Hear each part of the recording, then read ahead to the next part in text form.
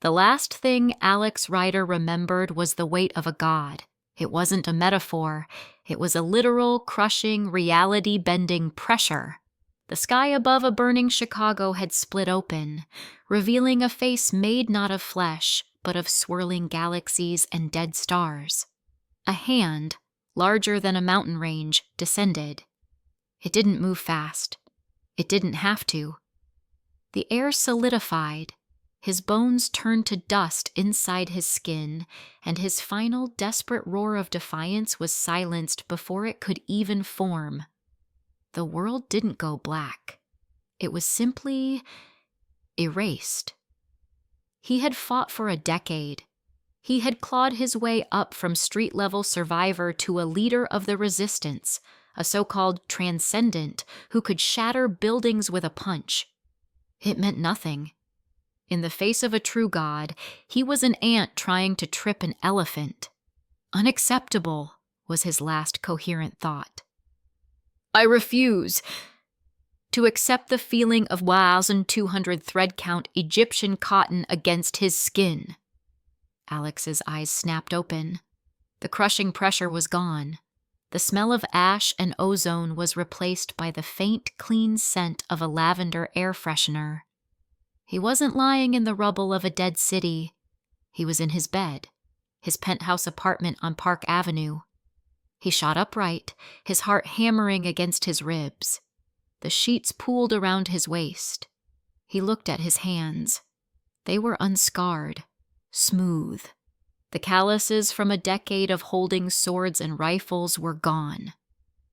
He touched his face, no jagged scar running from his temple to his jaw. He was younger, weaker, whole.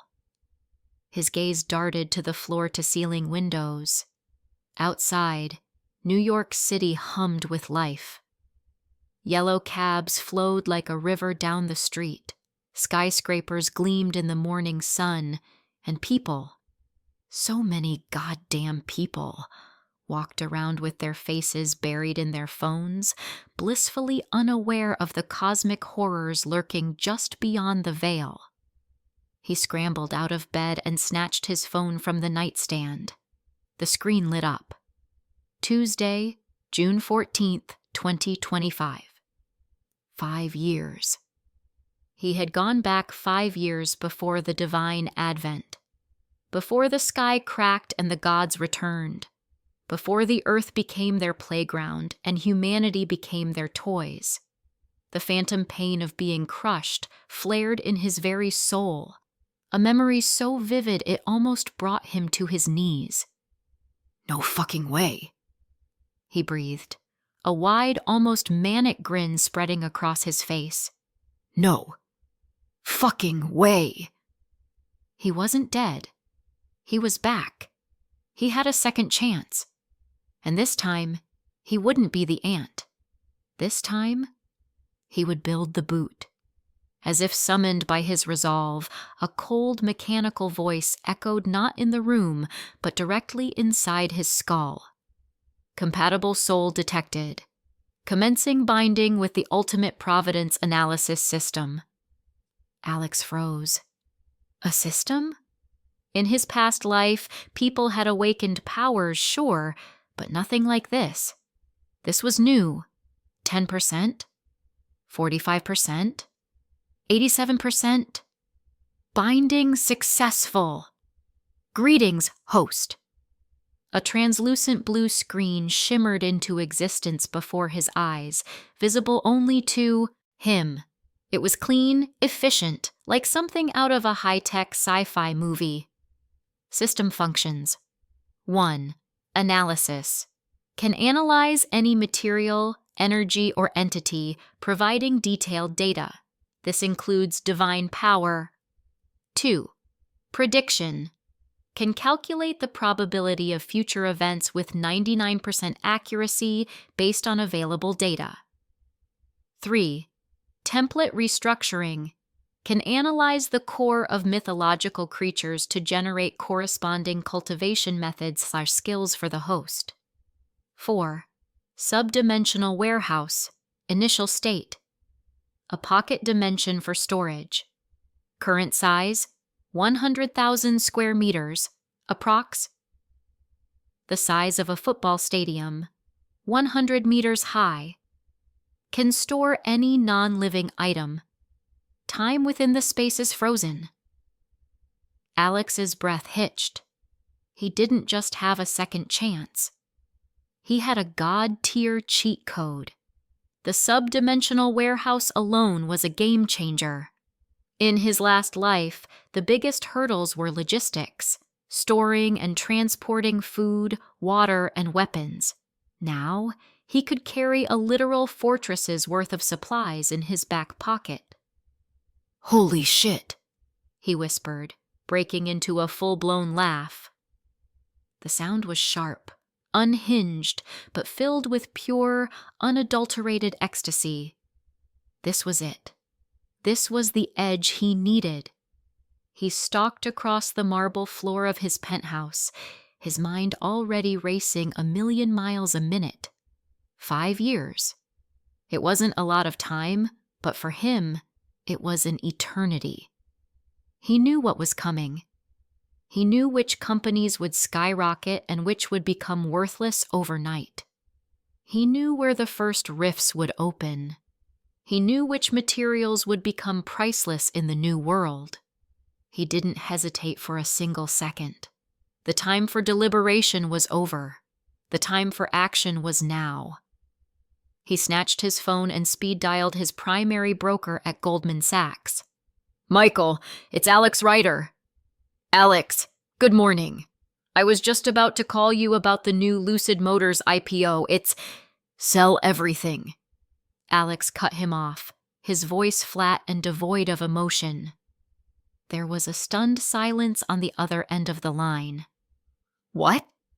Alex, are you joking? Your portfolio is up 30% this quarter. Tesla is about to split again. Apple's market cap is nearing $4 trillion. "I don't care," Alex said, walking over to his fully stocked bar and pouring a glass of water. His hand was perfectly steady. "Liquidate it all. Every stock, every bond, every real estate investment trust. Convert it all to cash. I want it in my personal account by the end of the day." "Alex, this is insane." Michael's voice was borderline frantic. "We're talking about billions of dollars. The market will panic. Your family, your board. They'll think you've lost your mind. This will trigger a federal inquiry." "Let them," Alex said calmly, taking a sip of water. It tasted incredible. "If you can't do it, I'll find someone who can. Your commission on this sale will be enough for you to retire to your own private island. Your choice." The sound of heavy breathing came through the phone. Greed won out over panic. "I'll get it done. The sell orders are going in now. God help us all, Alex." "God can't help you," Alex muttered, hanging up. "He's the one who's coming." He made a dozen more calls. He sold his penthouses in New York, London, and Tokyo. He sold his fleet of supercars. He sold his private jet. He liquidated his offshore accounts. Every digital and physical asset he owned was to be turned into cold, hard cash. As predicted, the financial world went into a meltdown. Billionaire wunderkind Alex Ryder initiates unprecedented sell-off. Dow Jones plummets 1,500 points. What does Alex Ryder know? Financial experts baffled by market suicide. His phone blew up. His father, a titan of old money industry, called him, his voice booming with rage. "Alexander, what in God's name do you think you're doing? You've wiped out half our family's public valuation in 3 hours. The board is calling for your head. Have you gone completely mad?" Alex leaned back on his leather sofa, looking at the vibrant, ignorant city below. "Dad, take my advice. Sell everything you have. Take the cash and buy canned food and ammunition." "You're an embarrassment," his father roared. "I'm cutting you off. You're out of the family business. You're out of the will. You're on your own, you lunatic! The call ended. Alex felt nothing. Family? In his last life, they were the first to be torn apart by a pack of maddening shriekers in their secure Hamptons panic room. Their wealth couldn't save them. Their connections couldn't save them. He was truly alone now, and he had never felt more free. By the end of the day, the financial carnage was complete. His personal accounts, once spread across complex investment vehicles, now held a single, staggering number: $27.3 billion. In cash. The moment the final transaction cleared, the system pinged in his mind. Initial mission: accumulate $10 billion USD in liquid assets for apocalypse preparation. Status: complete. Evaluating performance: mission completed in 8 hours. Rating: SS. Distributing newbie gift pack. Alex sat up straight. A brilliant light flashed in his mind, and 3 distinct packets of information flowed directly into his consciousness. Reward 1. Blueprint. Miniaturized geothermal reactor. An entire engineering schematic, from geological surveying techniques to the exact material composition of the reactor core, unfolded in his brain. It was a complete package of knowledge, allowing him to build a self-sustaining power source that could run for centuries by tapping into the Earth's heat. It was the key to powering his future fortress. Reward 2. Technique. Basic gene splicing and cloning. The fundamental principles of genetic manipulation and rapid cloning were imprinted in his memory. He now knew how to create high-yield, genetically modified crops, and more importantly, how to clone livestock for an endless supply of protein. Food would be the currency of the new world, and he would be its federal reserve. Reward 3. Item: marrow cleansing fluid X10. 10 small crystalline vials appeared out of thin air and landed softly on the coffee table in front of him. They swirled with a faint, silvery light. Item: marrow cleansing fluid. Effect: expels impurities from the body and strengthens cellular structure. Increases baseline physical attributes by 20% per dose.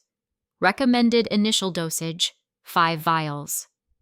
A 100% increase in physical ability right off the bat. Without a second thought, Alex twisted the cap off 5 of the vials and downed them in one go.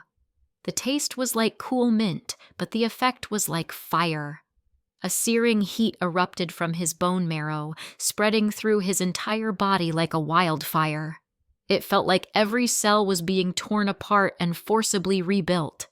He collapsed onto the floor, his body convulsing. Black, foul-smelling sweat poured from his skin, staining the expensive white rug. The pain was immense, but to a man who had experienced the pressure of a god, it was little more than an aggressive workout. He gritted his teeth, his knuckles white as he gripped the leg of the coffee table. The process lasted for 10 agonizing minutes. When it finally subsided, Alex pushed himself up. He felt light, incredibly powerful. The air seemed crisper, the colors of the room more vivid. He balled his hand into a fist, feeling a density and strength that wasn't there before. He was twice as strong, twice as fast, twice as durable as he had been that morning. He had just taken his first step on the path to power, reaching the initial phase of the awakened stage. He walked over to the windows, ignoring the filth he had left on the floor. He looked down at the city, at the millions of souls living out the last few years of peace they would ever know. They saw a skyline. He saw a future graveyard. They saw a thriving economy. He saw a treasure trove of resources waiting to be plundered. They saw him as a madman who had committed financial suicide. He knew the truth. He was the only sane man left on Earth. 5 years, Alex said to his reflection in the glass, his eyes burning with cold fire. The clock is ticking. First step? Build my fortress. The Aegis fortress must rise. The day after his financial apocalypse, Alex Rider wasn't in New York. He was in a dust-caked rental car, driving down a lonely stretch of highway in Montana, under a sky so vast it felt like a different planet. The air was thin and clean. To his left and right, rolling hills and distant jagged mountains formed a natural wall against the world. It was the perfect place to hide a secret. It was the perfect place to build a tomb for the old world and a cradle for the new one. His destination was a decommissioned Titan II ICBM silo complex, designated Site 341C. A relic of the Cold War, it was a concrete and steel hole in the ground that the government was practically giving away, desperate to offload the maintenance costs. A paunchy, sweating man in an ill-fitting suit from the General Services Administration met him at a rusty gate. "Mr. Ryder," the man said, wiping his brow with a handkerchief. "Frank Johnson. Gotta say, we were surprised to get your offer. Most folks who look at these places are, well, survivalist nuts with more paranoia than cash." Alex stepped out of the car, his movements crisp and efficient. The marrow-cleansing fluid had sculpted his body into something lean and powerful, and he carried himself with an unnerving stillness. "I'm an eccentric billionaire, Frank. Paranoia and cash are my specialties. Show me the hole." Frank chuckled nervously, leading him past the gate. The surface facilities were a joke. A few crumbling concrete buildings and a massive, flat launch door set into the earth. But Alex wasn't interested in the surface. His knowledge from a past life told him what lay beneath. A multi-level subterranean complex designed to withstand a direct nuclear strike. It was a good start. They descended in a rickety, claustrophobic elevator cage. "She's a fixer-upper, no doubt," Frank said, his voice echoing in the concrete shaft. "Control center down here. Crew quarters on the next level. The silo itself is, well, it's a big, empty tube." The elevator stopped with a jolt. The air was stale and heavy with the smell of old machinery and damp concrete. Alex's eyes, now far sharper than a normal human's, pierced the gloom. He saw the reinforced walls, the blast-proof doors, the sheer depth of the construction. "I'll take it," Alex said, not even bothering to do a full tour. Frank blinked. "Just like that? You don't want to see the rest of it?" "I've seen enough," Alex replied, his mind already overlaying the blueprints from his system onto the decaying reality. "I've already established a shell corporation, Aegis Solutions. They'll handle the paperwork. Wire the full asking price, plus a 20% expediting fee to your personal account if the deed is in my hands by tomorrow morning." Frank's jaw went slack. The expediting fee was more than his annual salary. Greed, once again, proved to be the universe's most reliable lubricant. "Yes, sir, Mr. Ryder. Absolutely. I'll get it done. Right away." The next day, Site 341C belonged to him. The day after that, the first convoy arrived. It wasn't a trickle. It was a flood. A fleet of heavy-haul trucks, operating under the banner of Aegis Solutions, began a 24/7 pilgrimage to the remote Montana site. The official cover story was a masterpiece of corporate bullshit. A reclusive tech billionaire was building the world's most secure, self-sustaining data haven and private research facility. It was just plausible enough to deflect serious questions. No expense was spared. Alex hired the best private contractors in the world, the kind of shadowy engineering firms that built secret bunkers for dictators and panic rooms for oil sheiks, and paid them triple their asking rate with one condition: absolute secrecy and blistering speed. The site became a fortress even before it was a fortress. A perimeter fence went up, electrified and topped with razor wire. Automated surveillance drones patrolled the skies, and ex-Special Forces personnel, hired for obscene amounts of money, guarded every approach. The real work happened underground. The old concrete of the silo was just a shell. Inside, a new fortress was being born. Automated construction bots, purchased from a cutting-edge Japanese firm, swarmed over the walls, drilling, welding, and installing. They began lining the entire structure, from the surface to the lowest level, with a 2-meter-thick layer of custom-forged Titan tungsten alloy.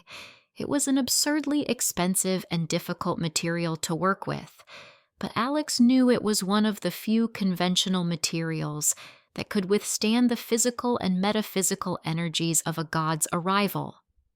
The 100-ton launch door was ripped out and replaced with a new 500-ton multi-layered composite gate, a marvel of engineering that could seal the fortress off from anything short of a direct planetary impact. While the structural work was underway, a massive drill, normally used for deep-sea oil exploration, was brought in. It didn't drill sideways, it drilled down.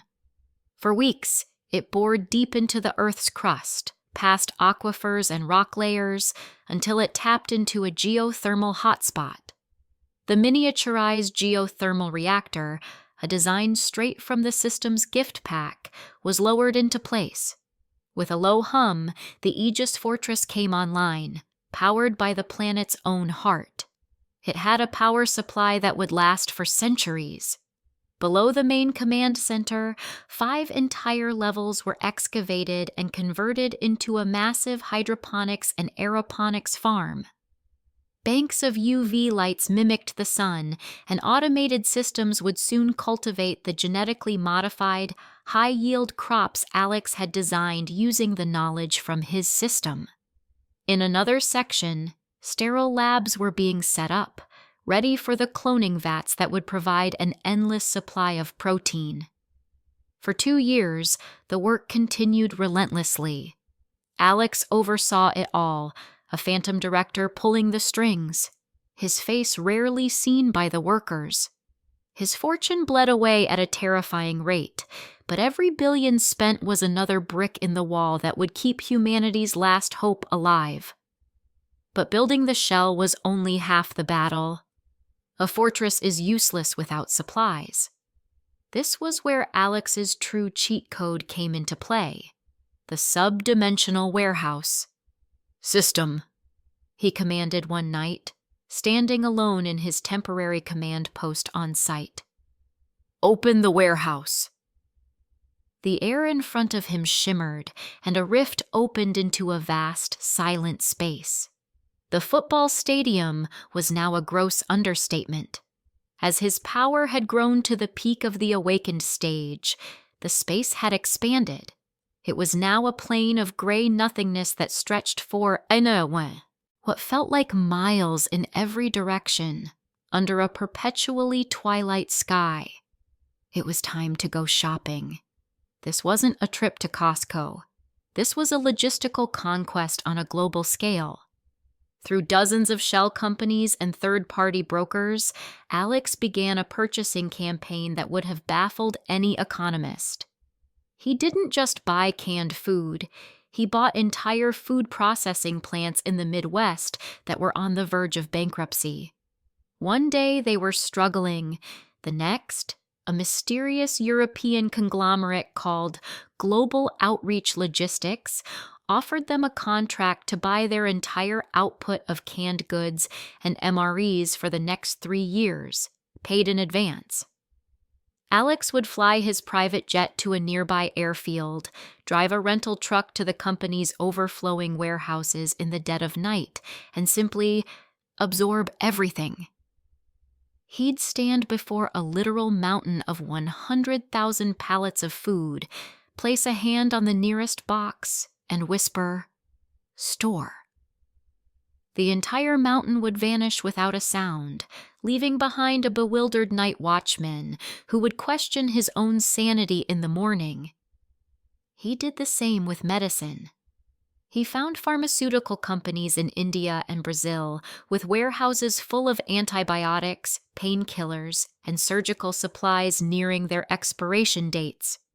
His charity front would buy the entire stock for pennies on the dollar for humanitarian distribution. Entire shipping containers, supposedly loaded onto freighters bound for Africa, would instead be diverted to a leased warehouse in a port city, where Alex would make them disappear into his warehouse. Time was frozen inside. Expiration dates were meaningless. He cornered the market on raw materials. He bought metric tons of steel, titanium ingots, copper wiring, raw polymers, and basic chemicals. The London Metal Exchange noted the strange, aggressive purchasing from a new, unknown investment firm. But the money was good, so no one asked too many questions. The most audacious part was his acquisition of weapons. Under the guise of supplying private military contractors in unstable regions, he legally and illegally acquired a staggering arsenal. He bought thousands of AR-15s straight from American manufacturers. He sourced Glock pistols from Austria. Through a notoriously corrupt general in a former Soviet bloc country, he acquired crates containing hundreds of heavy machine guns, RPGs, and even a handful of older but still functional T-72 tanks, all for the price of a few dozen kilograms of gold. Standing in a desolate Ukrainian airfield, Alex watched as 5 hulking Abrams tanks, surplus, acquired through a labyrinth of bribes and falsified documents from a contact in the Pentagon, were offloaded from a cargo plane. The fixer, a nervous man named Dmitri, couldn't believe his eyes. "The payment is confirmed," Dmitri stammered. "But how will you transport these? It would take a fleet of—" Alex simply walked up to the nearest 70-ton tank, placed his hand on its cold steel hull, and it vanished. He turned to the next one. Vanish. The third, the fourth, the fifth. They all disappeared into thin air. Dimitri's face went bone white. He crossed himself, muttering in Russian. He wasn't dealing with a billionaire. He was dealing with a devil. Alex just gave him a cold smile and walked back to his jet. This was his 2-year crusade, a silent global heist. While the world's media mocked the eccentric folly of Alex Rider, the man who threw away his fortune on a hole in the ground and bizarre logistical tangles, he was filling his subdimensional warehouse until it resembled the personal hoard of a dragon. Mountains of food, rivers of fuel, arsenals that could equip a small army, libraries of digital and physical knowledge, and enough raw materials to rebuild civilization from scratch. Finally, after 2.5 years of nonstop work, the day came. The last contractor was paid and dismissed, their memories wiped by a hefty non-disclosure agreement and an even heftier bonus. The perimeter guards were integrated into his new permanent security force. The gates to the surface were sealed. Alex stood in the heart of his creation, the command center. It was a vast circular room, reminiscent of a NORAD control room, but infinitely more advanced. The front wall was a single seamless screen of black crystal. He took a deep breath. He was home. A familiar voice echoed in his mind. Fortress construction mission, the Aegis Fortress, Phase 1 is complete. Primary objectives met: secure structure, sustainable power, water and air filtration, and basic food production facilities. Evaluating overall integrity and defensibility. Rating 85%. A basic security achieved. Distributing mission reward. Unlocking fortress management interface. Alex's eyes snapped to the black crystal wall. With a soft chime, it lit up. A breathtakingly detailed, three-dimensional holographic model of the entire fortress coalesced in the center of the room. It was a perfect, shimmering blue replica, from the geothermal reactor deep below to the disguised solar panels on the surface. He could see everything: life support readouts, power distribution levels, water purity percentages, air quality, ammunition counts in the automated defense turrets he had yet to install on the surface. He reached out and touched the holographic representation of the hydroponics bay. The image zoomed in, showing him the real-time growth status of the first batch of potato crops. He swiped his fingers, and the view shifted to the massive underground water reservoir, displaying its 10 million-liter capacity. This wasn't just a base. It was an extension of his will. He was the ghost in this machine, the god of this small, man-made world. Leaning back in the command chair, a throne of leather and steel, Alex Rider allowed himself a rare, genuine smile. He had spent over $20 billion. He had worked tirelessly for nearly 3 years. He had become a ghost, a myth, a madman in the eyes of the world. But looking at his impenetrable sanctuary, at the holographic heart of his kingdom, he knew the truth. He wasn't mad. He was ready. Let the gods come. He would be waiting. The holographic heart of the Aegis fortress pulsed with a steady, calming blue light in the center of the command room. It was magnificent. It was perfect. But Alex Rider knew that a shield, no matter how strong, was only half of the equation. A shield keeps you alive. It doesn't win the war. To win, you needed a sword, and not just any sword. He swiped a hand through the air, and the hologram vanished.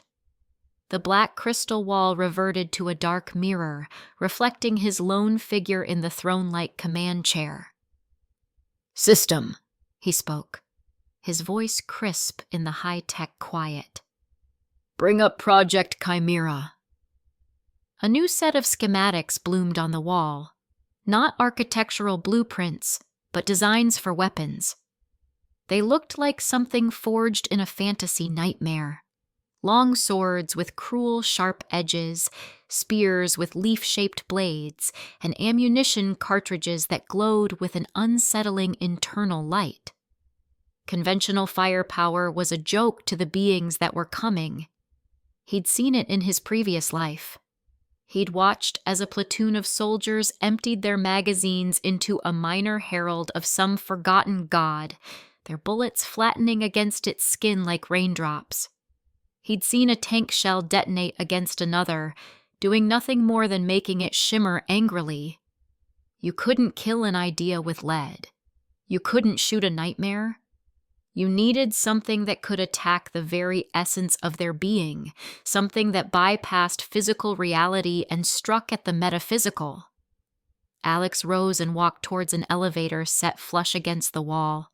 The doors hissed open, and he descended. Not to the living quarters or the farms, but deeper, to the industrial heart of his sanctuary, the forge. The elevator opened into a cavernous, clean, and brutally efficient workshop. This was no grimy blacksmith's shop. It was a sterile, automated factory floor. On one side, rows of CNC machines and robotic arms stood silent, capable of machining parts with a precision a human hand could never match.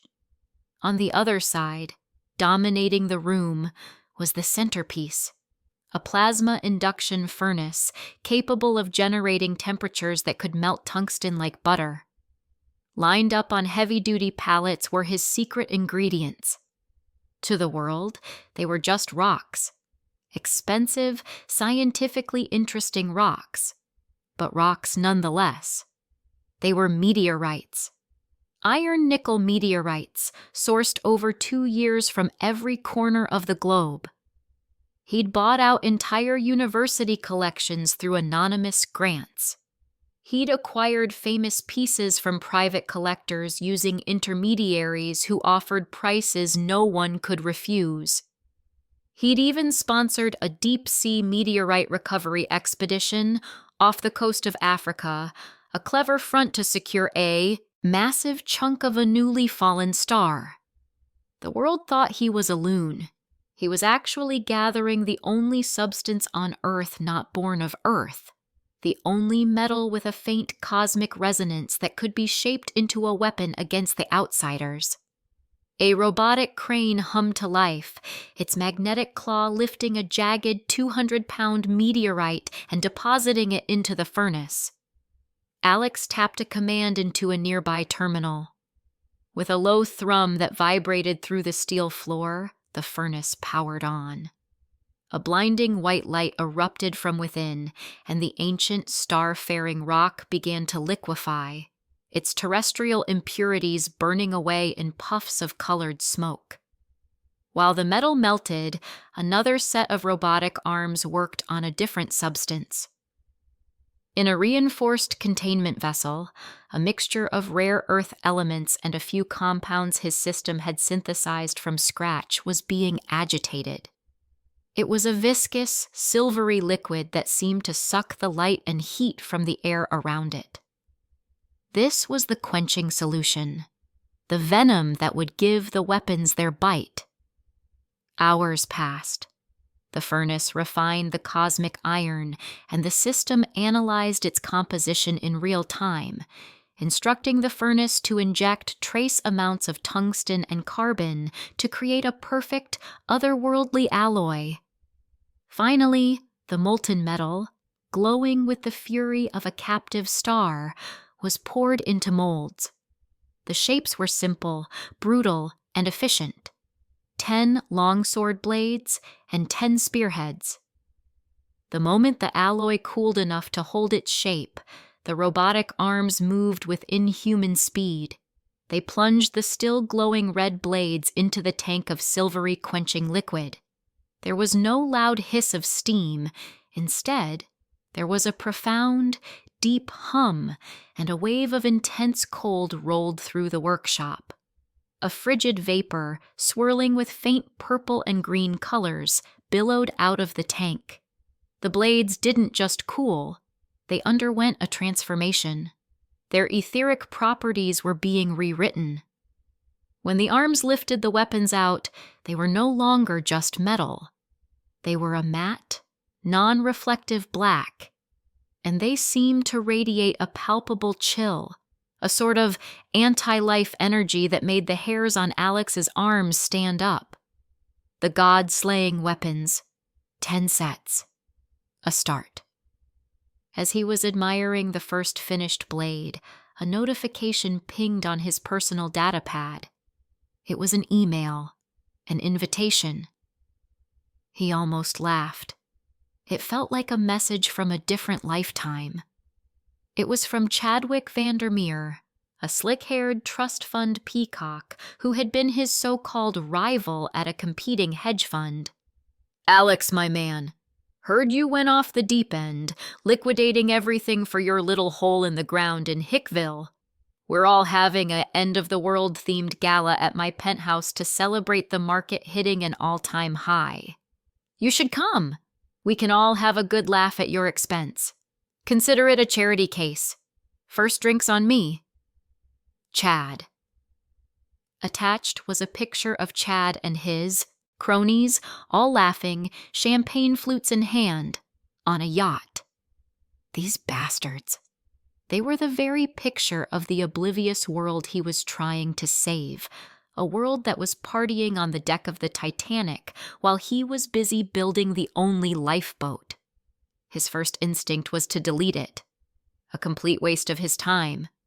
But then, a cold, predatory smile touched his lips. A charity case, huh? A good laugh at his expense? Oh, this was too good to pass up. It was a final chance to look these people in the eye. One last curtain call before the stage of their world came crashing down.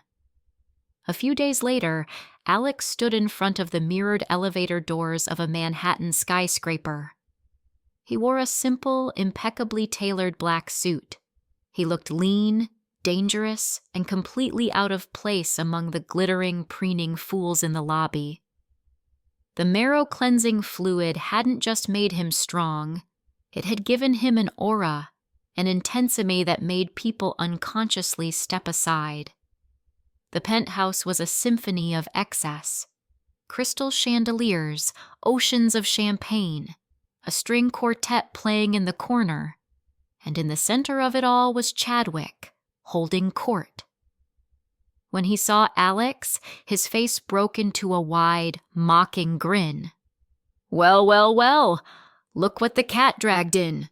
The doomsday prepper of Wall Street himself," Chadwick announced, his voice booming. The crowd of sycophants around him chuckled. "Come on, Ryder, tell us. How are the canned beans and shotgun shells treating you? I just closed a deal that netted me 9 figures. 9! While you were probably digging a trench somewhere." Alex just smiled faintly, taking a glass of water from a passing waiter. "Congratulations, Chad. That's impressive." "Damn right it is." Another man, a portfolio manager named Todd, chimed in, sloshing his drink. "We all thought you were a genius, Ryder. Turns out you're just a paranoid lunatic.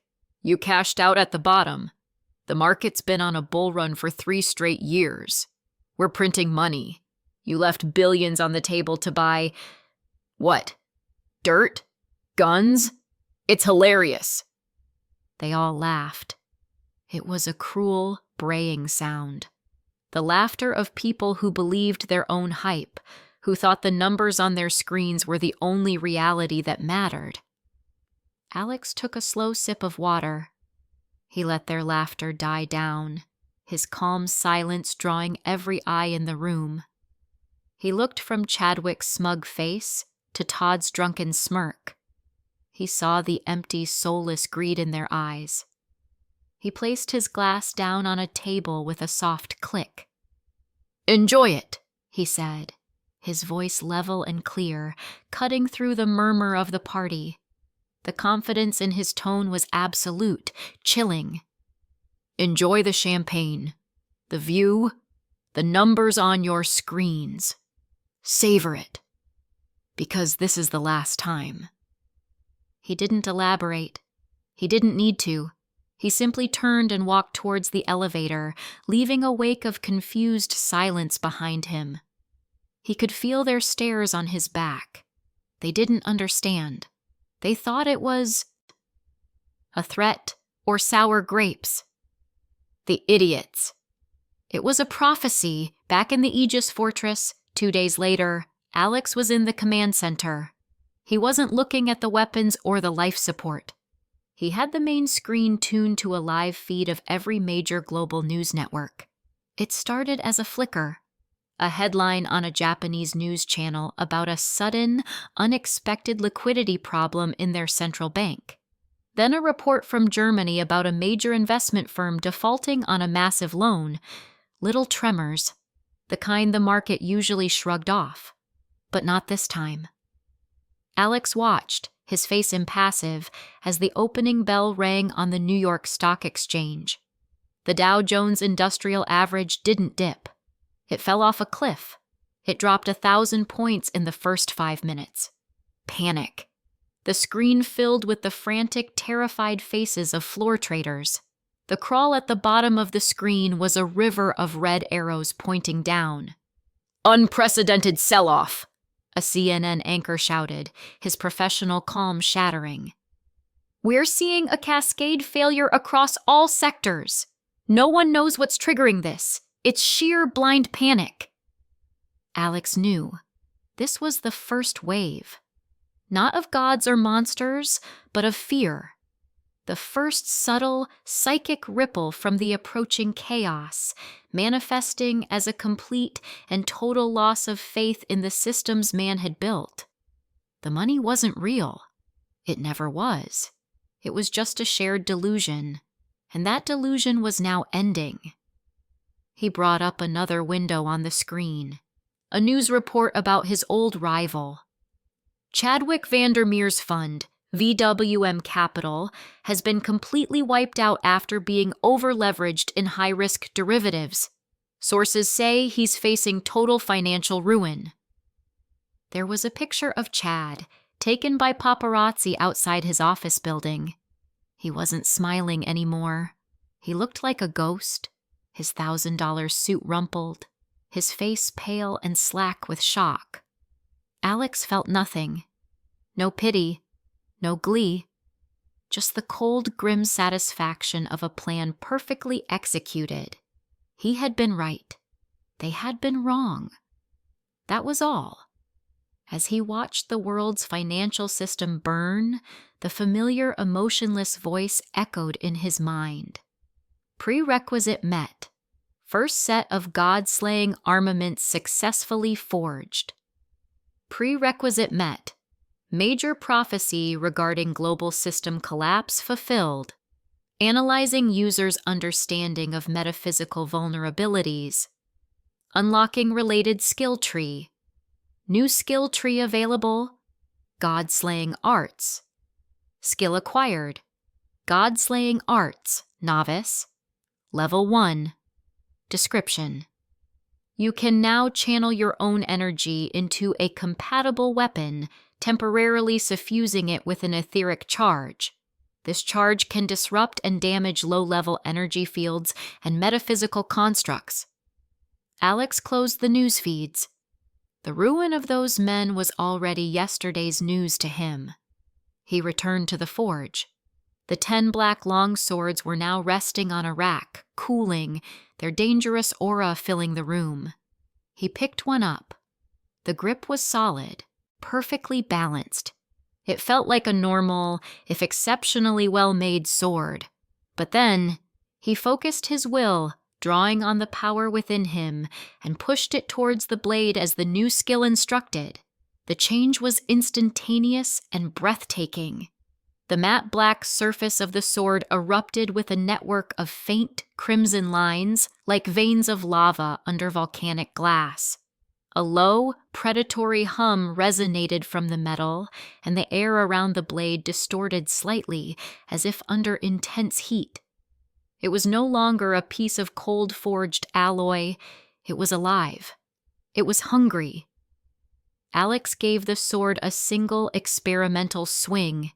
It cut through the air with a sound like tearing fabric, leaving a faint red trail in its wake that lingered for a second before fading. He could feel it. The power. The potential. This sword wouldn't just cut flesh and bone. It would cut down gods. A cold, hard smile spread across his face. The fortress was his shield. The world's knowledge was his library. And now, in his hand, he held his spear. The preparations were truly complete. The old world was dying in a blaze of meaningless numbers and panicked screams.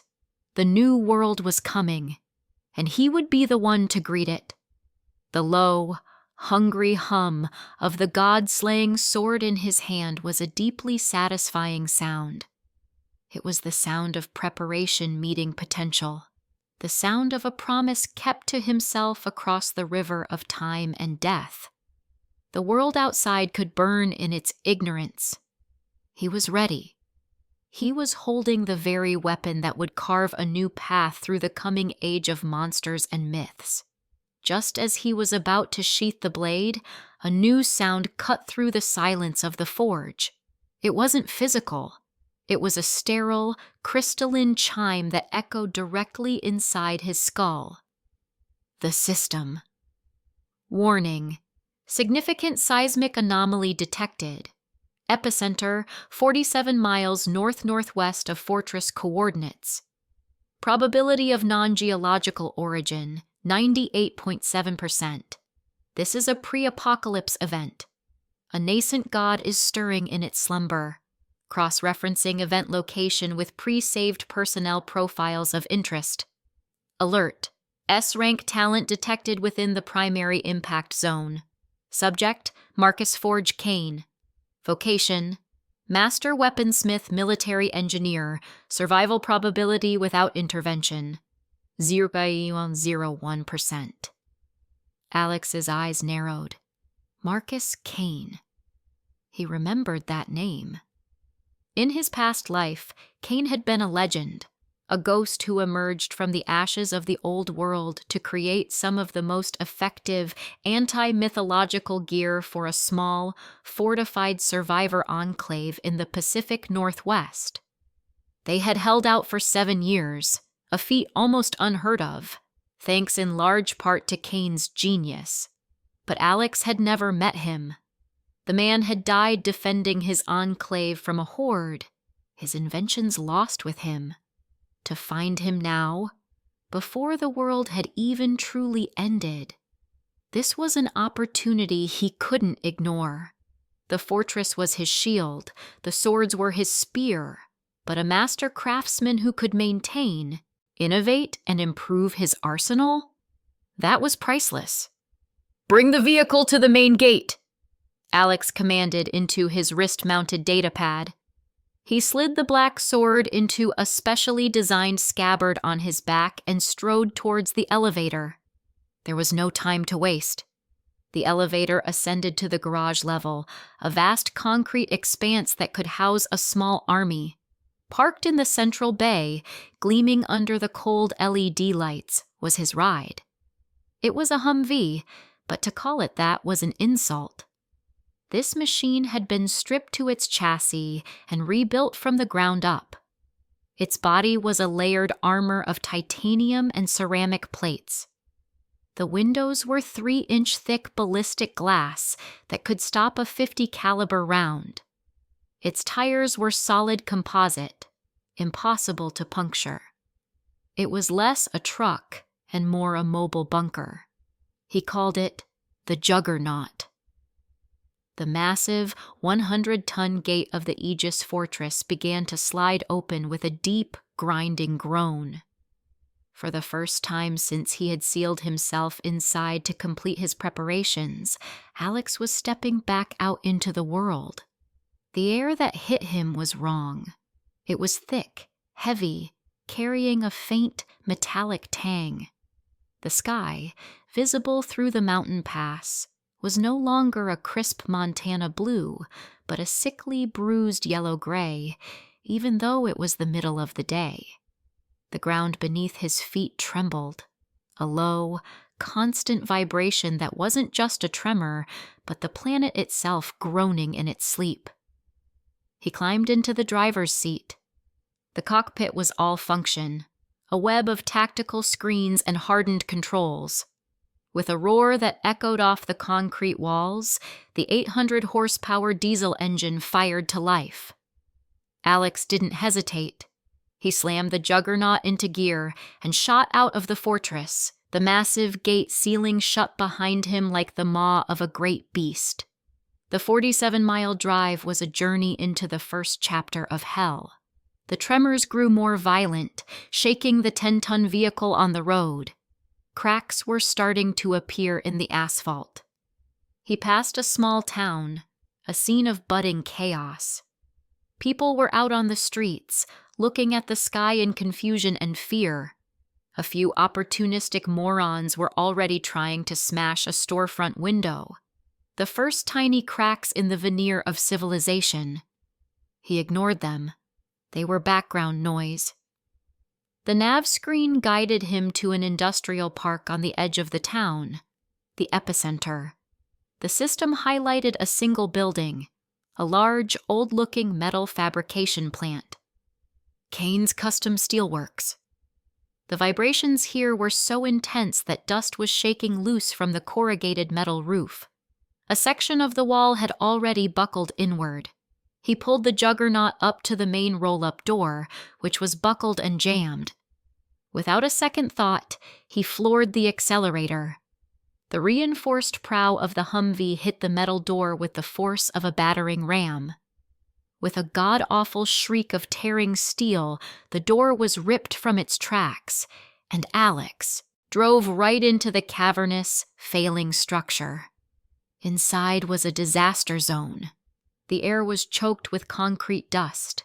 Overhead lights swung wildly, casting shifting, insane shadows. Beams and pipes groaned under the strain of the constant shaking. And in the center of the chaos, Alex saw him.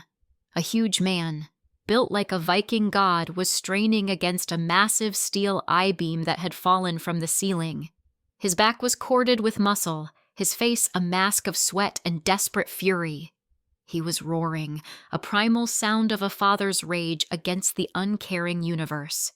Trapped beneath the far end of the beam was a small bundle of pink, a little girl, no older than 7, her face pale with terror, a trickle of blood on her forehead. "Sarah! Damn it! Hang on! Daddy's got you!" Marcus Kane bellowed, his muscles screaming in protest as he tried to budge the multi-ton piece of steel. It didn't move an inch. He was losing. He was watching his entire world die in front of him. In his despair, he screamed at the shaking ceiling, "God! Anyone! Please!" The Juggernaut's engine idled with a low growl. Alex killed the headlights, stepped out of the vehicle, and walked calmly into the swirling dust. He was a shadow moving through the chaos, his tailored black suit a stark contrast to the industrial ruin around him. Marcus's head snapped towards the sound, his eyes wild with fear and rage, fixed on Alex. "Who the hell are you? Get out of here! This whole place is coming down!" Alex ignored him. He walked to the I-beam, his footsteps steady and silent on the trembling concrete floor. He looked down at the terrified little girl, then at the titanic piece of metal pinning her. He looked at Marcus, whose face was now a mess of confusion and disbelief. "You prayed," Alex said, his voice cutting cleanly through the noise. "Someone answered." Before Marcus could even process the words, Alex reached down. He didn't brace himself. He didn't grunt with effort. He simply placed one hand flat against the cold, rusted steel of the I-beam. He channeled the raw, explosive power of the marrow-cleansing fluid that now flowed through his veins. With a motion as casual as lifting a briefcase, he raised the I-beam. Marcus Kane's world stopped. The roar of the earthquake, the grinding of metal, the fear for his daughter, it all faded into a silent, white shock. He stared, his jaw hanging open, as this stranger, this man in a suit, lifted a piece of steel that had to weigh at least 5 tons with a single hand, holding it aloft as if it were made of cardboard. It was impossible. It was a violation of every law of physics he had ever known. "Get your daughter," Alex said, his tone flat, the arm holding the beam not even trembling. The word snapped Marcus out of his stupor. He scrambled forward, his heart hammering against his ribs, and gently pulled his daughter, Sarah, from under the beam. She was crying, but she was alive. He clutched her to his chest, his entire body shaking with relief and adrenaline. Alex let the beam drop. It crashed back to the floor with a deafening boom that shook the entire building, sending a fresh shower of dust from the ceiling. He paid it no mind. He walked over to Marcus, who was now on his knees, holding his child like a holy relic. "She's hurt," Alex stated, noticing the gash on the girl's forehead. He crouched down and produced a small metallic cylinder from his jacket pocket. It wasn't a first aid kit. It looked like something from a sci-fi movie. "This will hurt for a second. Then it will feel better." He pressed the device against the girl's arm.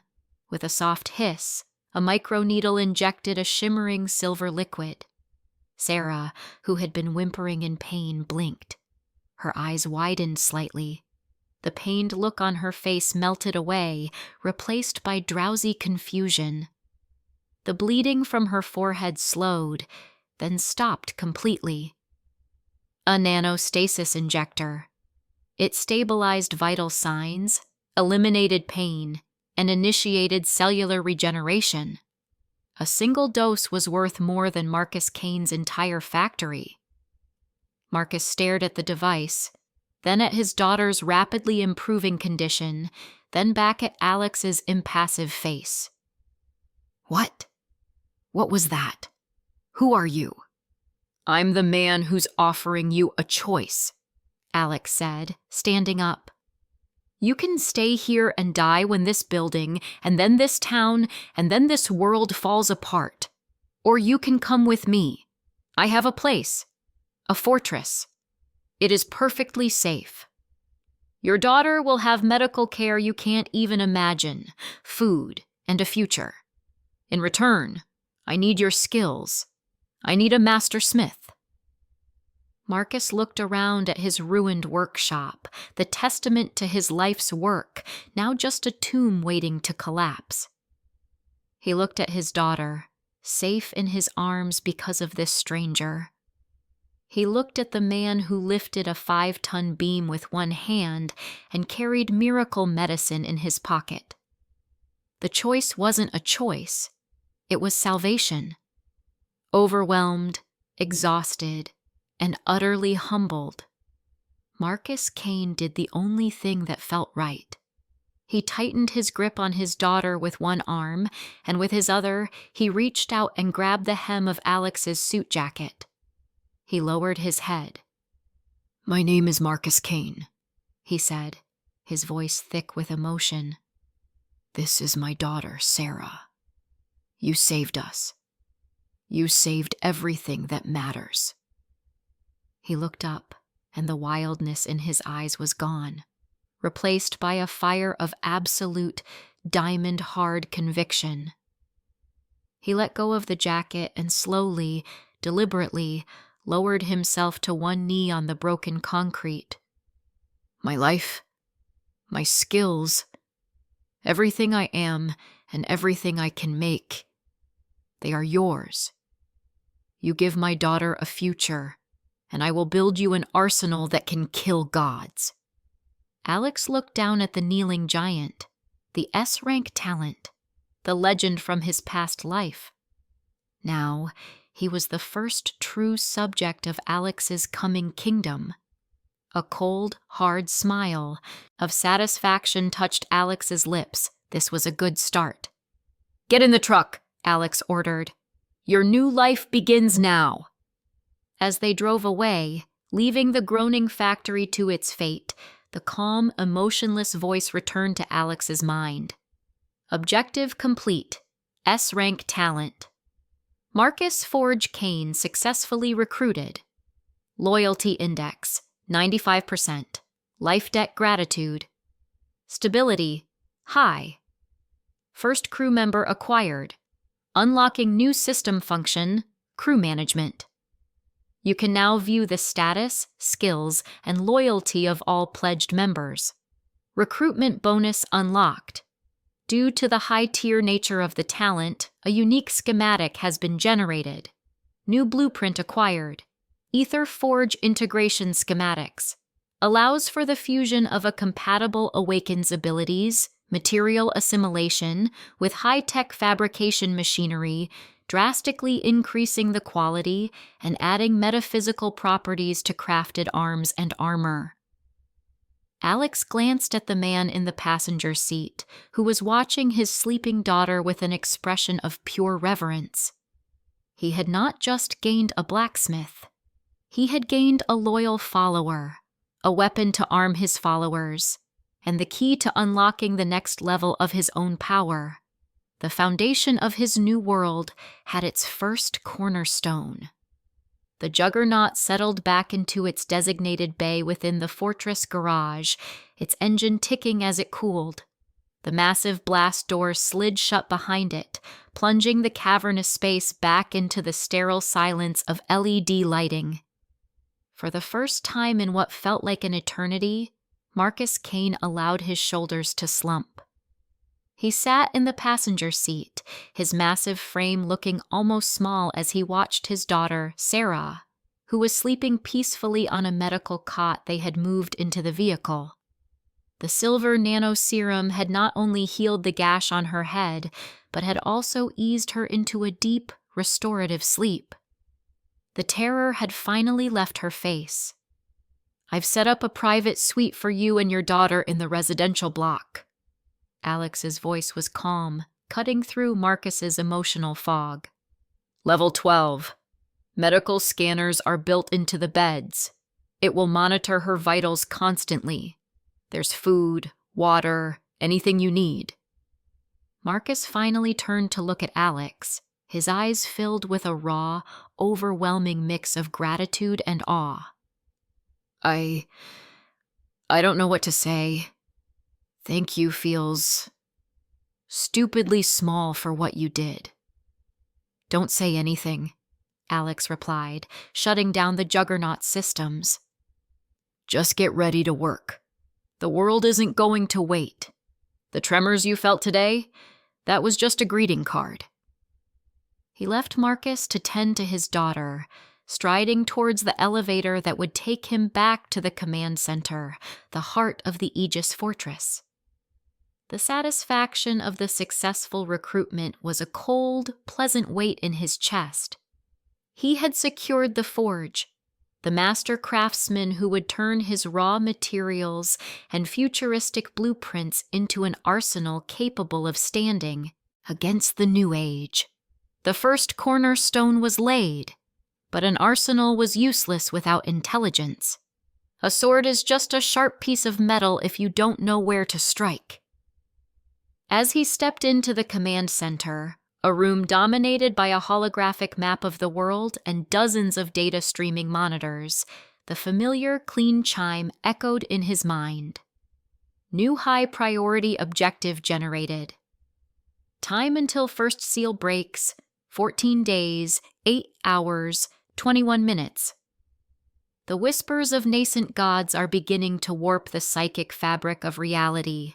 Human minds, particularly those predisposed to fanaticism or mental instability, are becoming highly receptive. Alert. S-rank intellect detected at high-risk location. Subject, Dr. Eris Thorne. Vocation, disgraced theologian, cryptolinguist, archaeologist. Subject currently possesses knowledge critical to deciphering divine languages and identifying mythological weaknesses. Her research is the key to turning superstition into actionable combat data. Location, Boston Public Library, Boston, Massachusetts. Threat assessment. Subject is being accosted by a nascent cult, early receivers of divine madness. Survival probability without intervention, 2.14%. Recommended course of action, immediate extraction. Alex's lips curled into a slight smile. Dr. Eris Thorne, the brilliant, arrogant academic who was laughed out of every university for her insane theories about sleeping gods and a cyclical history of apocalypses. In his past life, fragments of her work had surfaced years after her death, becoming the foundation for the Resistance's understanding of their enemies. But by then, it was too little, too late. Getting her now, with all her knowledge intact, was like finding the enemy's strategy guide before the war even began. He tapped a sequence on his datapad. Prep the Osprey. Destination, Boston. Flight plan filed under a Shell Corporation's executive transport. I leave in 10 minutes. He didn't need the Juggernaut for this. He needed speed. Housed in a concealed hangar accessible from the fortress was a V-22 Osprey, heavily modified for stealth and long-range flight. The flight across the country was a disturbing portrait of a world on the brink. From 30,000 feet, Alex could see things the people on the ground couldn't. The jet stream was behaving erratically, forming bizarre geometric patterns. Patches of the sky over the Great Plains shimmered with an oily, rainbow-like aurora that had no scientific explanation. The system's sensors picked up spikes of anomalous energy all over the continent. The planet was having a fever dream, and the apocalypse was its sickness. He landed at a private airfield outside Boston, a black town car waiting on the tarmac. No one questioned the man in the impeccably tailored suit who moved with an aura of absolute authority. The 20-minute drive to the city center was quiet. The chaos here was less obvious than in the mountains of Montana. It was a nervous tension, a city holding its breath. People looked at the sky a little too often. The news talked of unprecedented solar flares and mass migraines. They were all scrambling for a rational explanation for the fundamentally irrational. The Boston Public Library was a bastion of old-world dignity, a temple of stone and knowledge. Alex walked up its grand steps, his polished shoes making no sound. He pushed through the heavy oak doors and was met with the scent of aged paper and floor polish. But underneath it, there was something else. The sharp metallic tang of fear. The main reading room, usually a place of quiet study, was the scene of a tense standoff. In the center of the vast hall, surrounded by towering shelves of books, a woman was backed against a large oak table. Platinum blonde hair, messily pinned up, framed a face that was pale but defiant. Her sharp blue eyes, magnified by her glasses, darted between the figures surrounding her. She clutched a thick leather-bound volume to her chest like a shield. This was Eris Thorne, and her aggressors were pathetic. Half a dozen men and women in cheap, ill-fitting gray robes. Their eyes held the wild, unfocused gleam of true believers. One of them, a lanky man with a greasy beard, held a wicked-looking hunting knife. "Blasphemer!" the leader hissed, pointing the knife at her. "You read the forbidden texts. You seek to understand that which is reserved for the gods. Your arrogance will be your undoing." Eris scoffed, a sound of pure academic disdain, even with a knife pointed at her. "My arrogance is called research, you illiterate cretin. These aren't forbidden texts. They're pre-Sumerian historical records, something your pea-sized brain couldn't possibly comprehend." "Silence, witch!" another cultist shrieked. "We are the heralds. We hear their whispers. They demand sacrifice for your sins." They started to close in, a tightening circle of grimy robes and insane conviction. Eris's composure finally started to crack, a flicker of genuine fear crossing her face. It was then that Alex decided to intervene. He didn't shout. He didn't announce himself. He just moved. He covered the 50 feet between the entrance and the confrontation in a blur of motion that was too fast for a normal eye to track. Before the knife-wielding leader could even register his presence, Alex's hand shot out and clamped around the man's wrist. Crack! The sound of snapping bone was sickeningly loud in the quiet hall.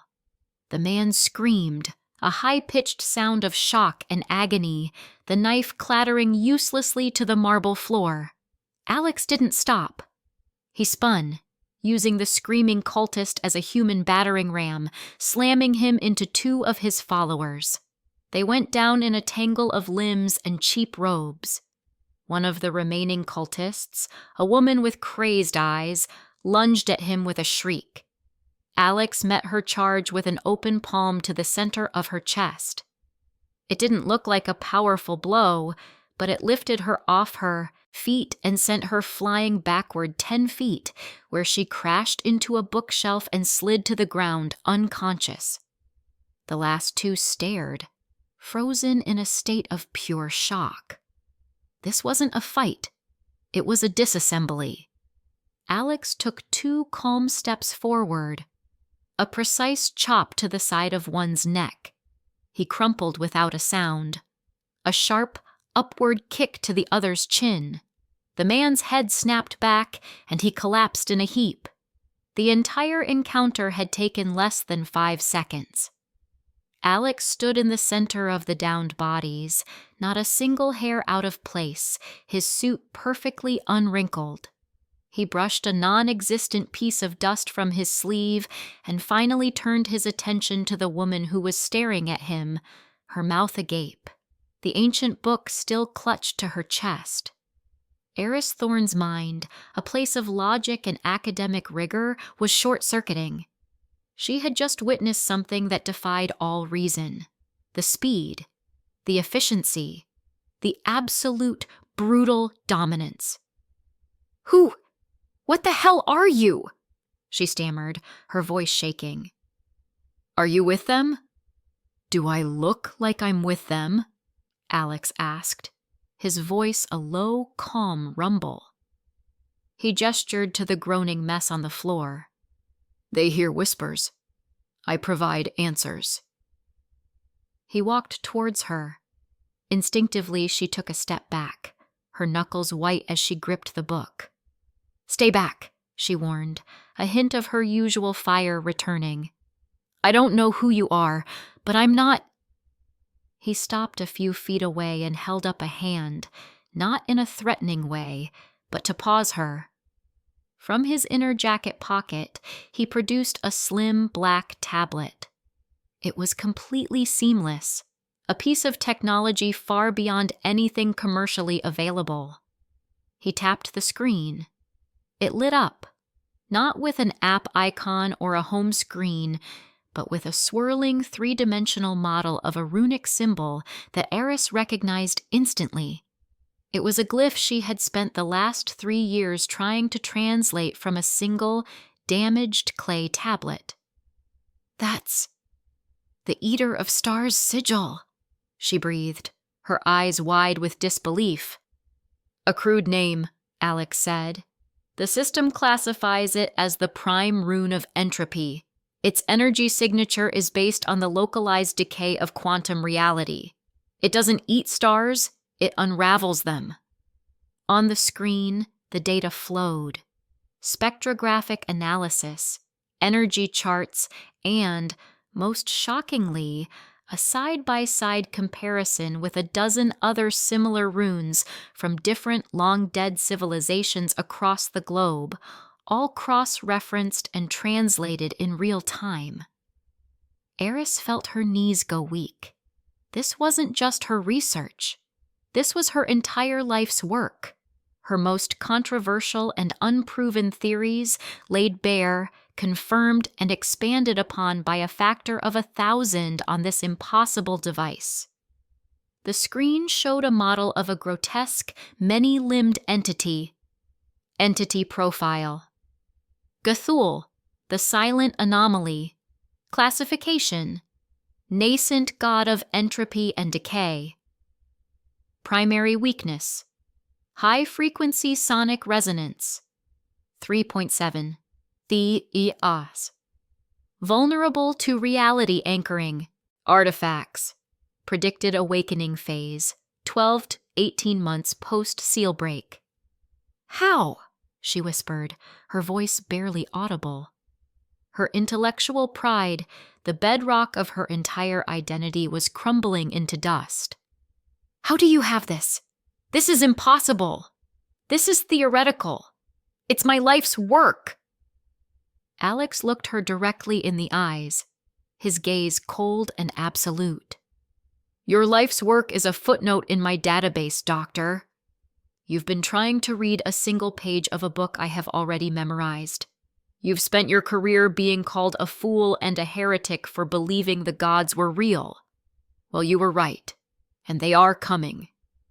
He swiped the screen. A new file appeared. It was a dossier.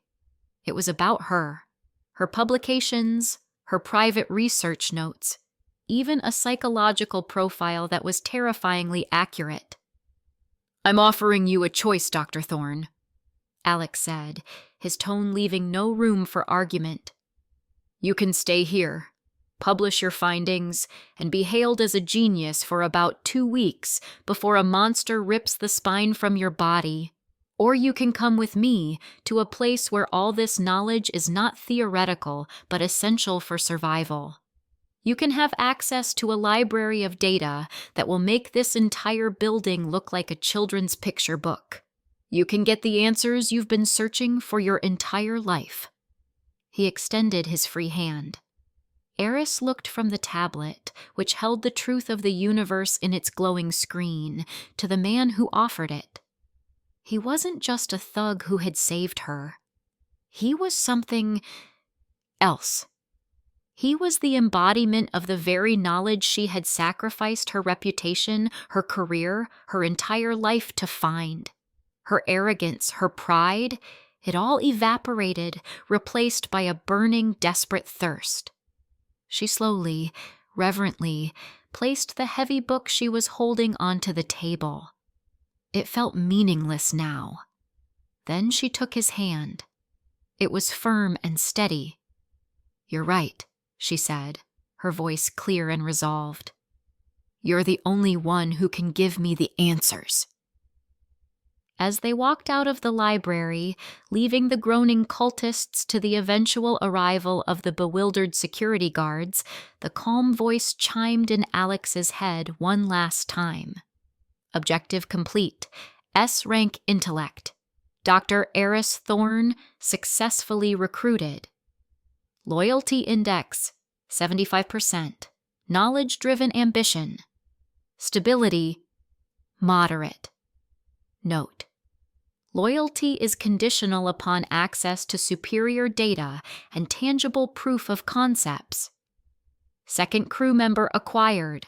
Unlocking new system function. Mythological data library. All data acquired and analyzed by Dr. Thorne will now be automatically uploaded, cross-referenced with your database, and streamlined into actionable intelligence files. Weaknesses, ritual patterns, and behavioral predictions of mythological entities can now be generated with 70% higher accuracy." Alex felt a deep sense of completion. He now had the hands to forge his weapons and the mind to guide their aim. The brawn and the brains. 2 cornerstones of his new world were now firmly in place. The foundation was becoming stronger, and high up in the bruised sky, the gods continued to stir, completely unaware of the fortress being built to defy them and the man who was gathering the very people destined to tear them down. The Osprey touched down on its hidden landing pad, carved directly into the mountainside, with the quiet hum of bleeding-edge technology. The hangar door, disguised as a sheer rock face, slid shut behind it, sealing the aircraft within the mountain's heart. Alex strode from the cockpit, Ares Thorne trailing a few steps behind him, her sharp eyes taking in the immensity of the subterranean structure with a look of pure, unadulterated scholarly hunger. The air was cool, filtered and clean. It was the air of a new world. "Marcus," Alex spoke into the comms unit clipped to his collar. "Our guest has arrived. Show her to residential block, level 11, suite 0A1. Give her full access to the preliminary historical and mythological database. And connect her workstation to the main server. I have one last stop to make." "Copy that." Marcus's voice, a low rumble, came back. "Will an armed escort be necessary?" "Negative," Alex replied. "I'll handle this one myself." He didn't head for the command center or the Juggernaut's bay. Instead, he took a service elevator that ascended rapidly, not to the surface, but to a sub-level exit connected to a reinforced tunnel. Waiting at the end was a matte black Ducati Diavel, a beast of a motorcycle that looked more like a weapon than a vehicle.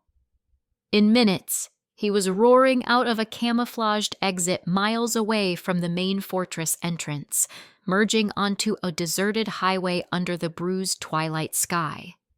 His destination was a colossal, nondescript warehouse on the industrial outskirts of Billings. From the outside, it looked like any other logistics hub for a major corporation. Inside, it was one of his primary surface-level caches, a dragon's hoard of preserved food, medical supplies, and raw materials that could sustain a small city for a decade. He had dozens of these, scattered across the continent. But this one was special. It was the final collection point before everything was moved into the fortress's infinite dimensional space. Tonight was the last night of the old world. The interior was a cathedral of pragmatic preparation. Towering steel shelves reached 60 feet into the air, holding billions of dollars worth of everything imaginable. Pallets of MREs, mountains of freeze-dried goods, drums of purified water, crates of antibiotics, and stacks of raw titanium ingots. The sheer scale of it was obscene, a testament to a prescience so absolute it bordered on the divine. Alex walked the aisles, his footsteps the only sound in the cavernous space. He was performing a final personal inventory, though he already knew the system had accounted for every last grain of rice.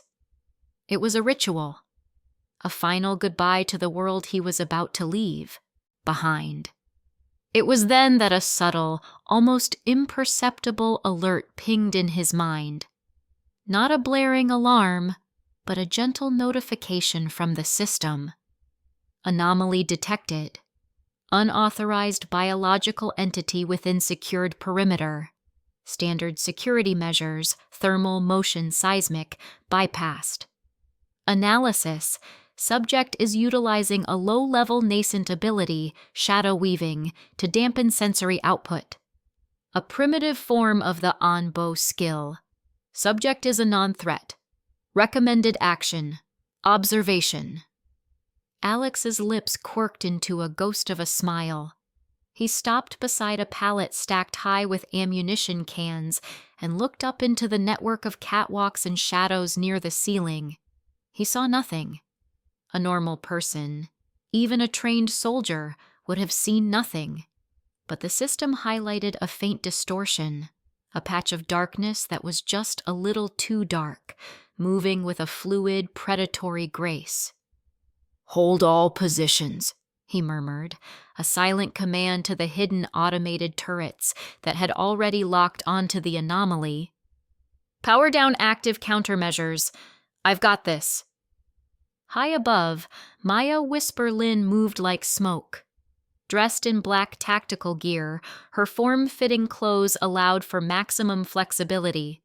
She was the best cat burglar in the tri-state area, a ghost who could slip into a bank vault and out again with no one the wiser. This warehouse was supposed to be her biggest score ever. Intel from the dark web spoke of a mysterious buyer stockpiling goods on an insane scale. She wasn't after food or water. She was after the rumored server room, the brain of this operation, which would hold data worth a king's ransom. Her innate newly awakened ability to blend with shadows made her cocky. She'd slipped past the laser grids and pressure plates like they were children's toys. The guards were nowhere to be seen. Easy money. She dropped silently from a high beam onto a catwalk, her boots making absolutely no sound. She was just about to move towards the administrative section when a voice from the warehouse floor below made her blood run cold. "The server room is in the northwest corner, 3rd floor, but the drives are encrypted with a quantum algorithm that would take you 1,000 years to crack. You're wasting your time." Maya froze, her heart hammering against her ribs. She flattened herself against the catwalk, peering through the metal grating. Down below, a man in a tailored suit stood there, looking directly up at her hiding spot as if she were illuminated by a spotlight. How? How the hell did he see me? Panic flared, but her training took over. She didn't hesitate. She pushed off the balls of her feet, launching herself into a sprint down the catwalk, heading for a ventilation shaft at the far end. It was her pre-planned escape route. She was fast, incredibly fast. But as she rounded a corner, her path was blocked. The same man was just standing there, hands in his pockets, looking at her with an expression of mild interest. It was impossible. He was 50 yards away and on a different level less than 2 seconds ago. A strangled gasp escaped her lips. This wasn't possible. She spun on her heel, pulling 2 throwing knives from her belt in a single fluid motion. She didn't throw them to kill. She threw them as a distraction, aiming for his eyes as she bolted in the opposite direction. Alex didn't even flinch. His hand came up in a lazy blur, snatching both knives out of the air by their blades, his fingers closing around the steel just an inch from his face. He looked at them for a moment, then let them drop to the grated floor with a clatter that sounded like a death knell in the huge, quiet space. "Crude, but your aim is precise," he commented, his voice calm. "You lead your target by 2.1 degrees to compensate for the spin. Textbook." Maya's mind was screaming. This wasn't a guard. This was something else. She abandoned all thoughts of stealth and went for pure speed. Leaping over the railing of the catwalk, aiming for a stack of crates 30 feet below. It was a risky jump, but she could make it. As she fell, a shadow detached itself from the wall below and caught her. She landed not on hard crates, but in a pair of arms as strong as steel. Alex held her for a second before setting her down on her feet as if she weighed nothing. He had moved from the catwalk to the floor below in the time it took her to jump. He had her. She was trapped. Every escape route, every feint, every trick in her arsenal was useless. It was like fighting a god who knew her every move before she even made it. She backed away, her face pale, her usual cold composure completely shattered. He had cornered her without even breaking a sweat. "Who are you?" she hissed, her hand hovering over the hilt of the combat knife on her thigh. "I'm your new employer, or the last man you'll ever see. The choice is yours," Alex said, taking a slow step forward. "My system flagged your latent abilities. They're raw, unfocused, but promising." "System? What the hell are you talking about?" she spat, pulling her knife. It was a useless gesture, and they both knew it. "Don't play dumb, Maya," he said, and the use of her name made her flinch. "You've felt it, haven't you? The way the shadows feel welcoming. The way you can move without making a sound. The world is changing. People like you are waking up to new powers. The problem is, the things that are waking you up are not friendly." He gestured vaguely at the world outside the warehouse walls. "In less than 12 hours, the first then tick will manifest. A divine event, if you prefer. It won't be angels and harps. It will be fire, floods, and monsters born from humanity's collective nightmares. The world you know, the one where you can survive by being quick and clever, is about to be erased. Being the best thief in Billings won't mean a damn thing when a Loi Ung tears you in half from the sky." His words hit her harder than any physical blow. It was the insane, rambling nonsense of a lunatic, but his eyes held a terrifying certainty, and the things he said about her powers. He knew. "You're insane," she whispered, though the conviction was draining from her voice. "Am I?" Alex took out the same black tablet he'd shown Eris. He swiped the screen, and it showed a live satellite feed.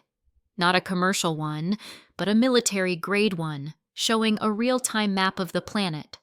Red alerts were flashing over the Pacific Ocean, over the Siberian tundra, over the Amazon rainforest. global energy signature fluctuation plus 4,000%. Atmospheric psychic resonance reaching critical levels. First seal event imminent. Countdown 11 hours, 42 minutes, 16 seconds. "This is your choice, Maya Lin," Alex said, his voice devoid of warmth but filled with a strange kind of sincerity. "Behind you is that door. You can walk out of it right now. I won't stop you. You can go back to your life on the streets and try your luck against the Keikao Thet Din Luan and the gods that made them. See how far your knives and your shadow tricks get you." He gestured to the vast, orderly wealth of the warehouse around them. "Or you can work for me. You'll have a home that can withstand a nuclear blast. You'll have all the food and water you could ever want. You'll have a purpose beyond simple survival. I'll give you the tools and the training to turn that little party trick of yours into a weapon that can kill a demigod. I need a blade in the darkness, someone to see the things others can't and go where others won't. I need a ghost." He looked her straight in the eye. "I'm offering you a future. They are offering you an agonizing death. The decision shouldn't be that hard for a survivor like you." Maya stared at him, her tough-as-nails facade crumbling completely. He wasn't just offering her a job. He was offering her the one thing she'd been chasing her entire life. Real security. Not just a score, not just a hideout for the night, but a real, actual future in a world that was about to have none. The fear of the unknown outside was suddenly 1,000 times more terrifying than the impossibly powerful man standing in front of her. She was a survivor. And a survivor always knows when to fold a losing hand and join the winner. The combat knife fell from her trembling hand, clattering onto the concrete floor. "Okay," she said, her voice barely a whisper. "Okay. I'm in." A flicker of satisfaction crossed Alex's face. He turned and began walking towards the loading bay. "Good. The others are waiting." As Maya hesitantly followed, a series of notifications chimed in Alex's mind, clear and crisp. Objective complete. S-rank operative. Maya Lin successfully recruited. Loyalty index 60% survival-driven pragmatism. Stability high. Note: loyalty is contingent on demonstrated power and provision of security. Will increase as external threats validate your predictions. Core. Crew roster finalized. The Brawn, Marcus Kane. The Brains, Dr. Eris Thorne. The Shadow, Maya Lin. Unlocking new system function, Group Combat Protocol. This protocol allows core members equipped with designated communication devices to share a unified tactical heads-up display. Features include real-time vitals, location tracking, threat marking, and a direct encrypted psychic communication channel. Alex keyed his comms unit. "Marcus, I'm on my way back with our third. The schematics for the Aegis comms unit have just been uploaded to your workshop terminal. I need 3 prototypes fabricated and synced to the Fortress mainframe. Priority Alpha." "Schematics received," Marcus's voice replied, a new hint of excitement in his tone. "Psionic resonance crystals, quantum entanglement communicators." "Jesus, Alex, what is this stuff? It's beautiful. I'll have them ready in 3 hours." Alex and Maya reached the massive 100-ton blast door of the loading bay. He placed his palm on a scanner, and with a deep groan of protesting metal, the door began to slide shut, blocking out the last sliver of the dying twilight. From the command center, deep in the earth, his final orders went out, echoing through the fortress. "This is Alex. All surface caches are now secure. All personnel are accounted for. Initiate final lockdown protocol. Seal the Aegis. Activate all perimeter defenses, energy shields, and psychic dampeners to full power. Across the sprawling, multi-level complex, his commands were obeyed instantly. Massive gears turned. Plasteel shutters slammed down. The geothermal reactor hummed with increased output, feeding the immense power demands. The Thanluk Taitin Tran flickered to life, bathing the entire facility in an invisible field that shielded the minds of its inhabitants from the coming madness.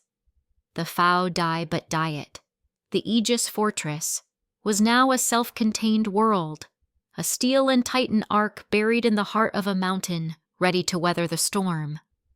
Outside, the last sunset of the old world bled across the horizon, and in the deep dark places of the earth and the sky, something ancient and terrible finally opened its eyes. The countdown had hit 0. The exact moment the old world died, the command center of the Aegis Fortress was the calmest place on Earth. Alex sat in a plush leather armchair that looked ridiculously out of place amidst the banks of humming servers and holographic displays. In his hand, he swirled a glass of Chateau Margaux 1787, a vintage he'd liberated from a collector who thought a fortified wine cellar was the pinnacle of disaster prep. Across from him, on a matching sofa, sat Eris Thorne and Maya Lin. It was a study in contrasts. Eris, the scholar, was perched on the edge of the cushion, her knuckles white as she clutched a data pad, her eyes wide with a terrifying mix of horror and academic vindication. Maya, the survivor, was leaned back, trying to project an aura of cool detachment, but her rigid posture and the way her gaze darted between the screens betrayed her shock. Her world of shadows and back-alley deals had just become utterly, laughably obsolete. 3, 2, 1, Alex murmured, his eyes fixed on the central holographic globe. At 0, it began. It wasn't an explosion. It was a tear. The sky above the planet, displayed in stunning 8K resolution from a network of private military satellites, simply ripped open. Not in one place, but in thousands. Fissures of impossible color bled into the atmosphere. A blood-red gash opened over the Pacific, and the ocean beneath it began to boil. A venomous green wound appeared over Europe, and a wave of shimmering, sickening energy washed over the continent. A brilliant, violent violet crackled above North America, pulsing like a raw nerve. "My God," Eris breathed, her voice trembling. "The energy readings. They're not just off the charts. They're rewriting the charts. This isn't physics anymore. This is violation." On the dozens of surrounding screens, the consequences played out in a silent, brutal montage. A live feed from a traffic cam in Times Square showed the moment the violet pulse hit. The towering digital billboards flickered and died. Then the people began to scream. But it wasn't a scream of panic. It was a scream of agony, of transformation. A man in a business suit clawed at his own face, his mouth stretching, tearing at the corners, widening into a permanent gaping maw of insanity. His eyes went blank and white. He was one of the first. A Kagao Thit Din Luan. Within seconds, hundreds more followed, their tortured cries now a new kind of sound, a weapon that made the camera feed distort with static. Another screen showed the coastline of Japan. The crimson light from the Pacific fissure had given birth to a wave that defied all logic. It wasn't just water, it was a moving wall 1,000 feet high, glowing with a faint, internal red light. It didn't just crash into Tokyo, it swallowed it. The skyscrapers, monuments to human arrogance, vanished as if they were sand castles. The geothermal reactor is holding steady at 110% output to power the dampeners. Marcus's voice came over the comms, a low, steady rumble that couldn't quite hide his awe and terror. The outer hull is registering seismic shocks at 9.8 on the Richter scale, but the inertial stabilizers are handling it. It feels like a minor tremor down here. Alex. My God. Alex. Is this it? This is it, Marcus, Alex replied, taking a calm sip of his wine. Keep an eye on Lily. Make sure her suite's environmental controls are perfect. The psychic resonance is off the charts out there. The Thenlukte Tintren is our only shield. Copy that. She's watching a cartoon. She has no idea. The relief in Marcus's voice was as thick as concrete. He, a master of metal, machines, understood better than anyone the sheer impossibility of the fortress he now lived in. He understood that without Alex, he and his daughter would be screaming on the surface right now. Or worse. Maya finally spoke, her voice a dry rasp. So that's it. Everyone out there, they're just gone? She gestured at a screen showing downtown Chicago, where massive, thorny vines covered in glowing blue fungus were erupting from the concrete, tearing buildings apart and pulling people into their embrace. Not everyone, Alex said, his expression unreadable. Some will survive. Some will awaken, like you did. They'll fight. They'll cry. They'll form pathetic little tribes and kill each other over a can of beans. For a while. He put his glass down, and with a flick of his finger, a new window opened on the main screen. It showed the interior of another bunker. Not a $100 billion military-grade fortress, but a luxury survival condo in Kansas, built into a decommissioned missile silo, a cheap imitation of his own masterpiece. The man on this screen was Chadwick Worthington III, the billionaire hedge fund manager who had publicly laughed at Alex a year ago at a charity gala. Selling blue-chip stocks for, canned food and bullets? Alex, my boy, you've lost your mind. When the market corrects, I'll buy your father's company for pennies on the dollar while you're huddled in your hole eating dog food. He could still hear the condescending laughter of Chadwick's cronies. Now, Chadwick wasn't laughing. His bespoke suit was soaked.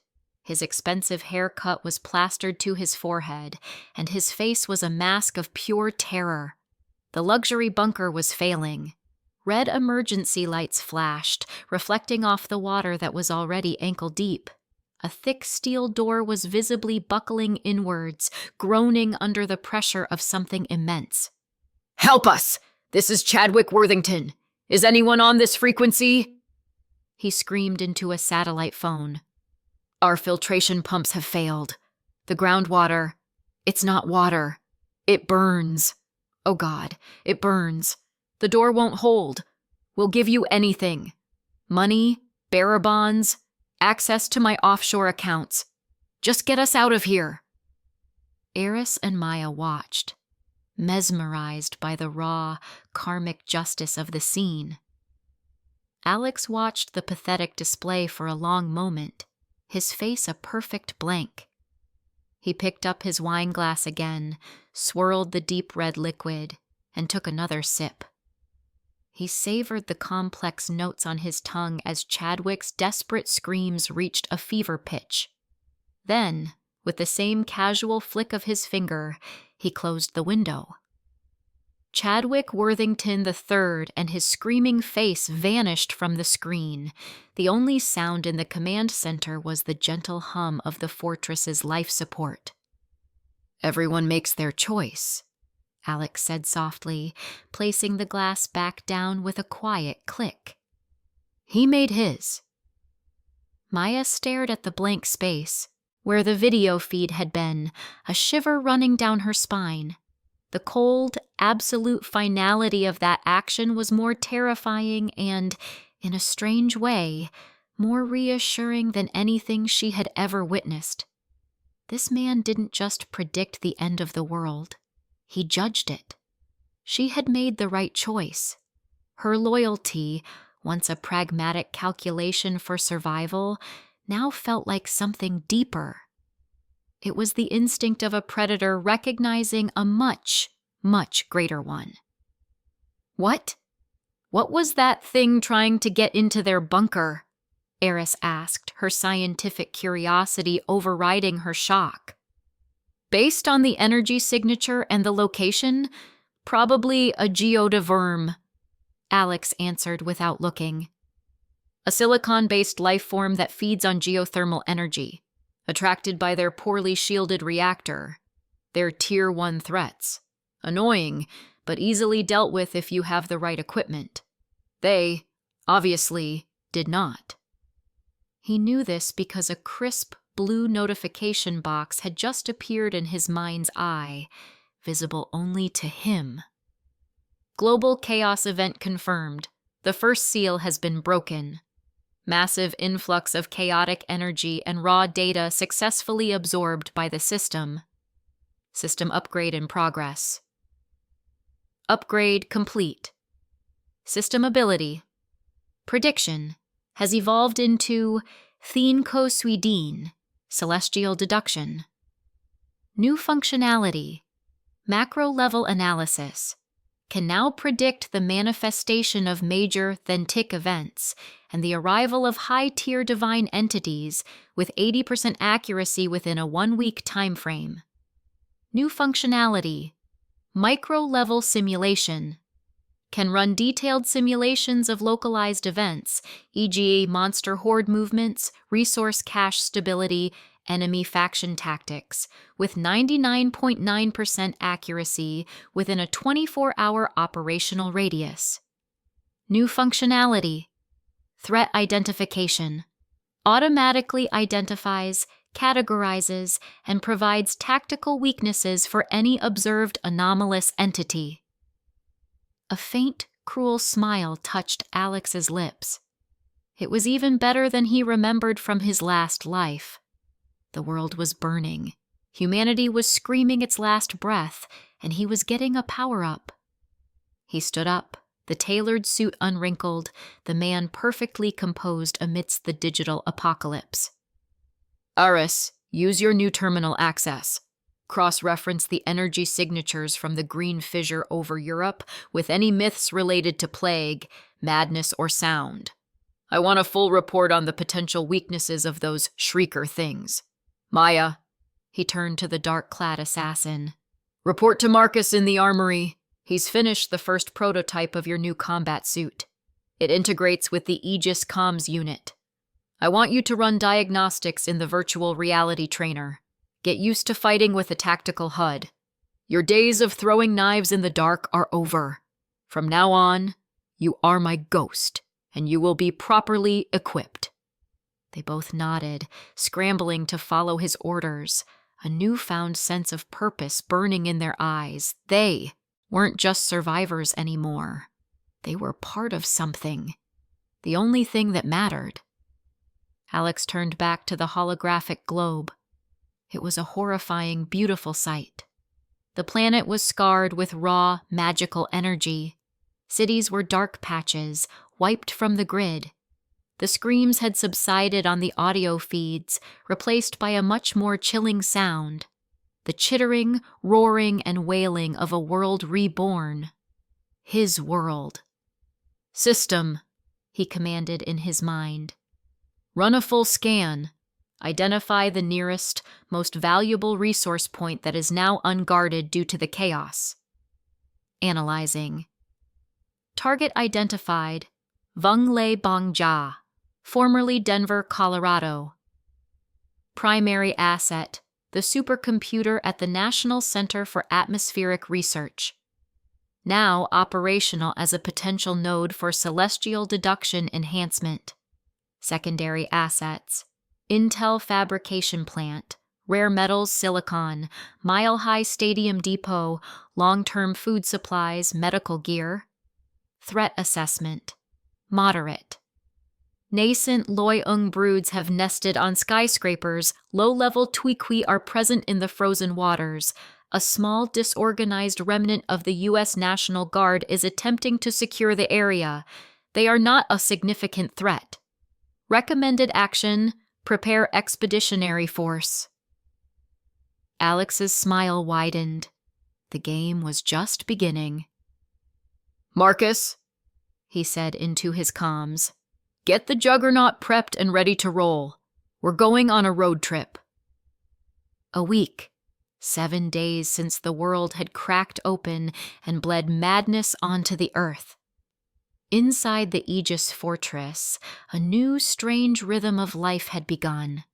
The 24-hour news cycle was dead, replaced by the 24-hour operational cycle.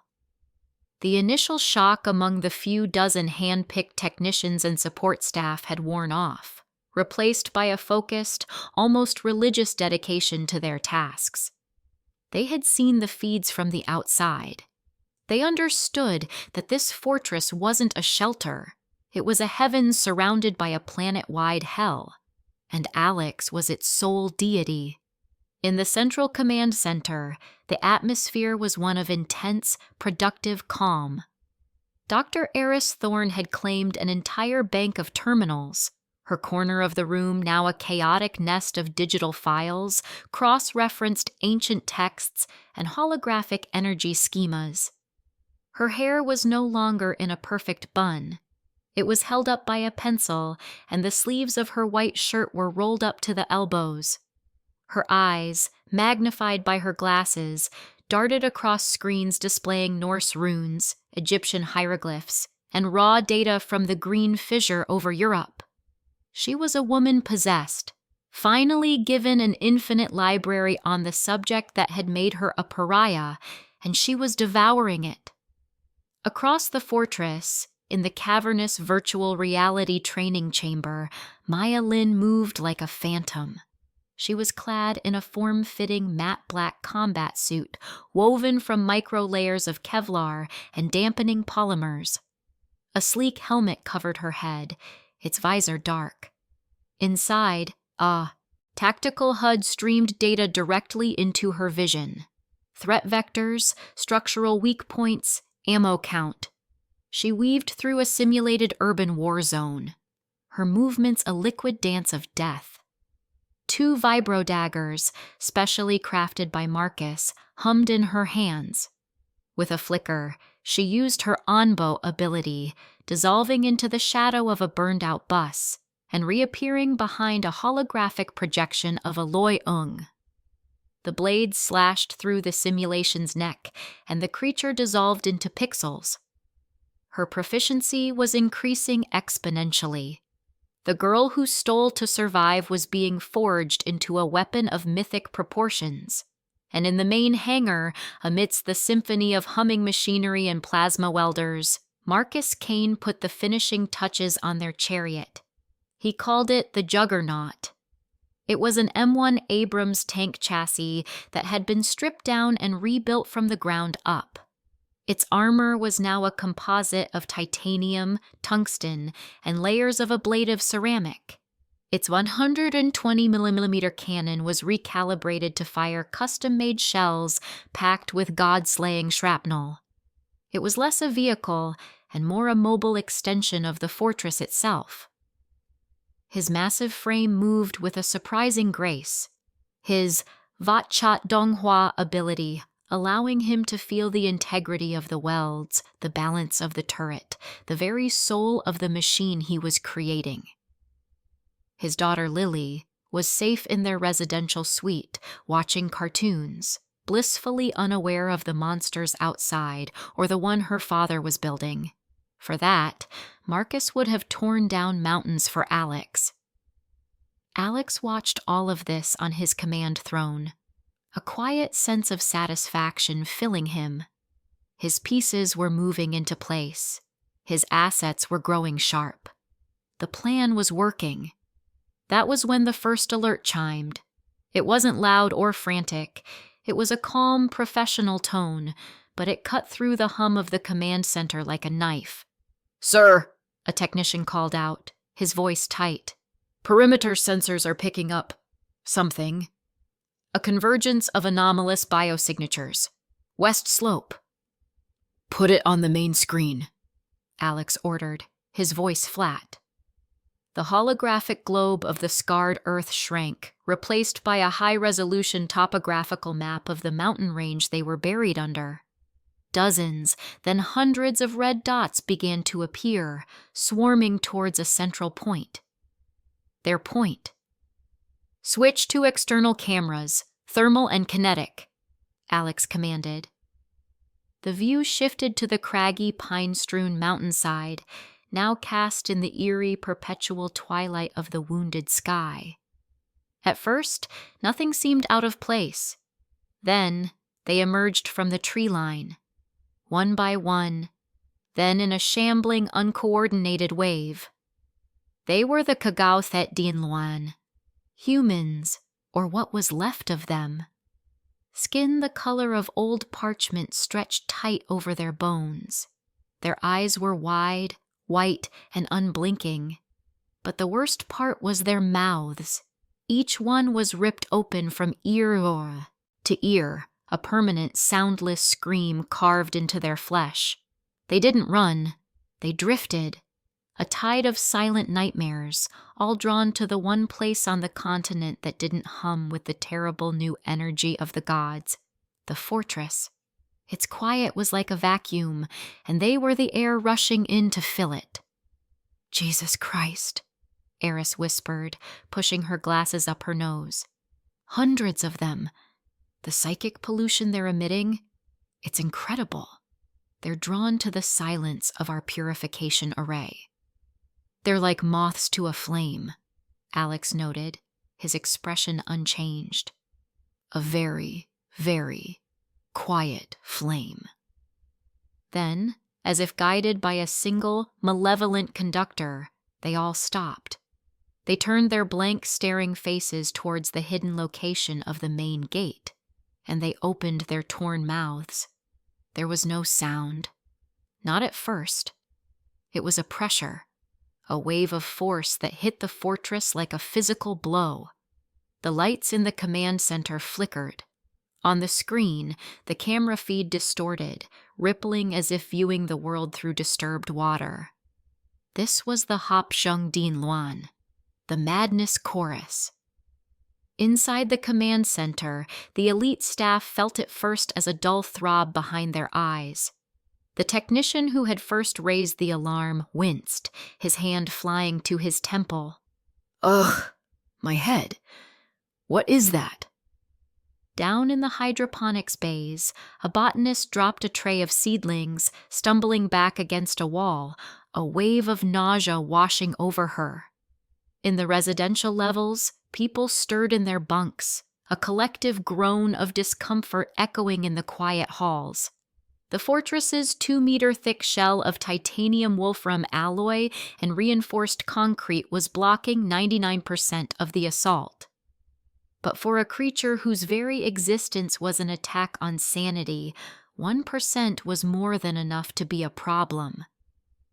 The psychic resonance is bleeding through the primary hull, Eris said, her teeth clenched. It's not enough to cause transformation, but it's debilitating for non-awakened personnel. It's a sound that you feel, not hear. It tries to unmake logic. Maya's voice crackled over the comms from the training room. Whatever that is, I can feel it even through the simulator's dampeners. It feels like ice picks in my brain. Alex leaned forward slightly, a flicker of annoyance in his eyes. He had spent $100 billion to build a sanctuary, a perfect machine for survival and war. He would not tolerate pests scratching at his door. How dare they, he murmured, the words cold and sharp. Making such a racket right outside my house. He looked at the panicked faces of the technicians, the grimace on Eris's face. He needed them focused. He needed them loyal. And loyalty was best forged in the fire of absolute, overwhelming power. Activate the Thanluk Te Tintran. Full power. Project it externally, Alex commanded. Sir, projecting it might draw even more. Attention! A technician started to protest. Do it, Alex said, his voice leaving no room for argument. The technician's fingers flew across his console. Array activated. Projecting now. A deep, resonant hum filled the fortress, but this was a clean, harmonious sound. On the external camera feeds, a breathtaking sight unfolded. A dome of soft, brilliant blue light erupted from the peak of the mountain, expanding outwards in a silent, perfect wave. It washed over the mountainside, over the trees, and over the horde of shriekers. The effect was instantaneous. Inside the fortress, every headache vanished. The nausea evaporated. The feeling of dread was replaced by a wave of invigorating clarity, like diving into cool, clean water on a hot day. The botanist in hydroponics took a deep, steadying breath, her mind suddenly crystal clear. The technicians in the command center straightened up, their eyes wide with relief and awe. Outside, the madness chorus died. The pressure vanished. The shriekers stumbled, their silent screams cut off as the pure, orderly energy of the array washed over them. They were creatures of chaos and madness. This energy was poison to them. They recoiled, confused, their one weapon rendered utterly useless. Whoa! Marcus's voice boomed over the comms. I felt that all the way down here. It's gone. Whatever it was. Good, Alex said, his voice dangerously calm. They came to make noise. Now let's show them what real noise sounds like. His finger tapped a single button on his command console. Automated defense protocol. Annihilation. All across the western face of the mountain, the earth and rock shifted. Hidden panels slid away, revealing the cold, hard steel beneath. With the hydraulic hiss of military-grade hardware, dozens of turrets rose from their concealed silos.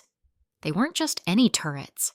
They were M2 Browning 50 caliber machine guns, the legendary Medusa, each one modified, automated, and feeding from a massive underground ammo storage.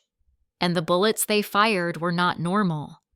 Each 50 BMG round was tipped with a core of meteorite iron, inscribed with micro-runes Aris had identified, and quenched in a solution Alex had developed in his past life.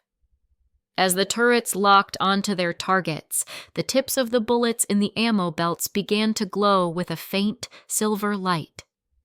Broadcast the external feed to all common areas in the fortress, Alex ordered. Let everyone see. The shriekers, still confused by the blue light, had no idea what was coming. Then, Alex gave the silent mental command.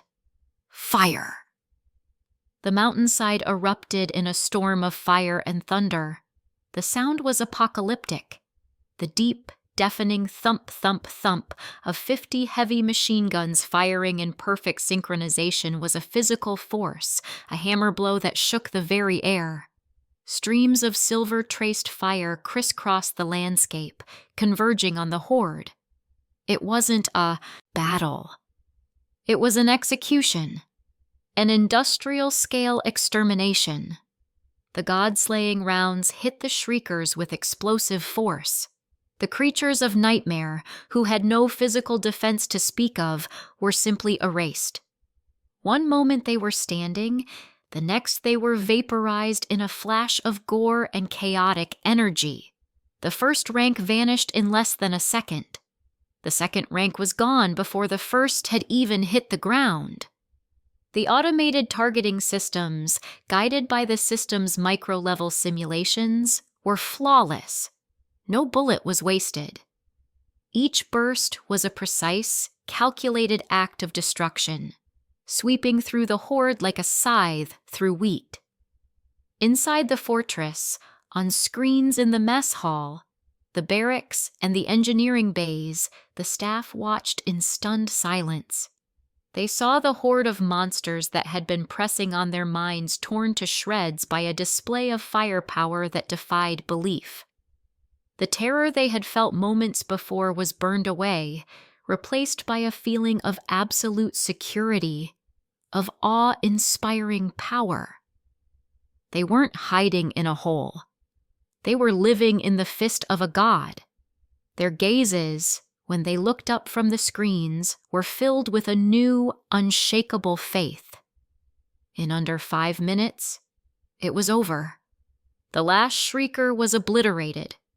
The guns fell silent, their barrels glowing cherry red in the twilight. The mountainside was a cratered, scorched mess, but it was clear. The silence that returned was absolute, no longer threatened but owned.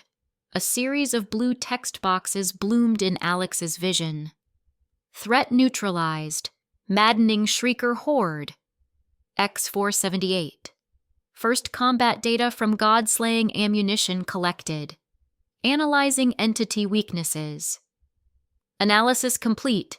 Maddening shrieker weakness identified.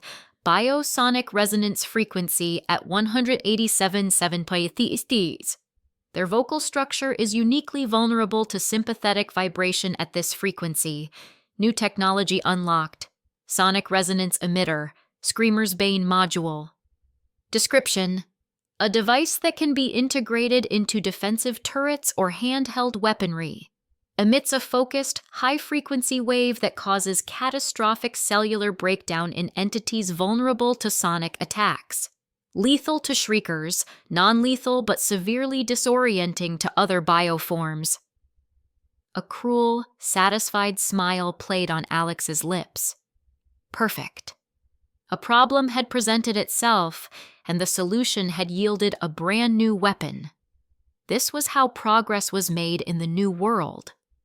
The turrets retracted back into their silos as seamlessly as they had appeared, the mountain healing its own wounds, leaving no trace of the arsenal hidden within. Alex leaned back in his chair, the picture of calm control. He tapped his comms link.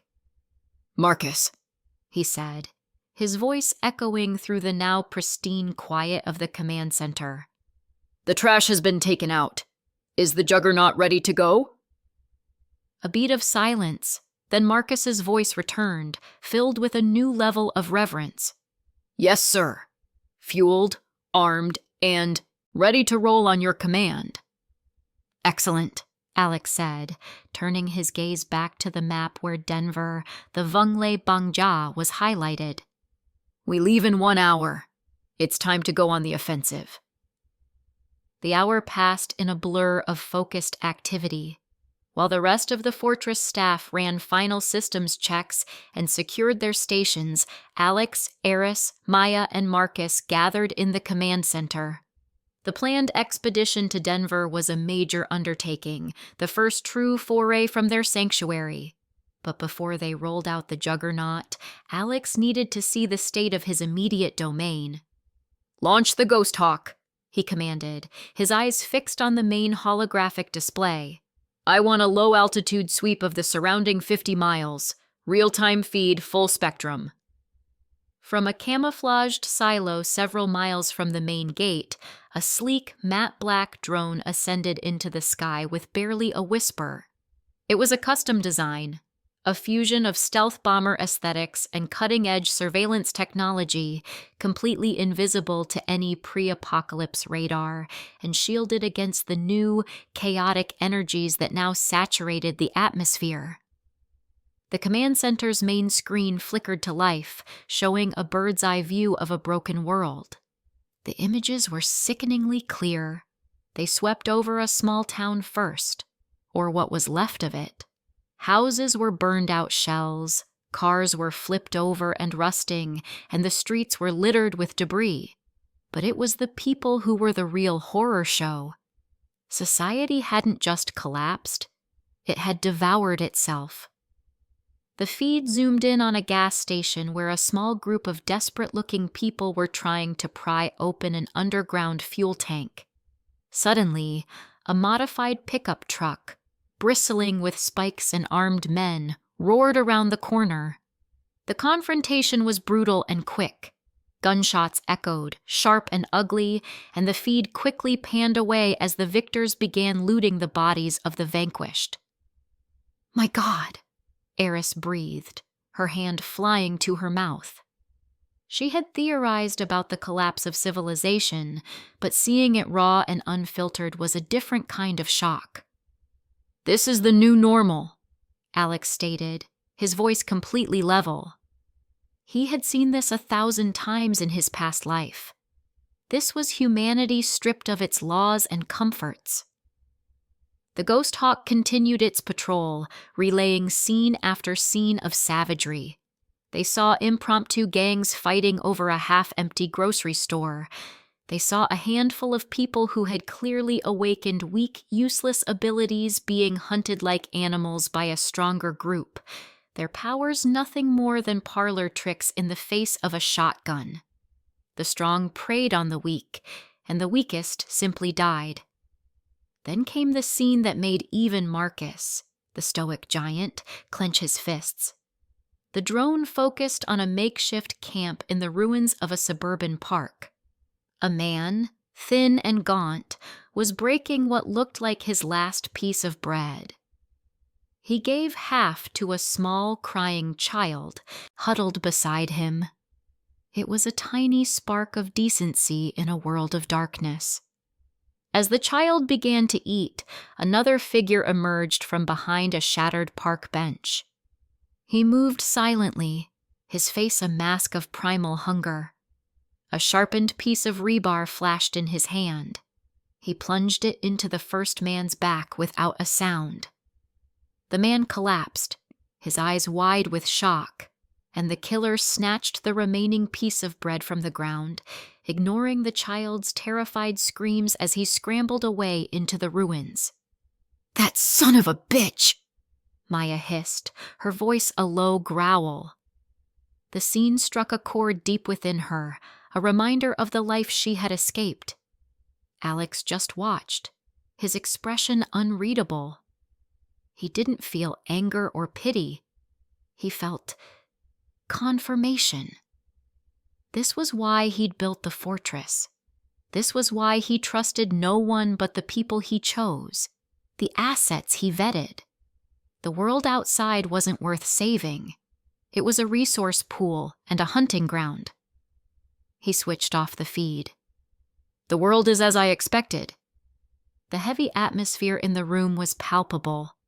Alex knew he needed to reinforce the chasm between them and that, between the Aegis fortress and the hell outside.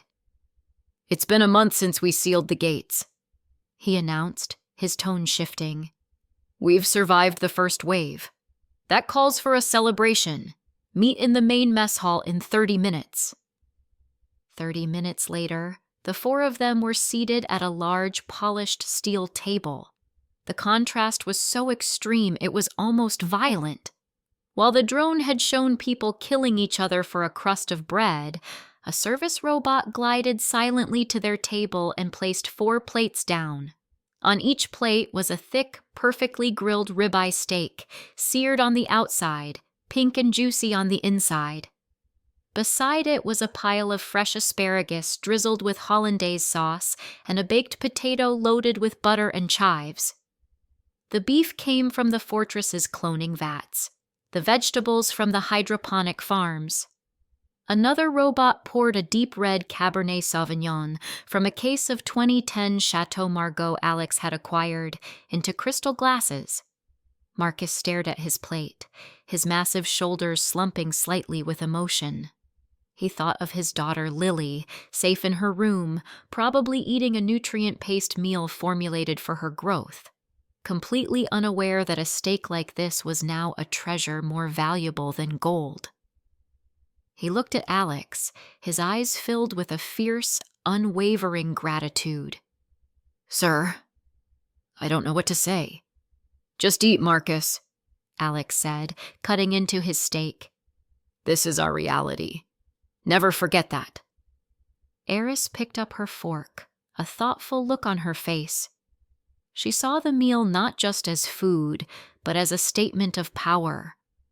It was a demonstration of a completely self-sufficient system, a middle finger to the chaos outside.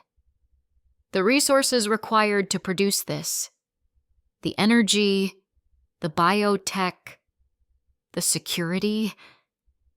This isn't a shelter, Alex.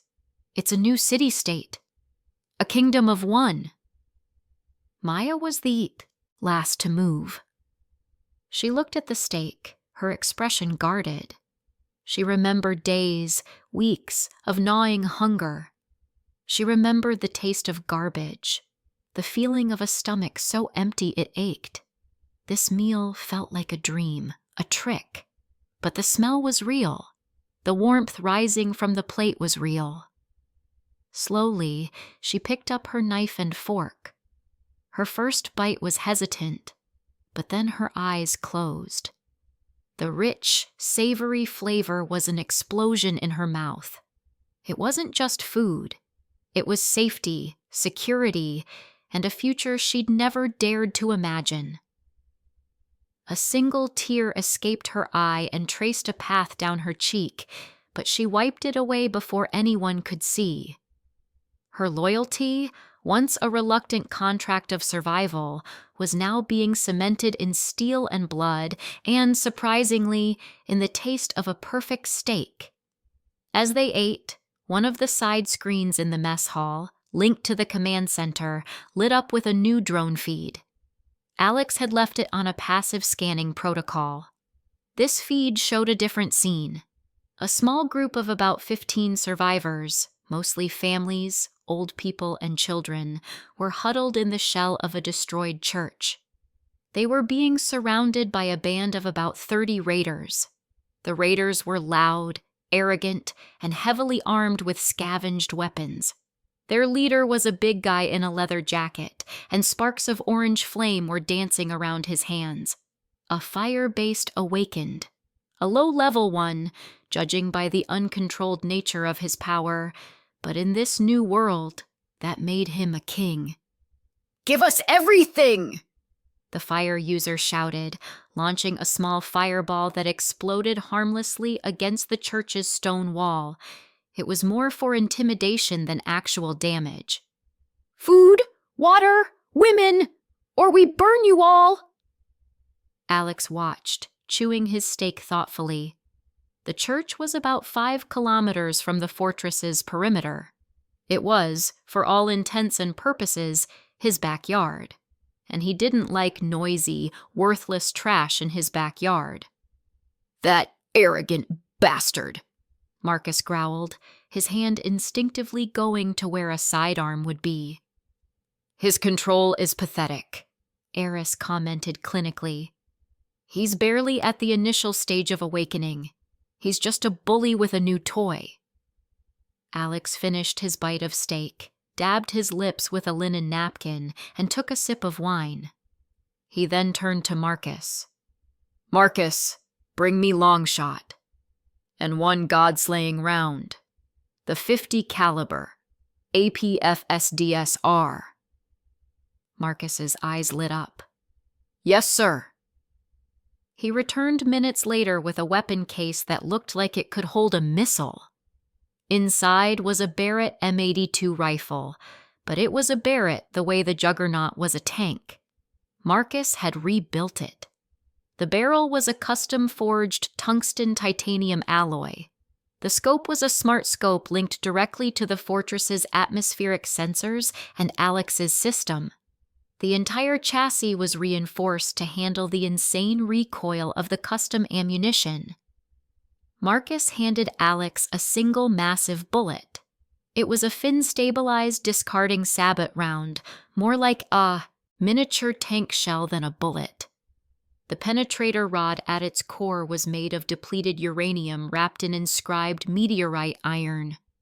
It glowed with a faint, deadly silver light. Alex didn't even stand up. He remained seated at the table, the plate with his half-eaten steak still in front of him. A section of the mess hall's armored wall slid away, revealing a firing port with a clear view of the distant mountains. A robotic arm positioned the massive rifle in front of him. He settled in behind the scope. The view screen connected to it popped up in his vision. The system immediately began its work. Target acquired, low level awakened, fire affinity. Distance, 5,142 meters. Calculating trajectory. Factoring for wind shear, 7 mm. USW. Corrupted energy atmospheric distortion, 1.3%. Coriolis effect, target's latent heat signature. Target has a weak, unformed energy shield. Estimated resistance 4%. Negligible. Optimal firing solution calculated. A green crosshair appeared in the scope, hovering directly over the fire user's head. The man was still posturing, laughing as he prepared to throw another fireball at the terrified survivors. Alex didn't hesitate. His finger squeezed the trigger. The mess hall was rocked by a deafening crack boom that was more like an artillery piece firing than a rifle. The recoil from the massive weapon was entirely absorbed by the robotic mount. 5 kilometers away, the fire user's head simply ceased to exist.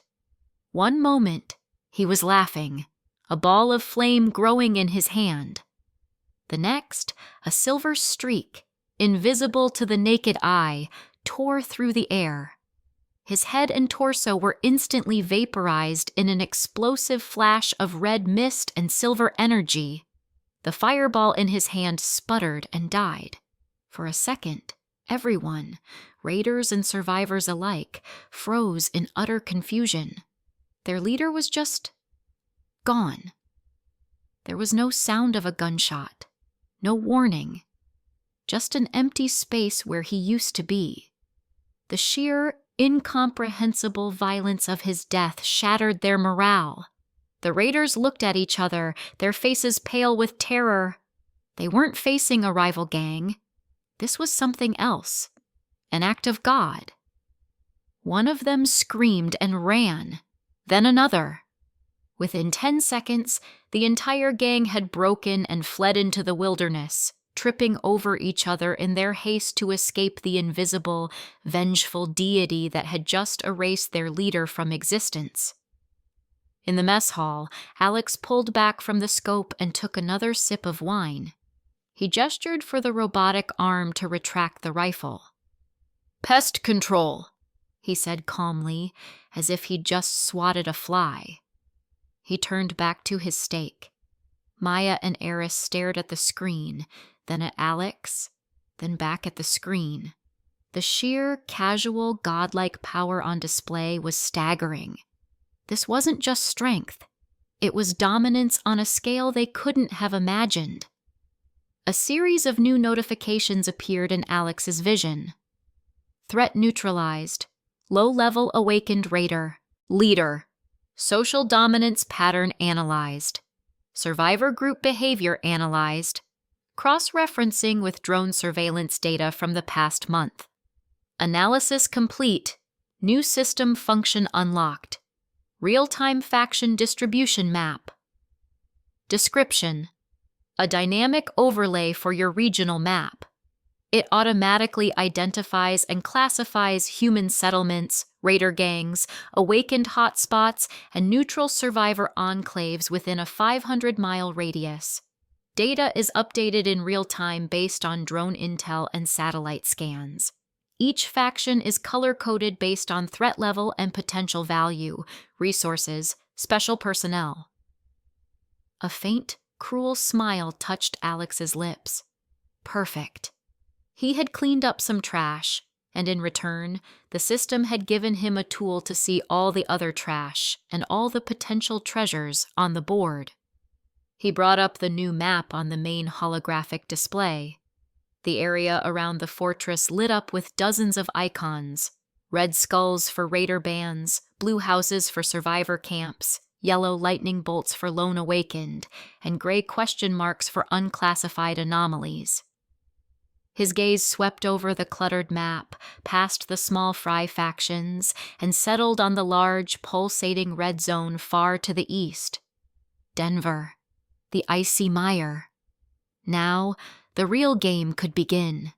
The holographic map glowed with a deadly beauty, its icons pulsing like malevolent stars in the command center's gloom.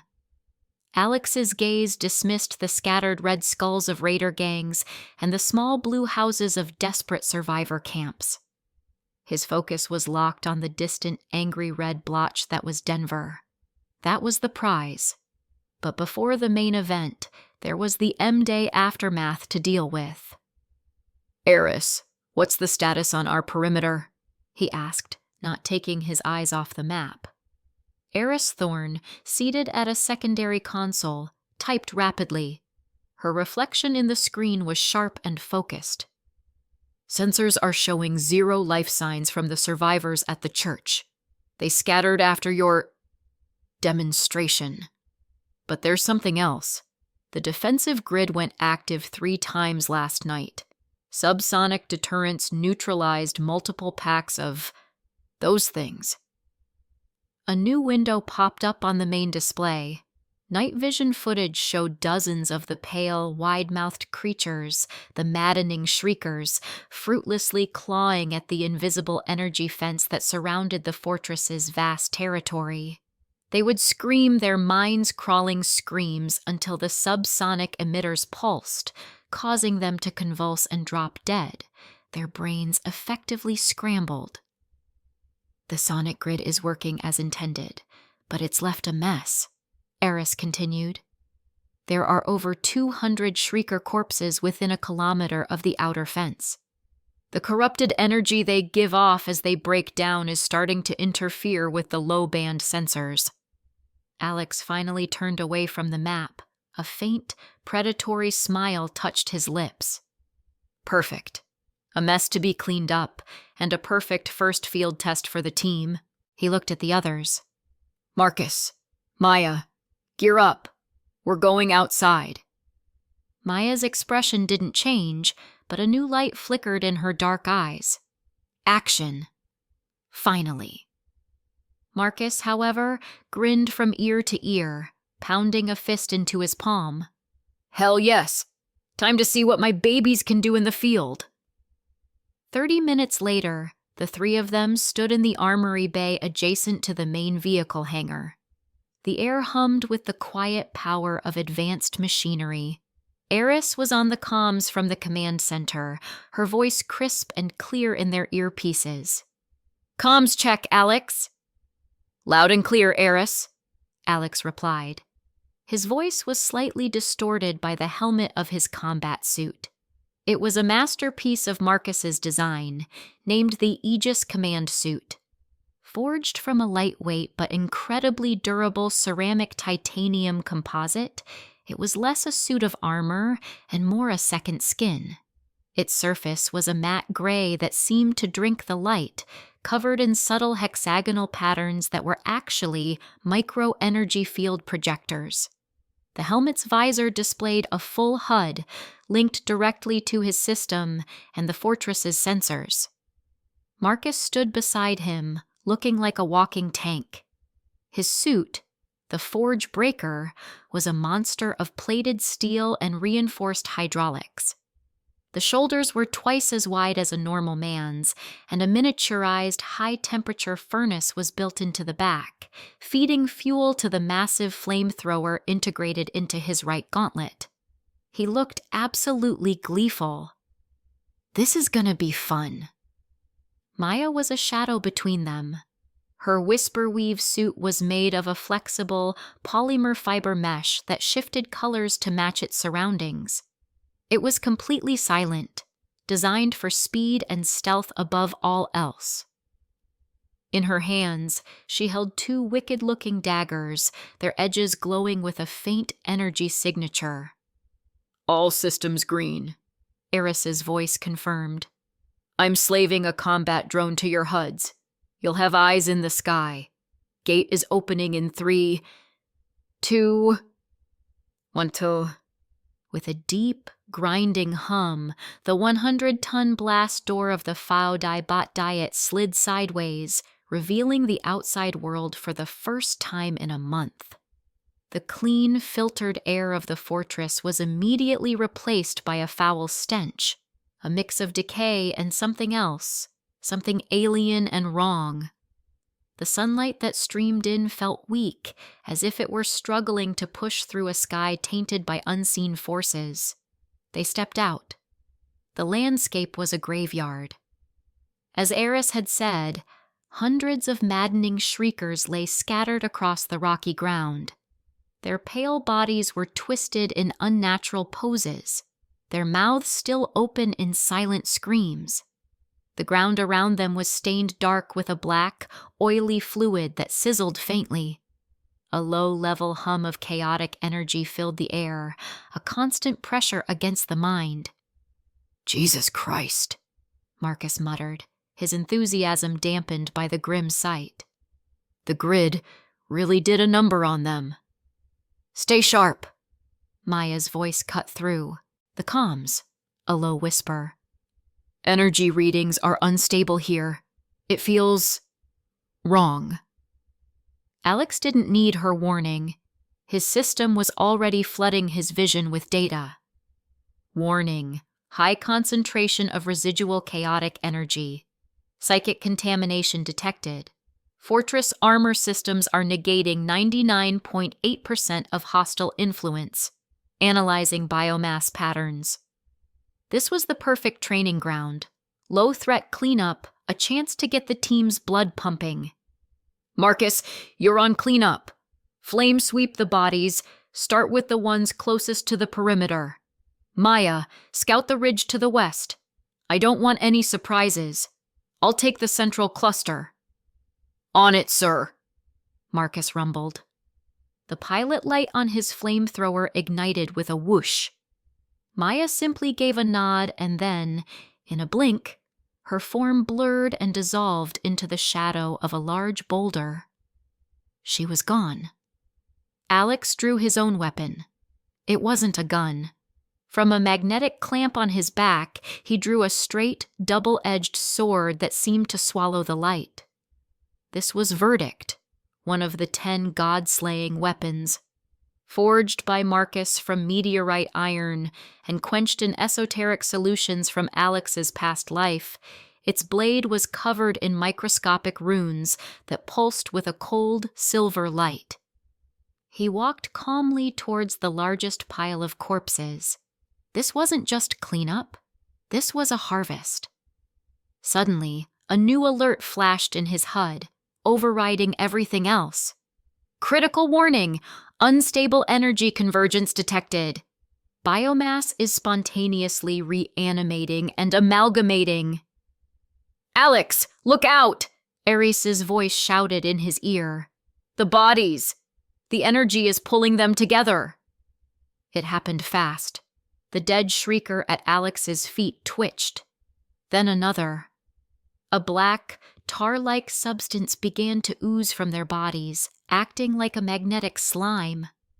Dozens of the corpses were dragged across the ground, pulled towards a central point. Flesh, bone, and torn limbs mashed together in a stomach-turning display of unnatural creation. The sound was a wet, tearing squelch, like a butcher shop in Fast Forward. Within seconds, the mass of bodies had fused into a single towering entity. It was 3 times the size of a normal shrieker, a grotesque sculpture of pale limbs, gaping mouths, and dozens of staring, empty eyes. It stood on 4 mismatched legs, its torso a writhing knot of torsos. From the top of the disgusting amalgamation, a single dominant head snapped up, its jaw unhinging to an impossible degree. This was a maddening shrieker elite. What the hell is that thing? Marcus yelled, turning his flamethrower towards it. The elite monster ignored him, all of its dozens of eyes fixed on Alex, the closest and most potent source of life energy. It opened its massive, collective mouth. But instead of a sound, a wave of pure psychic force erupted from it. It was a silent scream that didn't need ears to be heard. It tore directly into the mind. Arg! Marcus roared in pain, dropping to one knee and clutching his helmet. My head! Even through the Forge Breaker's shielding, the psychic attack was overwhelming. His HUD fizzled with static. From 100 meters away, Maya stumbled out of a shadow, one hand pressed to her temple. Mental attack. It's strong. Guys, your vitals are spiking, Eris yelled over the comms. Get back! That thing's psychic output is off the charts. But Alex didn't move. He stood perfectly still, just 20 meters from the monster. The wave of madness washed over him, a tsunami of terror, despair, and insanity designed to shatter any mortal mind. It showed him visions of his death in his past life, of worlds burning, of gods laughing from cosmic thrones. And he felt nothing.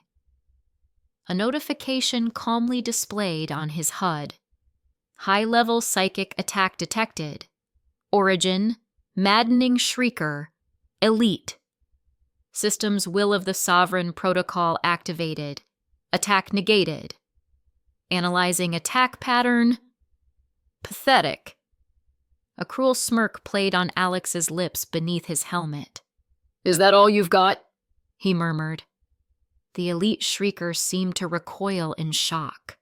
It couldn't comprehend how this being was still standing, completely unaffected. It let out another silent scream, this one so powerful the very air around it seemed to warp. Alex took one step forward, then another. He walked towards the monster with the casual air of a man strolling through a park.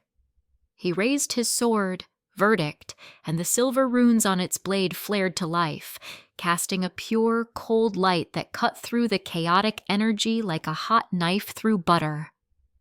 My turn, he said.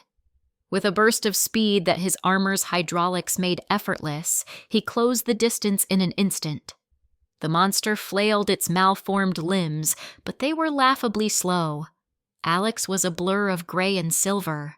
He didn't bother with fancy moves. He simply brought verdict down in a single, clean, vertical arc. Shing! There was no sound of tearing flesh or breaking bone. There was only a high-pitched harmonic chime as the god-slaying blade made contact. The silver light from the sword erupted, enveloping the monster. For a split second, the elite shrieker was bisected by a line of pure, cleansing energy. Then, its entire body from top to bottom dissolved into black ash and foul-smelling smoke. The psychic pressure that had crippled Marcus and Maya vanished instantly. Alex stood in the epicenter of the now empty space, swinging his sword once to flick off a non-existent speck of dust.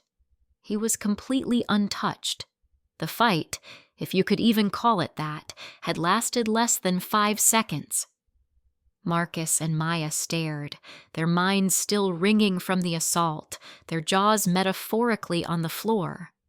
They had just been brought to their knees by a force they couldn't even fight, and Alex had walked through it like it was a summer breeze and erased the source with a single swing. Sir, what? Marcus stammered, getting back to his feet. As the black ash settled, something clattered to the rocky ground. It was a crystal, the size of a man's fist, a murky, smoky gray color. It pulsed with a faint, chaotic light. Alex walked over and picked it up. His system immediately identified it. Divine Power Core, low-grade acquired. Source, Insanity attribute. This core can be absorbed to increase energy reserves or used as a catalyst for system functions. Recommended action: absorb. This, Alex said, holding up the crystal for the others to see, is why we fight. This is the spoils of war. Without any further ceremony, he closed his fist around the crystal. It shattered into 1,000,000 points of light and streamed into his body through the gauntlet of his armor. A wave of cold, chaotic energy coursed through him, but his system immediately grabbed it, refined it, and converted it into pure power. Absorbing low-grade insanity core. Conversion complete. Energy reserve increased. Progress to stage 2. Fused. 10%, 20%. Unique energy signature insanity analyzed. System function, divine template reconstruction activated. Reconstructing attribute model. Creating new skill. New skill unlocked. Mental roar. Level 1. Description. Release a non-lethal psychic shockwave in a 10-meter radius, causing disorientation, momentary paralysis, and fear in targets with low mental resistance. A new icon appeared on his HUD. Alex focused on it. He could feel the new power coalesce within him, a tool waiting to be used. He looked at the remaining Shrieker corpses scattered around the area. Let's test this. He took a deep breath and activated the skill. He didn't shout or make a sound. Instead, a wave of invisible power radiated out from him. The corpses within 10 meters all jumped and convulsed as if hit by a bolt of lightning. Marcus and Maya, standing further away, felt the edge of the wave. It wasn't painful, but it was a jolt, a primal spike of fear that shot up their spines and made their hair stand on end. Whoa! What was that? Marcus exclaimed, taking a step back. A new toy, Alex said, pleased with the result. A little something I picked up from that piece of trash. He deactivated his helmet's faceplate, letting it retract with a hiss. The fresh, tainted air hit his face, but he didn't care. He looked at the faces of his two companions, saw the mixture of awe, fear, and absolute loyalty in their eyes, and knew this trip was a complete success. He had demonstrated his absolute power, solidified his team's cohesion, and gained a tangible upgrade. Eris, he said into the comms, his voice calm and full of authority. The trash has been taken out. Tell Marcus where to burn the rest. Maya, resume your patrol. The test is over. He glanced down at his hand, where the power of the core still lingered, then looked up towards the distant hazy mountains in the direction of Denver. This was just the beginning. A single low-grade core from a fused elite. The real treasures, the real power were still out there, waiting for him to come and take them. 2,000 miles away, in the cold, sanitized heart of a repurposed military command bunker beneath the ruins of Washington, D.C., the air was stale with recycled oxygen and simmering ambition. On a central throne-like chair, Thongisi Augustus Kane watched a holographic map of North America. It was a tapestry of chaos, pockmarked with raging storms, zones of monstrous infestation, and the flickering lights of survivor enclaves. He ignored the noise. His eyes, cold and calculating, were fixed on a single nagging anomaly in the remote wilderness of Montana. Report, he commanded, his voice smooth and devoid of emotion. A young aide in a crisp black uniform, the insignia of the Tan Trot Tu Huaki on his collar, stepped forward. Sir, we have cross-referenced a dozen independent reports from high-tier awakened survivors. The chatter is consistent. There is a location in the northern Rockies that is quiet. Too quiet. No monster activity, no chaotic energy spikes. They're calling it the Silent Mountain or the Ghost Zone. Kane steepled his fingers, his polished nails gleaming under the tactical lighting. Rumors. The last bastion of the desperate and the foolish. Perhaps, sir, the aide agreed quickly. But the sources are reliable. Independent warlords, scavenger guilds.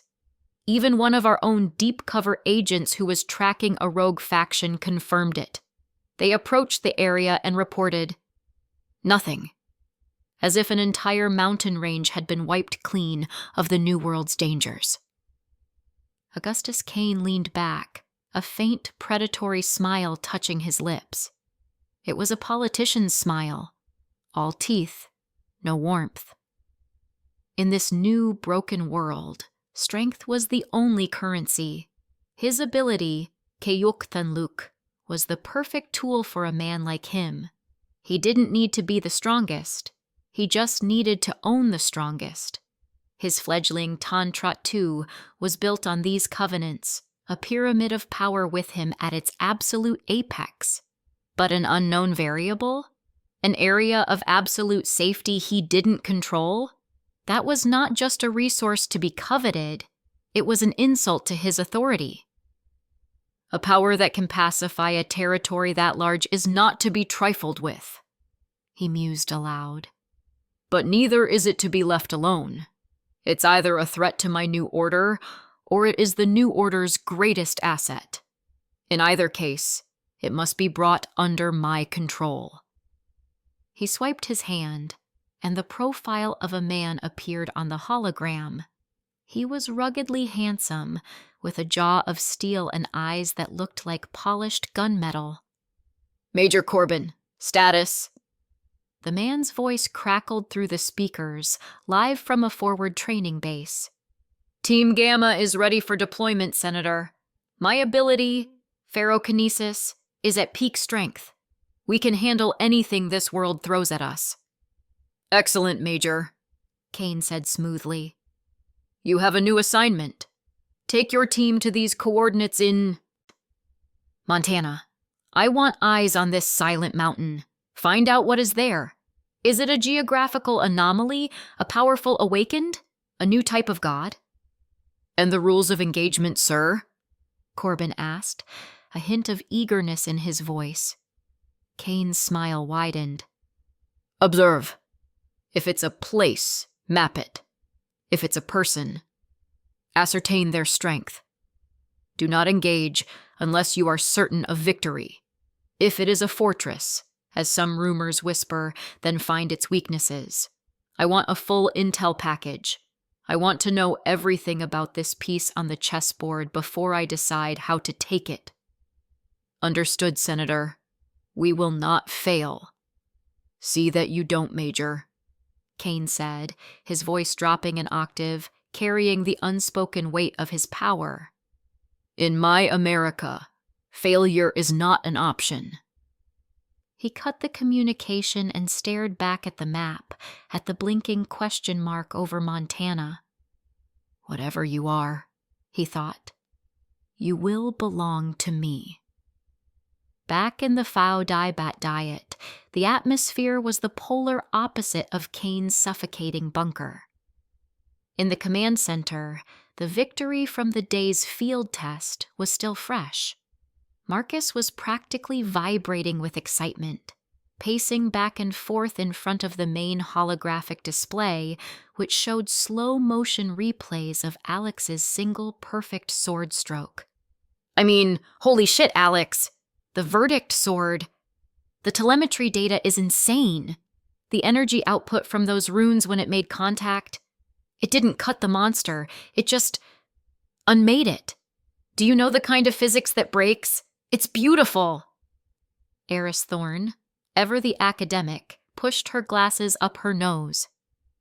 The divine power core is the more fascinating discovery. Low grade, you said. And the system was able to analyze it and grant you a new skill based on its insanity attribute. This confirms my theory. The divine is not just power, it's information. A codex we can learn to read and replicate. She was already pulling up data on different mythologies, cross-referencing concepts of madness and psychic power. Maya was silent, as usual. She stood in the corner, cleaning her energy-laced daggers. But her eyes kept flicking to Alex, a new, profound respect in them. She had felt the psychic attack. It had been like a needle of ice shoved into her brain. Alex had walked through it like it was nothing. He wasn't just a strong leader with resources. He was on a completely different level of existence. The choice she'd made in that warehouse months ago was looking more and more like the only sane decision she'd ever made. Alex sat in the commander's chair, calmly observing his team. Their reactions were exactly what he'd hoped for. Marcus's loyalty was now fused with fanatical devotion to the technology they could create. Aris's academic curiosity was fully ignited, ensuring she would dedicate every ounce of her intellect to his cause. And Maya? He had finally broken through her shell of suspicion and earned her absolute trust, the only way a survivor like her knew how, through an undeniable demonstration of overwhelming power. "It's just the beginning," Alex said, his voice cutting through Marcus's excited rambling. "That was one elite, born from the leftovers of a few hundred grunts. The creatures guarding the real treasures will be exponentially stronger. We need to be ready." As if on cue, a soft, unobtrusive chime echoed through the command center. A red dot appeared on the regional map, miles beyond their perimeter. "Perimeter alert," Eris announced, her fingers flying across her console. "It's not a monster. 5 human life signs, moving in a tight tactical formation. Energy readings are high. All of them are awakened." On the main screen, a satellite image zoomed in, enhanced by the fortress's powerful sensors. It showed 5 figures in advanced-looking combat gear picking their way through the rocky terrain. Maya stepped forward, her eyes narrowing. They move like soldiers. Professionals, not scavengers. "Zoom in on the leader," Alex commanded. The image resolved, showing a man at the point of the formation. As he moved, the metallic rocks and ore deposits in the ground around him seemed to shimmer, as if responding to his presence. "Interesting," Alex murmured. "A ferrokinesis user. A metal bender. Cute." Marcus let out a low whistle. "That's high-tier stuff. These guys are serious business. What's the play, boss? Want me to suit up the forge breaker? We can go out there and flatten them." Alex chuckled, a low, genuinely amused sound. He leaned forward, propping his chin on his hand. "Flatten them? Marcus, they're not a threat. They're a test. Not for us. For our home." He turned to Eris. "They're still 12 kilometers out. They haven't detected the fortress itself, just the quiet zone. Perfect." He tapped a sequence of commands into the armrest of his chair. "Activate perimeter defense system. Protocol Mirage." "Protocol Mirage activated," Eris confirmed. "Low-frequency electromagnetic interference field is online. Full-spectrum optical distortion array is active." Alex leaned back, a smug smirk on his face. "Let's watch the show." Major Corbin felt it first. A subtle tingling at the base of his skull, like a low-grade migraine. His compass, a military-grade piece of equipment, was spinning uselessly. "Sir, all our electronic navigation is down," his tech specialist reported, frustration clear in his voice. "GPS, satellite link, even our short-range comms are just static." "It's an interference field," Corbin grunted, his eyes scanning the ridgeline ahead. "High-powered. They know we're here." He felt a thrill of anticipation. This was it. This was the real deal. "Forget the tech. Use your senses. We're close." They pressed forward for another hour, the terrain growing increasingly strange. They'd climb a rocky slope, expecting to see a valley on the other side, only to find the same slope repeating itself. They took a path into a narrow canyon that, according to their paper maps, should have opened into a wide basin. 12 minutes later, they found themselves staring at a dead end, a sheer rock wall that shouldn't have been there. "What the hell?" one of his men muttered. "We were just here. I marked this rock." He pointed to a distinctively shaped boulder with a fresh scratch on it. "Impossible," Corbin snapped, though a seed of doubt was planting itself in his mind. His own senses were starting to feel off. The way the light hit the rock seemed wrong. The shadows were too long or too short. The mountain peak they were using as a landmark seemed to shift its position every time he looked away and looked back. For 12 agonizing hours, they were trapped in a nonsensical labyrinth. They marched with purpose, only to end up back where they started. They tried to scale cliffs that seemed to stretch into infinity. The sun beat down on them, but the air held a strange chill. Their water supplies dwindled. Their morale plummeted. The elite, high-tier awakened of Team Gamma were being defeated by geography. "Sir," his second-in-command finally said, his face pale with exhaustion and confusion. "This is a fool's errand. There's nothing here. It's some kind of natural phenomenon, a psychic or magnetic anomaly left over from M-Day. We're wasting our time and resources." Corbin slammed his fist against a rock wall, his ferrokinesis ability causing the stone to crack. "No, the intel was solid. There has to be something here." But as he looked at the faces of his men, at the maddening, looping landscape that seemed to mock them, he knew it was over. They had been thoroughly and utterly defeated without ever seeing an enemy or firing a single shot. It was humiliating. "Fine," he spat, the word tasting like ash. "We're pulling out. Report to the senator."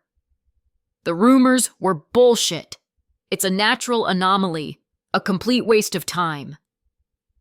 In the command center of the Phao Dai Bat Diet, the team watched the 5 red dots on the map turn around and retreat. Marcus was roaring with laughter, slapping his knee. "Oh my God, that was priceless. They walked in a circle for 12 hours. I could see the leader's face on the thermal imagining. I thought he was gonna pop a blood vessel. You didn't even have to lift a finger." "It was efficient," Maya admitted, a rare small smile gracing her lips. Alex simply nodded, his expression satisfied. "A slap hurts more when your opponent doesn't even know who hit them. They'll go back to their senator and tell him there's nothing here. It buys us time. More time to prepare." Marcus's laughter subsided, and a thoughtful, engineering-focused look came over his face. "You know, the Mirage protocol worked better than I expected. But it's just a trick. It messes with light and electronics. If they had a powerful psychic or a sensory type who could see through illusions, they might have gotten closer." He walked over to the main display and started, sketching with his fingers, pulling up schematics of the fortress's outer shell. But what if we could make the fortress actually disappear? Not just an illusion, but a true stealth field, using the principles of the Mirage protocol, but amplifying it with a power source that can actually warp space-time on a micro level. We could wrap the entire mountain in a bubble of distorted reality. Eris's eyes lit up. A localized perception filter on a macro scale. Theoretically possible, but the power requirements would be astronomical. You'd need a core that has authority over space or illusion, something far beyond the grade of that Shrieker elite. Alex looked at the new schematic Marcus was excitedly drawing. A fortress that was not just fortified, but completely invisible to the outside world. An ace in the hole against men like Cain and the gods themselves. It was perfect. He had just given his new enemy an invisible slap. Now, it was time to build a cloak of invisibility. Then that's our next objective, Alex declared, his voice ringing with absolute authority. Find us a creature that can bend space to its will. We're going hunting. The command center buzzed with a low, triumphant energy. Marcus was still replaying the sensor logs of Team Gamma's humiliating retreat, a wide, gleeful grin plastered on his face. I could watch this all day, he chortled, pointing a thick finger at the holographic display. Look at that asshole Corbin! You can almost feel the rage coming off him in the thermal feed. He's probably halfway back to D.C. to tell his senator boss that Montana is haunted. It was a sound strategy, Eris conceded, a glint of professional appreciation in her sharp green eyes. Psychological warfare is often more effective than direct confrontation. You defeated an elite squad without them ever knowing they were in a fight. It preserves our anonymity and resources. Alex leaned back in his commander's chair, the satisfied smirk from before having settled into a look of calm calculation. It bought us time. That's all. A man like this Senator Kane won't be put off by ghost stories for long. He'll send something else. Something better. We need to be invisible, not just tricky. Maya, who had been sharpening a wicked-looking combat knife in the corner, finally spoke. Her voice was as soft and sharp as the blade she held. The illusion was strong, but a powerful sensory type, maybe a precog or a high-level psychic, could have seen through it.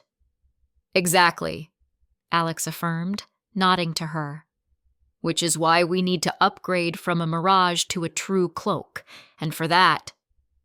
Before he could finish his sentence, a new alert chimed through the command center. It wasn't the red dot of an external threat, but a soft, golden notification that bloomed on the main screen. Ultimate Heavenly Secret Analysis System Report. Subject: Global Flora Analysis. Status: Complete. The widespread infusion of divine energy, aura, into Earth's biosphere has triggered hyperevolution in multiple plant species. Previously mundane flora are now developing unique, energy-rich properties. Recommendation: harvest valuable mutated flora to synthesize cultivation aids. Opportunity identified: blood crystal orchid, Sanguis cristalli orchis. Location: unnamed valley, 38 kilometers northeast of Fortress coordinates. Properties: contains highly concentrated, stable life force and raw aura. Prime catalyst for creating low to mid-tier divine power pills. Threat assessment: valley ecosystem is highly aggressive. Indigenous fauna have undergone significant mutation. High probability of a pack-based territorial predator. Marcus whistled, his earlier glee shifting to greedy excitement. Divine power pills? That sounds like some next-level shit. What's the deal, Alex? Steroids for awakened? Something like that, Alex said, his eyes fixed on the golden dot on the map. In his past life, resources like this were fought over by entire armies. Cities were razed for a single stalk of a divine herb. Now, a whole valley of them was blooming right on his doorstep, untouched. It was a gift from his second chance. They're a shortcut, a massive one. They purify the energy you absorb and supercharge your body's ability to integrate it. With these pills, we can achieve in a month what would normally take a year of hard training. Eris was already at her console, her fingers a blur. Fascinating. The system is confirming it. The aura isn't just creating monsters, it's terraforming the planet on a biological level. A new, magical ecosystem. This valley, the energy signature is off the charts. It's like a small paradise. Paradise is just another word for a well-disguised trap, Maya murmured, her instincts flaring. Alex smiled. She's right. The system warns of a territorial predator. The more valuable the prize, the deadlier the guardian. But this, he said, tapping the screen, is a perfect opportunity, not just for the orchids, but for a different kind of field test. His gaze shifted to Maya. A stealth predator guarding a hidden valley. Sounds like a job for someone who moves in the shadows, wouldn't you say? A flicker of understanding and something like anticipation sparked in Maya's dark eyes. This wasn't just a mission, it was a challenge tailored specifically for her, a chance to prove her worth beyond just being a bodyguard. "I'm in," she said, her voice flat but firm. "Hell yeah, let's gear up," Marcus boomed, cracking his knuckles. "I'll get the Forge Breaker armor prepped. We can roll in there, guns blazing, and—" "No!" Alex cut him off cleanly. "This isn't a smash and grab. This is surgery. A loud approach will spook the prey and possibly destroy the delicate orchids. We go in quiet. You and I," he gestured to Marcus, "will take up an overwatch position on the ridge overlooking the valley. We'll be the fire support." He then looked back at Maya. "You will be our eyes. You'll go in alone, slip through their territory, and mark the targets. No engagement. Just find them. Once we have their locations, Marcus and I will eliminate them from a distance. Clean, quiet, efficient." Marcus deflated slightly, pouting like a child who'd had his favorite toy taken away. "A sniper mission? Aw, man. But, all right. Quiet and efficient it is. Let's make those things disappear." An hour later, the three of them stood on a windswept ridge looking down into the target valley. It was exactly as Eris had described. A thick pearlescent mist clung to the valley floor, swirling lazily between trees that were a shade of green so vibrant it looked unreal. The air hummed with a palpable energy that made the hairs on their arms stand up, and scattered throughout the mist like drops of blood on white silk were the orchids. Each one pulsed with a soft crimson light, beckoning them closer. "Okay, that's genuinely creepy and beautiful at the same time," Marcus whispered, adjusting the high-tech scope on his custom-built Barrett M82. This wasn't a standard model. It was chambered for 50 caliber depleted uranium rounds, each one inscribed with microscopic runes Marcus had etched based on Alex's designs. It was a monster-killing machine. Alex wielded a similar, though slightly sleeker model. "Maya, you're up," Alex said, his voice a low murmur in their comms. "Remember the plan. You are a ghost.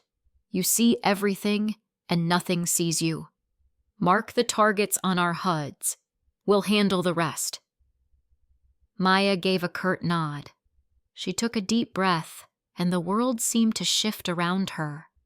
Her black, tactical gear melted away, not just in color, but in form. She stepped into the shadow of a large boulder, and for a heart-stopping moment, she was simply gone. Down in the valley, Maya moved. To her, the world was no longer a riot of color. It was a landscape of light and darkness, of solid forms and welcoming voids. Her ability, Shadow Step, was more than just turning invisible. It was becoming one with the absence of light. She flowed from the shadow of one freakishly large tree to the next, her feet making no sound on the damp earth. The thick mist was her ally, a perfect veil that obscured her from any conventional line of sight. She could feel them before she saw them. A predatory wrongness in the air, a ripple in the energy field of the valley. She froze in the deep shade of a colossal, glowing mushroom, her senses straining. And then she saw one. Or rather, she saw where one wasn't. It was like a hole in reality, a patch of mist and foliage that was just a little too perfect, a little too still. Her awakened senses screamed at her, identifying the subtle distortion of a high-level stealth field. A wolf, the size of a small pony, was standing there, completely invisible to the naked eye. Its muscles were coiled, its head low, sniffing the air. Its form was lean and powerful, and even through its cloak she could sense a low, dangerous growl vibrating in its chest. With a flick of her thought, a small, red digital marker appeared on the creature's location, instantly transmitted to the scopes of the two men on the ridge above. Her voice came through their comms, a bare whisper. On the ridge, Alex and Marcus saw the red diamond pop into existence on their heads-up displays. "Got him," Marcus breathed, his hands steady as a rock. "He's a big boy." "Wait for the others," Alex commanded. "It's a pack, never just one." Maya continued her silent dance through the valley. She was in her element. This was the hunt she was born for. She flowed through the shadows, a phantom among predators. One by one, she located them. A second wolf crouched behind a waterfall of phosphorescent moss. A third, lying flat on a low-hanging branch of an ancient gnarled tree. A fourth and fifth, patrolling the edges of the largest patch of blood crystal orchids. The alpha, a truly massive beast with faint scars visible even through its shimmer, stood on a rocky outcrop in the center, its head held high. 6 targets in total, all marked. "Copy that." Alex's voice was calm, a surgeon preparing for the first incision. "Marcus, you take the 3 on the left. I have the 3 on the right. On my mark, fire simultaneously on the first shot. Prioritize the alpha." Marcus grinned. "This is gonna be fun." "Mark," Alex said. The world seemed to hold its breath. Inside their scopes, Alex and Marcus tracked their targets. The powerful computers in their rifles calculated for the mist, the energy interference, the slight shimmer of the stealth fields. Crosshairs locked. "Execute." Thwip. Whip. 2 nearly silent high-velocity rounds left their barrels. Miles away, the alpha wolf's head simply vanished in a red mist, its massive body slumping to the ground without a sound. Simultaneously, the wolf on the branch jerked once and dropped like a stone. The remaining 4 wolves were momentarily stunned. Their alpha was dead. They hadn't heard a thing. Their stealth fields flickered as confusion warred with their predatory instincts. It was all the time Alex and Marcus needed. Thwip, thwip, thwip, thwip. 4 more shots, fired in a perfect, synchronized rhythm. Each wolf dropped exactly where it stood, its advanced stealth ability utterly useless against enemies it couldn't see, hear, or sense. The entire engagement was over in less than 5 seconds. The valley, once filled with a silent, deadly menace, was now just quiet. Maya stepped out from the shadow of a tree, her knife back in its sheath. She looked at the carnage, at the 6 massive bodies now becoming visible as their stealth fields failed in death. She looked up at the ridge, miles away. It was a display of overwhelming, untouchable power. It was terrifying and, she had to admit, incredibly reassuring. Back in the pristine, brightly lit biolab of the Aegis Fortress, the air smelled of ozone and something faintly floral. The 6 wolf corpses were being processed by automated drones for any useful materials, but the real prizes were laid out on a sterile titanium table. 3 dozen blood crystal orchids. They still pulsed with a gentle crimson light, filling the room with an aura of vitality.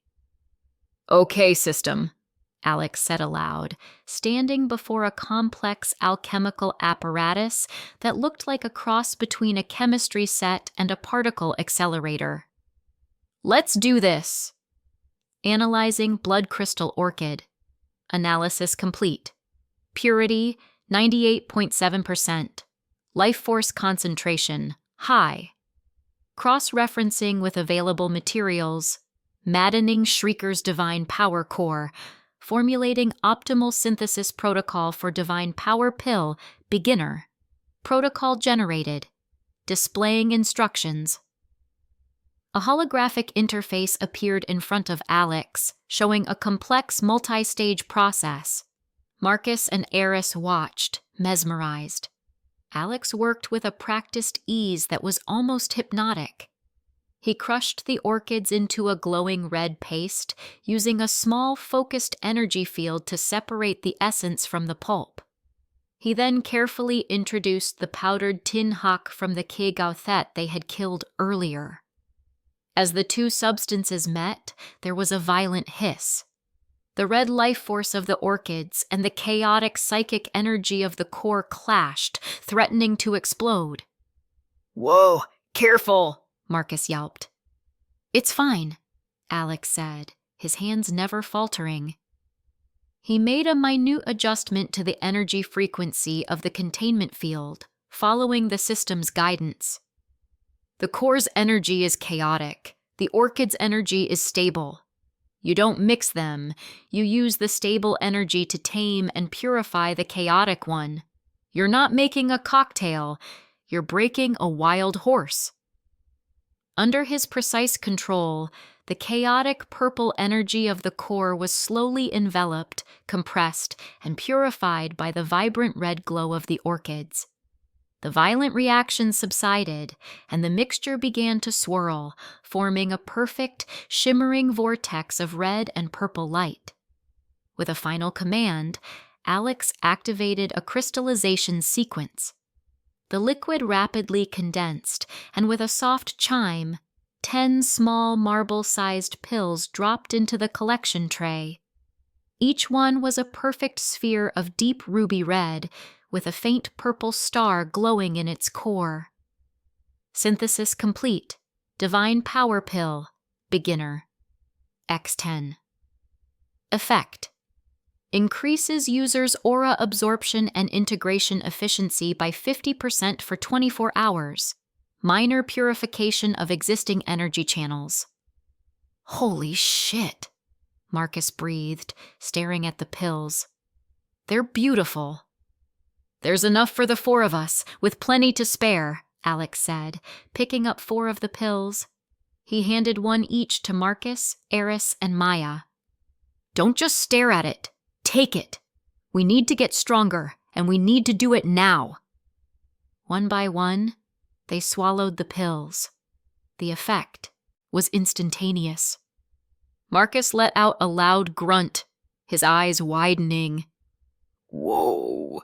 It's like I can feel every piece of metal in the fortress. Not just see it, but feel it. The hull plates, the wiring in the walls, the rebar in the concrete. It's all singing to me." He clenched his fist, and a discarded wrench on a nearby table twitched and levitated an inch off the surface before clattering back down. His control was becoming more intuitive, more powerful. Eris gasped, stumbling back a step. She gripped her head, her eyes squeezed shut.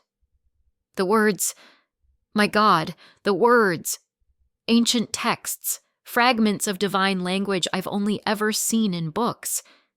They're not just images anymore. I can almost hear their meaning, the cadence, the intent. Her divine language comprehension was deepening, evolving from simple translation to true understanding. Maya remained silent, but her posture changed. Her shoulders relaxed, and she seemed to sink into the ambient shadows of the lab even while standing in the bright light. The darkness felt thicker, more welcoming, more real than the light itself. A faint smile touched her lips. The shadows were no longer just a place to hide. They were becoming her kingdom. Alex closed his eyes, feeling the warm, pure energy spread through his body. It was a familiar sensation from his past life, but no less potent. The energy coursed through him, washing away the tiny impurities accumulated since his rebirth, strengthening his meridians and polishing his core. His foundation, already impossibly solid, was being reinforced, preparing him for the explosive growth to come. A 50% boost was a staggering advantage. He opened his eyes, a glint of steel in them. This was a good haul, a good step forward, but it was only the beginning. "This is the new baseline," he announced, his voice echoing with renewed authority in the now silent lab. "This is how we grow.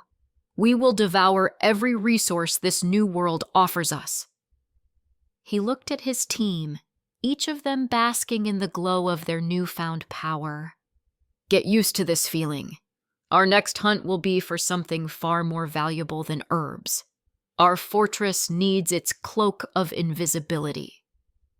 His eyes seemed to bore into the distance, looking for a prey that couldn't yet be seen. "And I know just where to find a creature that can bend space to its will." The warm, pure energy from the divine power pill was still humming through their veins, a pleasant thrum of potential that felt like a high-voltage current running just beneath the skin. Marcus was flexing his hands, a massive grin on his face as he stared at a heavy steel ingot on a workbench. With a grunt of effort, he focused his will, and the ingot visibly compressed, groaning as its molecular structure was forcibly tightened by his material assimilation ability. It was now half its original size, but twice as dense. "Holy shit," he breathed, the grin widening. "This is insane." It's not a struggle anymore. It's like, the metal wants to obey. I could build a whole new goddamn tank in a day with this kind of focus. Eris, meanwhile, had her eyes closed, her fingers steepled before her lips.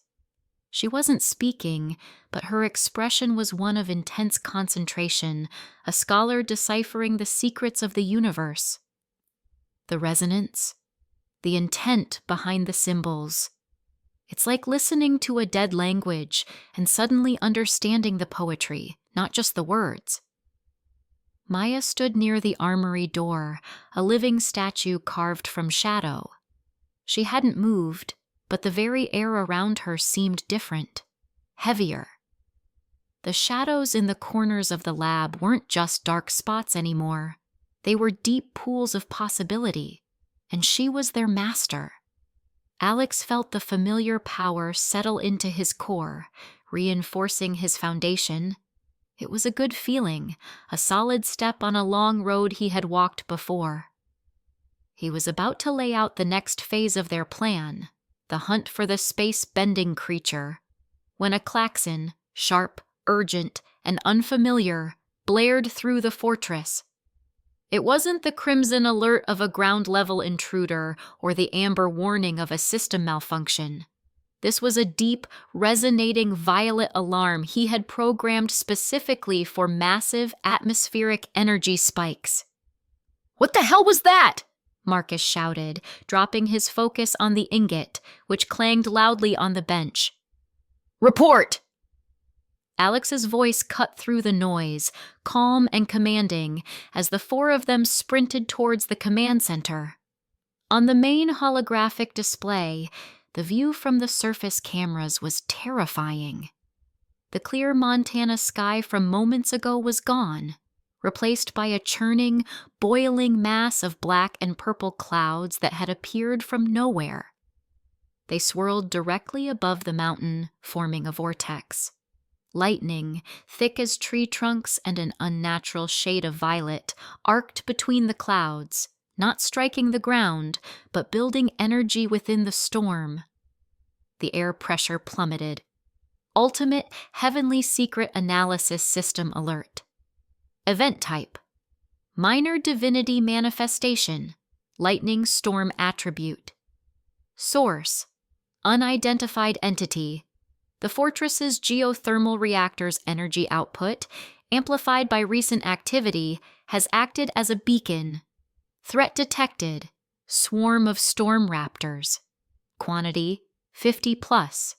Threat assessment, extreme aerial danger. High energy plasma attacks. High-speed dive bombing tactics. Pack-based intelligence. Son of a bitch, Eris swore, her hands flying across her console. The reactor! We're a lighthouse in a sea of monsters. They were drawn to our power signature. On screen, the clouds parted. The swarm descended. They were exactly as the system had described them in its database. Creatures the size of cars, shaped like eagles but made of crackling, semi-solid plasma. Their wings were arcs of raw lightning, and their shrieks were the sound of tearing metal and ozone. They dove from the sky like living thunderbolts, a storm of claws and electricity aimed directly at the key. Phalanx. "Marcus, to the gunnery station," Alex barked. "This is a live fire test. Show me what our new toys can do." "With pleasure," Marcus roared, a wild, almost joyful light in his eyes.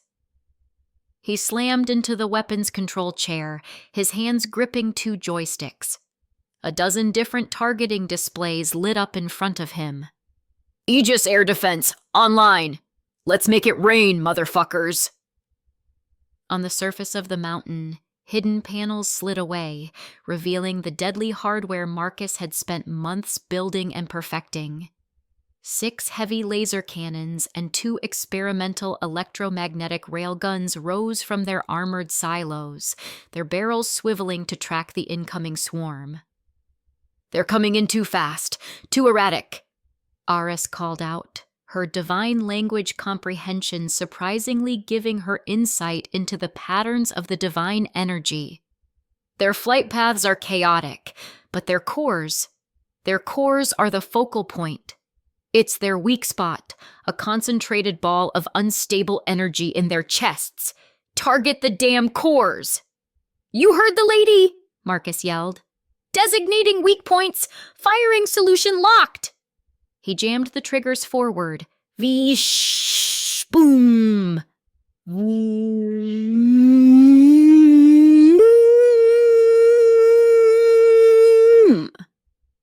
The railguns fired first. 2 streaks of superheated metal, barely visible to the naked eye, shot into the sky at Mach 10. They slammed into 2 of the lead storm raptors. There was no explosion, just a silent, violent implosion as the unstable cores were pierced. The plasma bodies of the 2 creatures destabilized instantly, collapsing in on themselves and vanishing with a flash of light. "Scratch 2 bogeys!" Marcus bellowed. The laser cannons opened up next. Beams of pure, focused heat, white-hot and perfectly silent, lanced into the sky. They were faster, more precise. One beam caught a storm raptor mid-dive, slicing its wing clean off.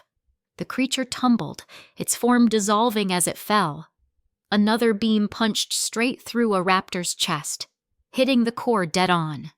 The creature detonated in a brilliant flash of blue-white energy, the resulting shockwave buffeting its nearby brethren. A dazzling, deadly light show erupted over the mountain. Beams of white laser fire crisscrossed the sky, while the railguns boomed methodically, each shot a guaranteed kill. Marcus was in his element, a conductor of a destructive orchestra, laughing as raptor after raptor was vaporized or torn apart. Maya watched the tactical display, her sharp eyes calling out targets that tried to flank them. 3 coming in low from the east! They're using the ridge for cover! "Not on my watch," Marcus grunted, swiveling a laser battery.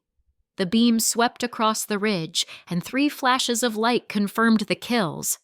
They were holding. The fortress's defenses were even more effective than they had simulated, but the creatures weren't stupid. They learned. Suddenly, one storm raptor, easily twice the size of the others, broke from the main swarm.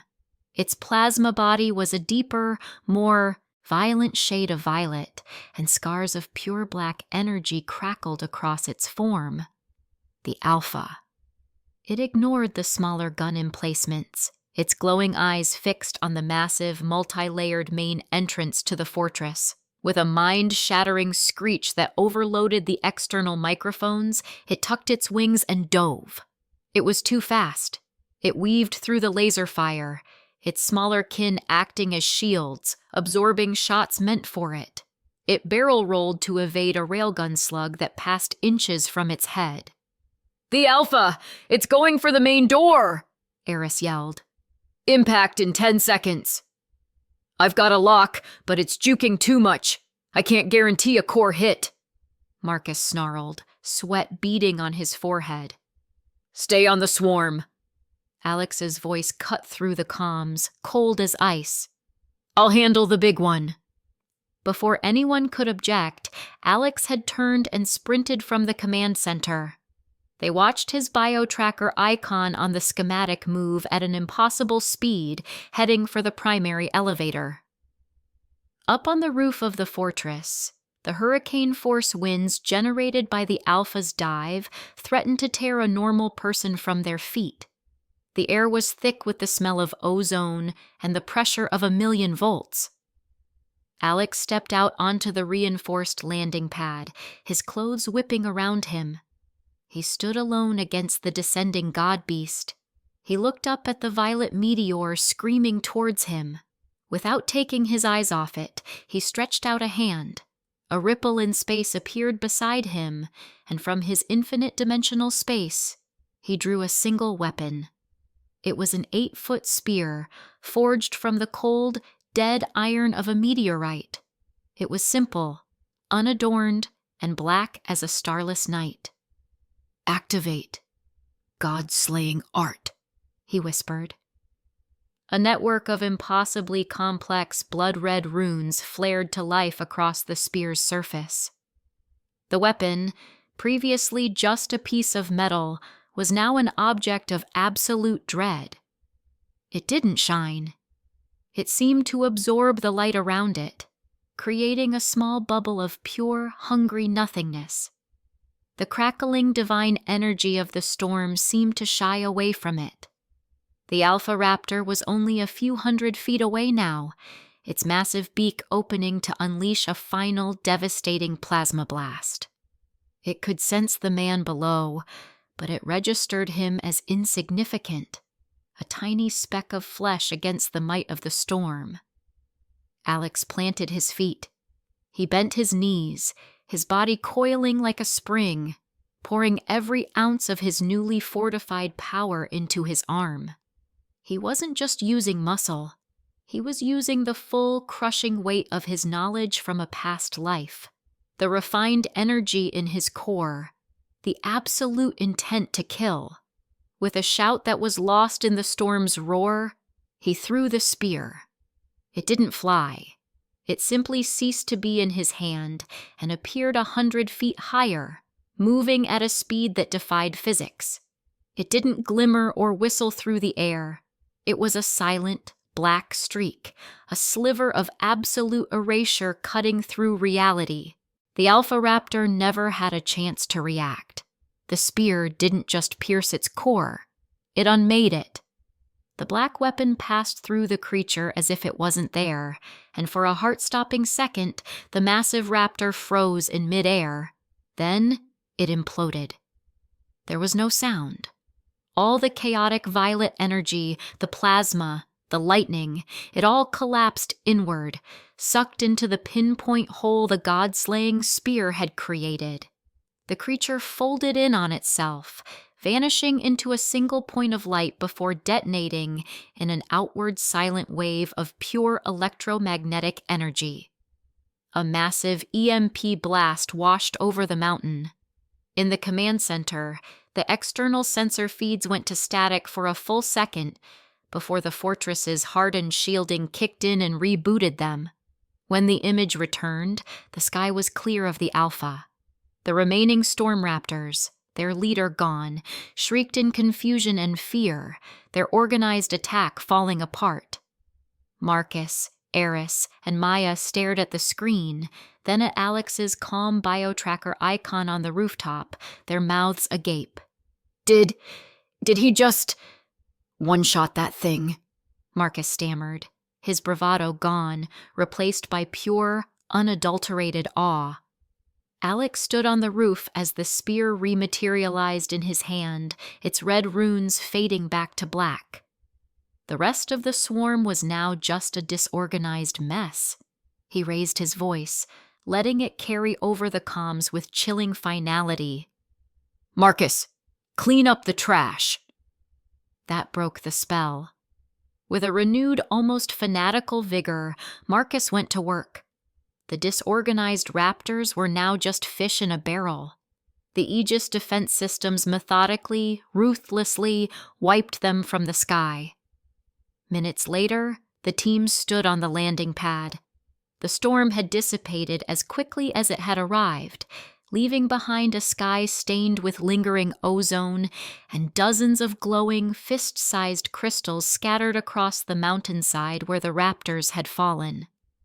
Automated drones were already zipping out to collect them. The largest prize lay at Alex's feet, retrieved by a heavy-lift drone. It was a pulsating violet crystal the size of a human heart, taken from the remains of the Alpha. The Divine Marrow. Battle report. Hostiles eliminated. Storm Raptor. K-54. Loot acquired. Lightning Core. X-53. Storm Raptor Divine Marrow. X-1. Energy absorbed. User power level increasing. 72%. 75%. 80%. User has reached 80% of fusion stage threshold. Awaiting breakthrough. Alex felt the surge of power, a significant leap forward. The quality of energy from these divine beasts was leagues beyond the maddening shriekers. Marcus cautiously poked the divine marrow with his boot. So this is the good stuff, huh? I can feel the juice coming off this thing. I could infuse this into our ammo, create stormburst rounds, or forge a blade that crackles with lightning, an arc blade. His mind was already racing, the possibilities endless. The fortress first, Alex said, his gaze firm. Eris, cannot. We integrate this divine marrow into the geothermal reactor's primary conduit. Eris was already running simulations on her tablet. Her eyes widened. Yes. My God, yes. It's a perfect energy catalyst. It would act as a supercondenser, refining the raw geothermal power. It would boost the entire fortress's energy efficiency by at least 20% and further mask our signature by stabilizing the output. Good, Alex said, a sliver of a smile on his face. He looked from the powerful divine marrow to his team, who were still looking at him with a new level of respect and fear. Today, a minor storm tested our walls. We took its power and made it our own. He turned his gaze to the horizon, to the south, where their next true target lay. Now, we have the strength and the resources. Get some rest. Our hunt for a new cloak begins at dawn. We're going to find a creature that can fold space, and we're going to tear its abilities right out of its soul. The heavy thump of the divine marrow hitting the polished concrete floor of the command center echoed the pounding in Marcus's chest. He stared at the pulsating violet crystal, then at Alex, who hadn't even broken a sweat. The man had just stood on the roof, thrown a spear, and erased a monster that their state-of-the-art railguns couldn't reliably hit. It was a whole different level of bullshit. Rest? Dude, after a light show like that, I'm too jacked on adrenaline to sleep for a week, Marcus said, running a hand through his short, grease-stained hair. "Give me that marrow and a few of those cores. Eris was right. I can turn this juice into something truly nasty. Arc rounds, electroshock hammers, maybe even a goddamn lightning whip. The possibilities!" Eris adjusted her glasses, her analytical gaze fixed on the marrow. His enthusiasm is misplaced, but his core concept is sound. The energy density within this marrow is phenomenal. Integrating it into the reactor is priority one. It will grant us a stable, refined power source and act as a form of passive camouflage, masking our energy signature by making it resemble a natural atmospheric phenomenon. Maya remained silent, her arms crossed. Her gaze, however, was locked on Alex. She wasn't looking at the loot or the tactical readouts. She was looking at the man. In the violent, unpredictable chaos of this new world, he was the only constant, a terrifyingly powerful, unshakable constant. She had thought the fortress's guns were their greatest weapon. She was wrong. He was. "Rest is for you three," Alex stated, his voice cutting through their thoughts. He bent down and picked up the divine marrow. It pulsed in his hand like a living, captured heart, crackling with contained fury. "You need to be at 100% to prepare the vehicles and equipment for Denver. Marcus, I want 2 of the Humvees retrofitted with icebreaker rams and heated tracks. Eris, I need every piece of data you can find on cryotheological entities and spatial anomalies. Maya, you'll be running point. We need a clear path through that frozen hellscape. That work begins in 8 hours. "And you?" Eris asked, her brow furrowed. "You expended a significant amount of energy. That throw was not a simple physical act." A ghost of a smile touched Alex's lips. "I'm not resting. I'm upgrading." He turned, the divine marrow in hand, and walked away, leaving the 3 of them to stare after him. His destination wasn't the living quarters or the mess hall. It was a section deep in the lowest level of the fortress, a place only he had access to, the resonance chamber. It wasn't a room for meditation. It was an engine for evolution. The chamber was a perfect sphere, 20 meters in diameter, with walls made of a polished, obsidian-like alloy that absorbed all light and sound. In the center of the floor was a single, flat pedestal. The entire room was crisscrossed with conduits that channeled a trickle of the geothermal reactor's raw power, creating a high-energy environment that would cook a normal person alive in seconds, but was the perfect catalyst for a breakthrough. The heavy, soundproof door hissed shut behind him, sealing him in absolute blackness. Alex walked to the center pedestal and sat cross-legged, placing the Storm Raptor divine marrow in front of him. In the oppressive dark, the crystal's violet light was a raging bonfire, casting dancing, electric shadows across his stoic features. Tiny arcs of lightning snapped from its surface into the air, zipping around with angry crackles. He took a deep breath, calming his mind. He could feel the power in his body from the recent battle, a tide rising against a dam. He was at 80% of the way to the fusion stage. This marrow was the final push, the flood that would break the dam and elevate him to a new plane of existence. Ultimate Heavenly Secret Analysis System engaged. Target: Storm Raptor Divine Marrow. Purity: 88%. Contains highly volatile and chaotic lightning attribute divine power. Warning: direct absorption carries a 95% risk of cellular disintegration and nervous system collapse for a baseline fusion stage candidate. User's current resilience and system assistance reduces risk to 30%. Proceed with caution. 30% is better than 0, Alex muttered to the empty room. He placed both hands on the pulsating crystal. Begin. The moment his will connected with the marrow, all hell broke loose. It wasn't a flow of energy. It was an invasion. A torrent of pure, untamed lightning slammed into his body, not through his hands, but through every cell at once. It was the feeling of being struck by 1,000 lightning bolts simultaneously. His vision went white with pain. A scream tore from his throat, a raw, animalistic sound of agony. The lightning energy was a wild beast, shredding his energy pathways, boiling his blood, and charring his muscles from the inside out. It was pure elemental chaos with one purpose: to destroy. Massive cellular damage detected. Life force reserves are being automatically deployed for regeneration. System is forcibly filtering the chaotic energy, isolating pure lightning essence. Pain was a fire, but Alex's will was forged iron. He had died once before. Physical agony was a familiar, almost boring sensation.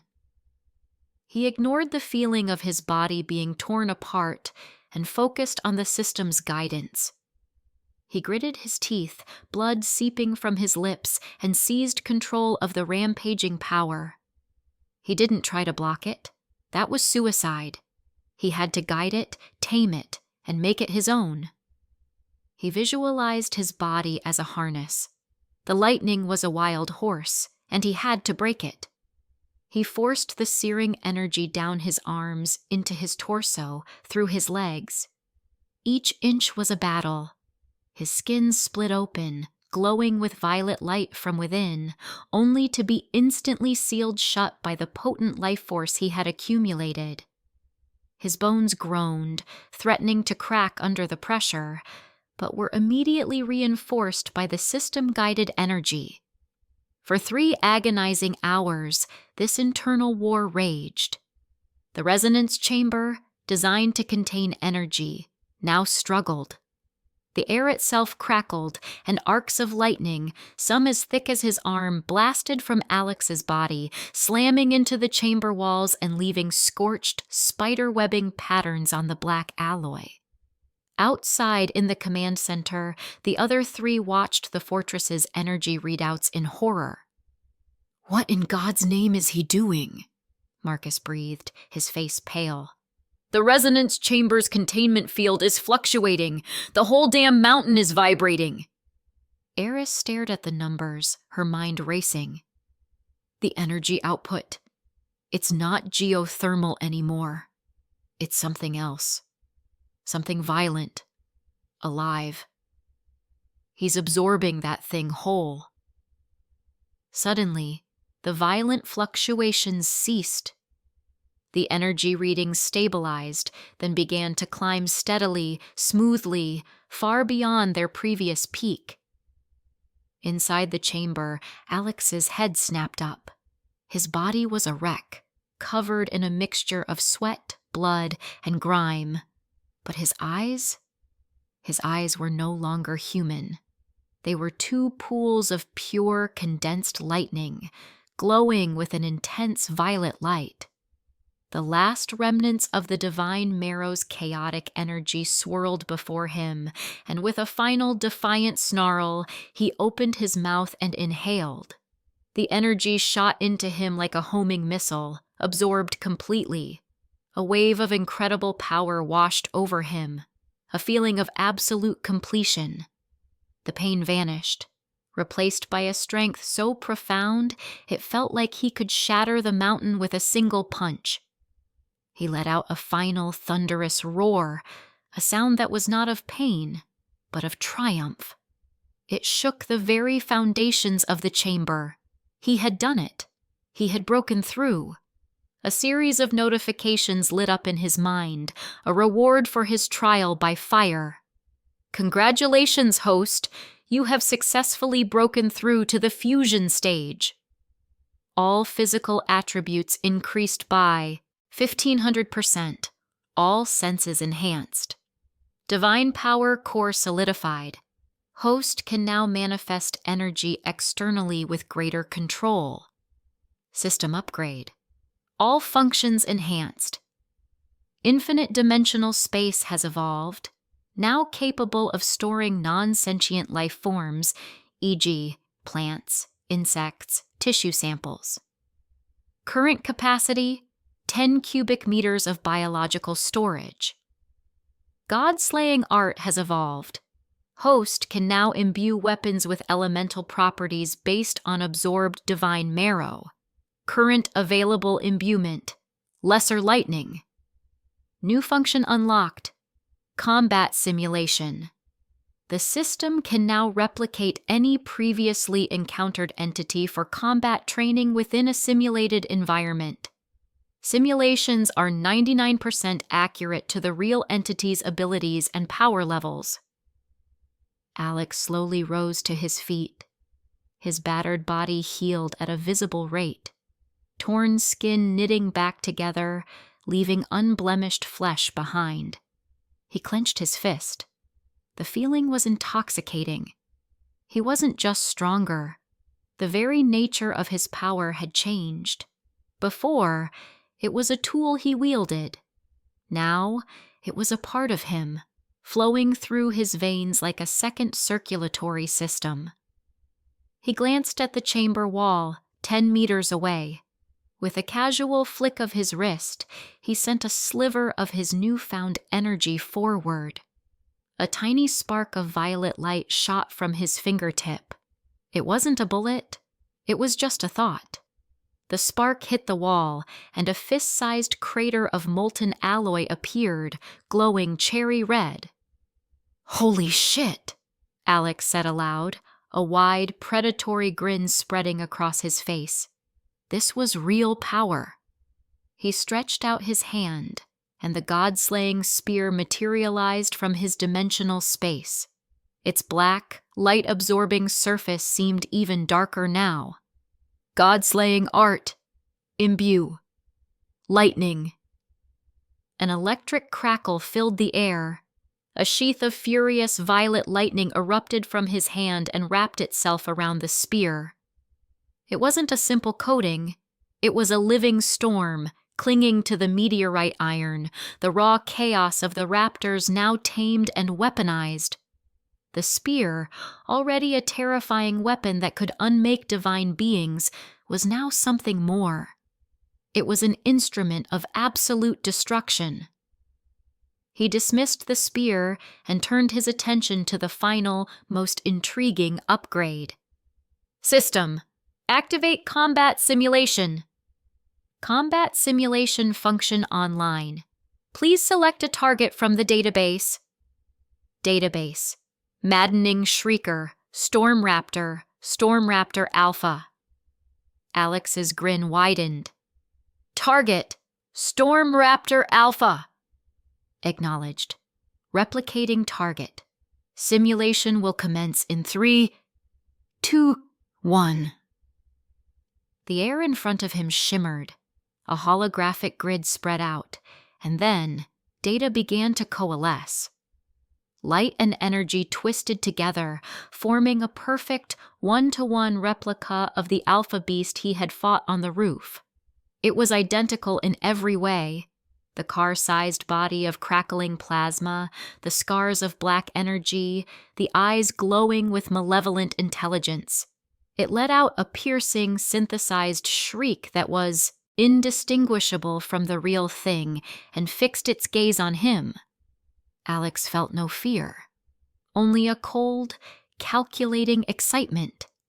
He cracked his knuckles, the sound like gunshots in the enclosed space. The last time they met, he had needed his ultimate weapon and a perfect ambush to win. Now, things were different. He stood before the simulated god beast, a hunter looking at his prey. "All right, you son of a bitch," Alex said, his own eyes flaring with violet light. "Let's go for round 2. The simulated air in the resonance chamber vibrated with the alpha's synthesized shriek. The beast, a perfect replica of condensed lightning and rage, lowered its head, its glowing eyes locking onto Alex with a promise of utter annihilation. Its plasma wings flared, casting the black alloy walls in a dancing, violent light. Alex didn't move. He didn't summon his spear. He didn't even adopt a proper fighting stance. He just stood there, cracking his knuckles, the sound echoing like small explosions in the chamber. A predatory smile was plastered on his face, his own eyes burning with a newly tamed violet fire. "All right, you son of a bitch," Alex said, his voice a low growl. "Let's go for round 2. The Storm Raptor Alpha didn't need a second invitation. With a noise like a thunderclap, it launched itself across the chamber, closing the 20-meter distance in a fraction of a second. Its claws, superheated talons of pure energy, aimed to tear Alex in half. Last time, he would have had to dodge, to use the terrain, to look for an opening. This time was different. As the claws came screaming towards his chest, Alex casually sidestepped. It wasn't a panicked leap. It was a simple, economical movement, so fast it was almost lazy. The raptor's attack tore through the empty air where he'd been standing, slamming into the far wall and sending up a spray of molten metal. Before the beast could even reorient itself, Alex acted.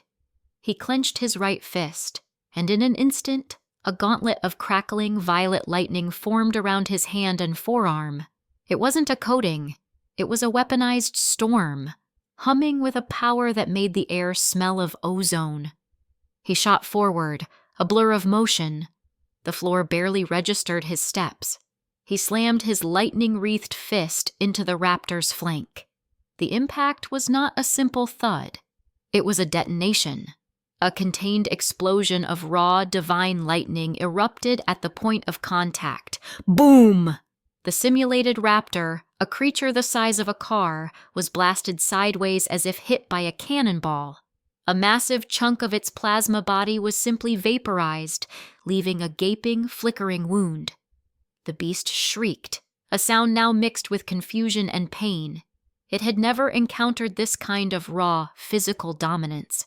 It tried to retaliate, twisting in midair to unleash a volley of lightning bolts from its beak. The bolts sizzled through the air, hot enough to melt steel. Alex didn't even bother to dodge. He simply raised his left hand, and a shimmering, translucent shield of purple energy materialized in front of him. The lightning bolts splattered against it harmlessly, fizzling out into nothing. "Too slow," Alex mocked. He vanished again. This time he appeared directly beneath the beast's head. He drove his right fist upward in a devastating uppercut. The lightning gauntlet flared, brighter than ever. The punch connected with the raptor's jaw, and the result was absolute carnage. The simulated creature's head was obliterated in a shower of violet sparks and dying data.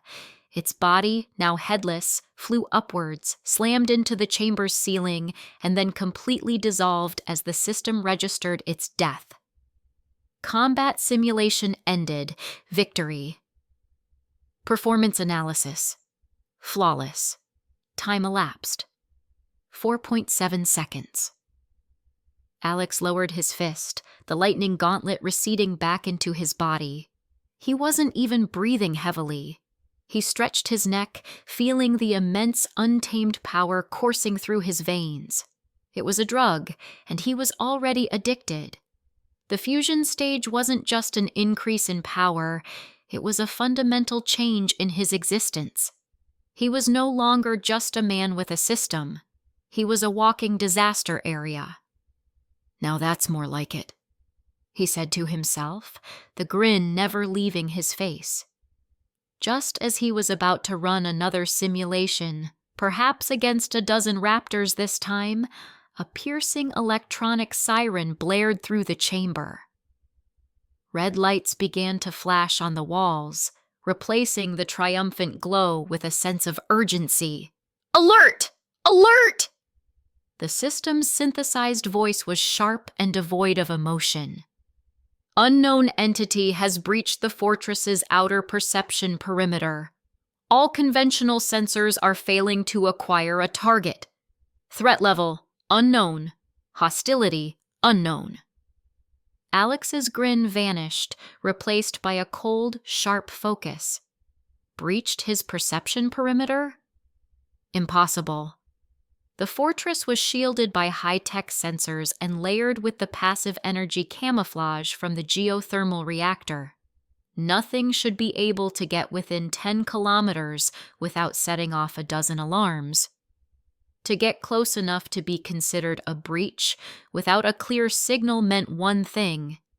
This wasn't a monster, and it wasn't the military. This was something else entirely. He strode out of the resonance chamber, his freshly healed body moving with terrifying speed. The command center was a short sprint away. He burst through the doors to find Marcus, Eris, and Maya already staring at the main holographic map, their faces grim. "What the hell is going on?" Alex demanded, his eyes fixed on the display. A large, circular area about 5 kilometers from the fortress was blinking with a red question mark. Every sensor feed directed at that location was showing nothing but static or a perfectly normal view of the mountainside. "We don't know," Eris said, pushing her glasses up her nose. Her usual academic composure was frayed. Thermal, satellite imagery, seismic, drone, flyovers, they all show nothing. But the system itself, on a deeper, more fundamental level, insists something is there. It's like trying to look at a hole in reality. "A ghost?" Marcus grumbled, his hand resting on the butt of the heavy-caliber pistol at his hip. "Some kind of new god freak that's invisible?" Maya said nothing, but her eyes were narrowed, scanning every screen as if she could physically will the intruder into appearing. Alex walked to the main console. A ghost? A hole in reality. He had knowledge from his past life, of entities that defied normal perception. He brought up the fortress's most advanced piece of surveillance hardware. "System, deploy Ghost 1. Direct optical link, no automated systems. I'll pilot it myself," he commanded. On the surface, a camouflaged hatch slid open silently. A sleek, matte black drone, built from radar-absorbent materials and powered by a near-silent electric engine, lifted into the sky. It was the pinnacle of pre-apocalypse stealth technology, a billion-dollar toy he'd acquired for just this sort of occasion. The main screen switched to the drone's high-definition camera feed. Alex took control, guiding the Ghost 1 over the rugged Montana terrain. The drone flew low and fast, its camera sweeping across the pine-covered slopes. The target area was a jagged, wind-swept peak a few kilometers away. As the drone crested a ridge, Alex saw it. On the very summit of the peak, silhouetted against the gray, overcast sky, stood a lone figure.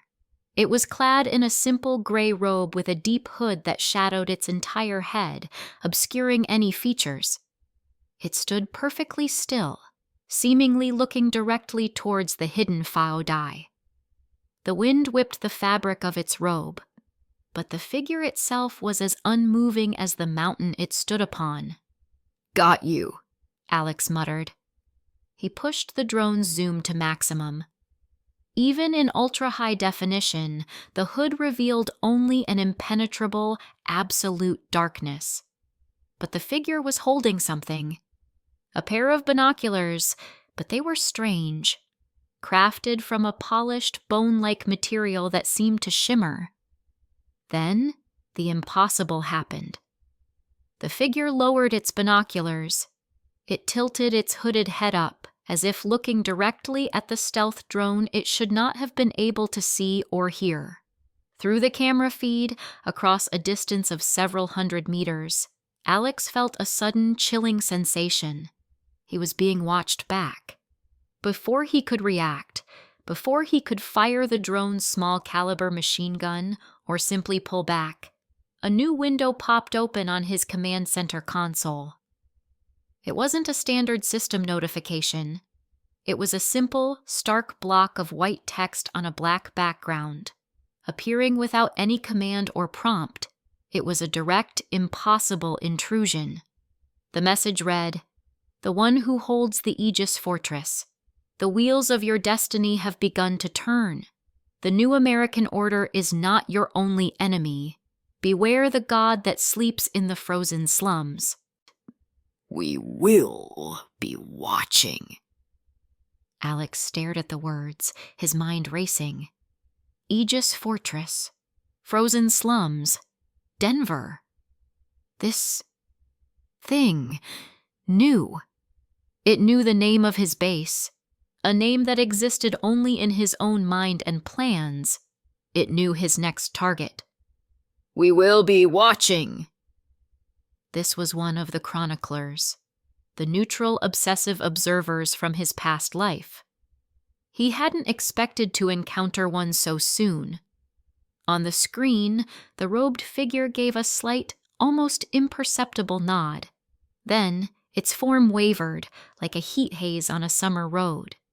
In the space of a single second, it dissolved into nothing, vanishing from the mountain peak as if it had never been there at all.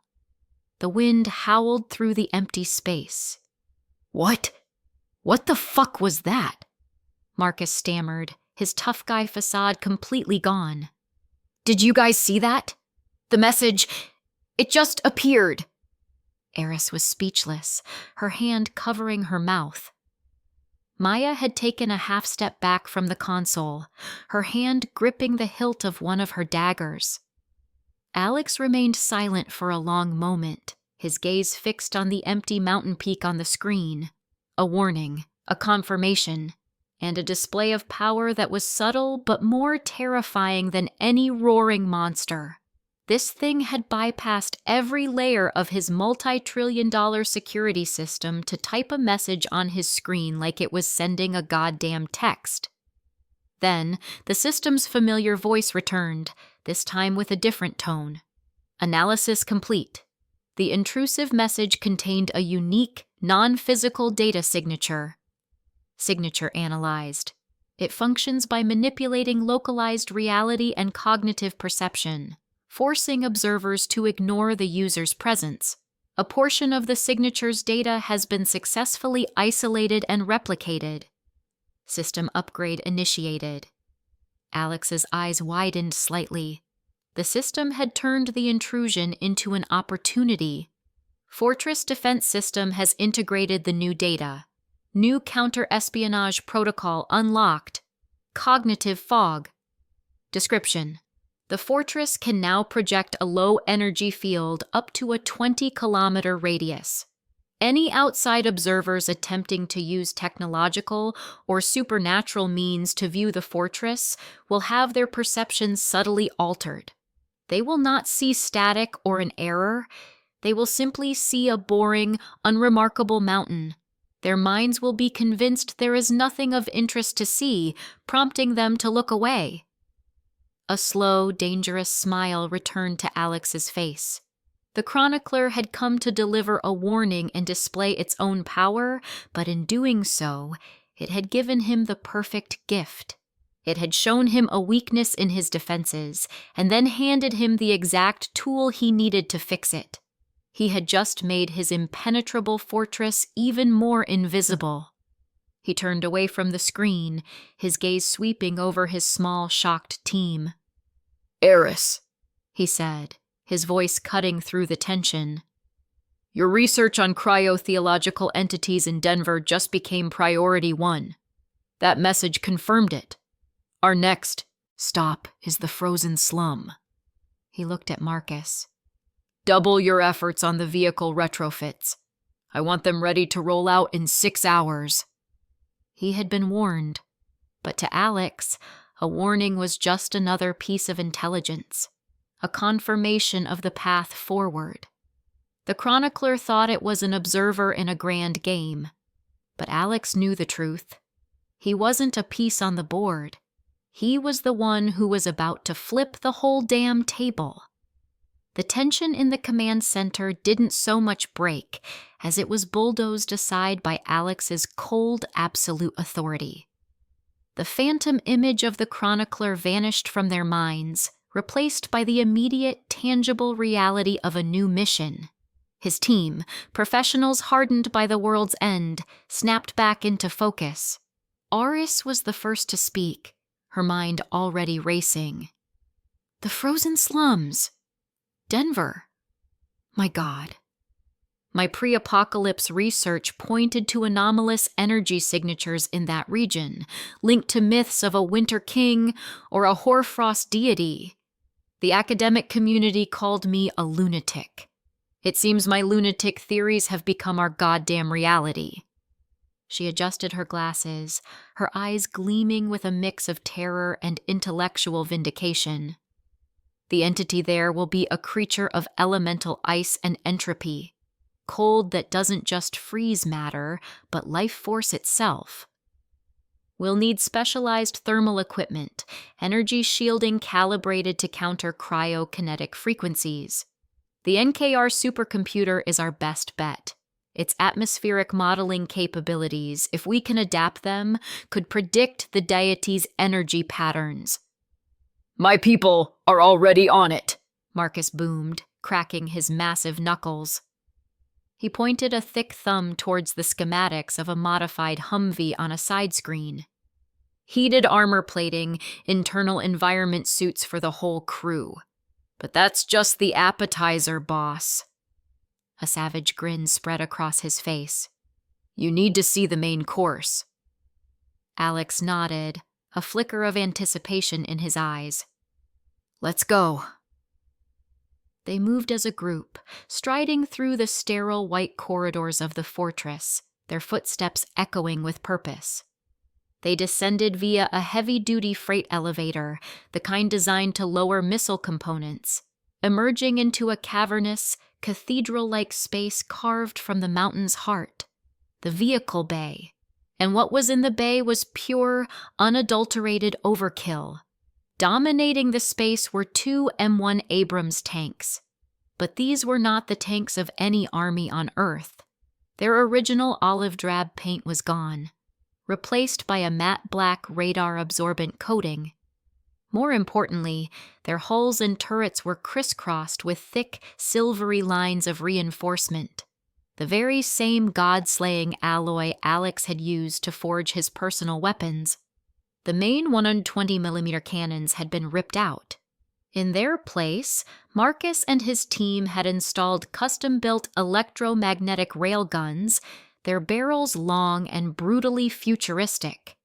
They were designed not to fire explosive shells, but solid tungsten rods at Keat. Mach 7, projectiles that could punch through a skyscraper and out the other side.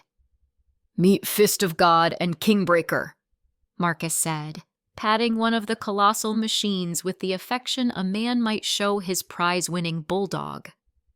Railguns are fully charged from the main reactor. Armor's been fused with the special alloy. They can take a direct hit from a demigod-class entity and maybe get a scratch on the paint. Flanking the 2 metal behemoths were 5 Humvees. Like the tanks, they were black, up-armored, and looked mean enough to scare the devil.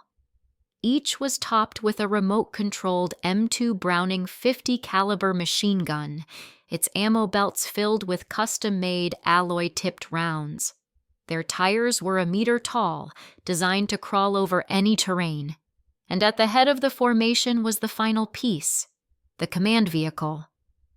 It was a heavily modified MRAP, a 6-wheeled fortress on wheels.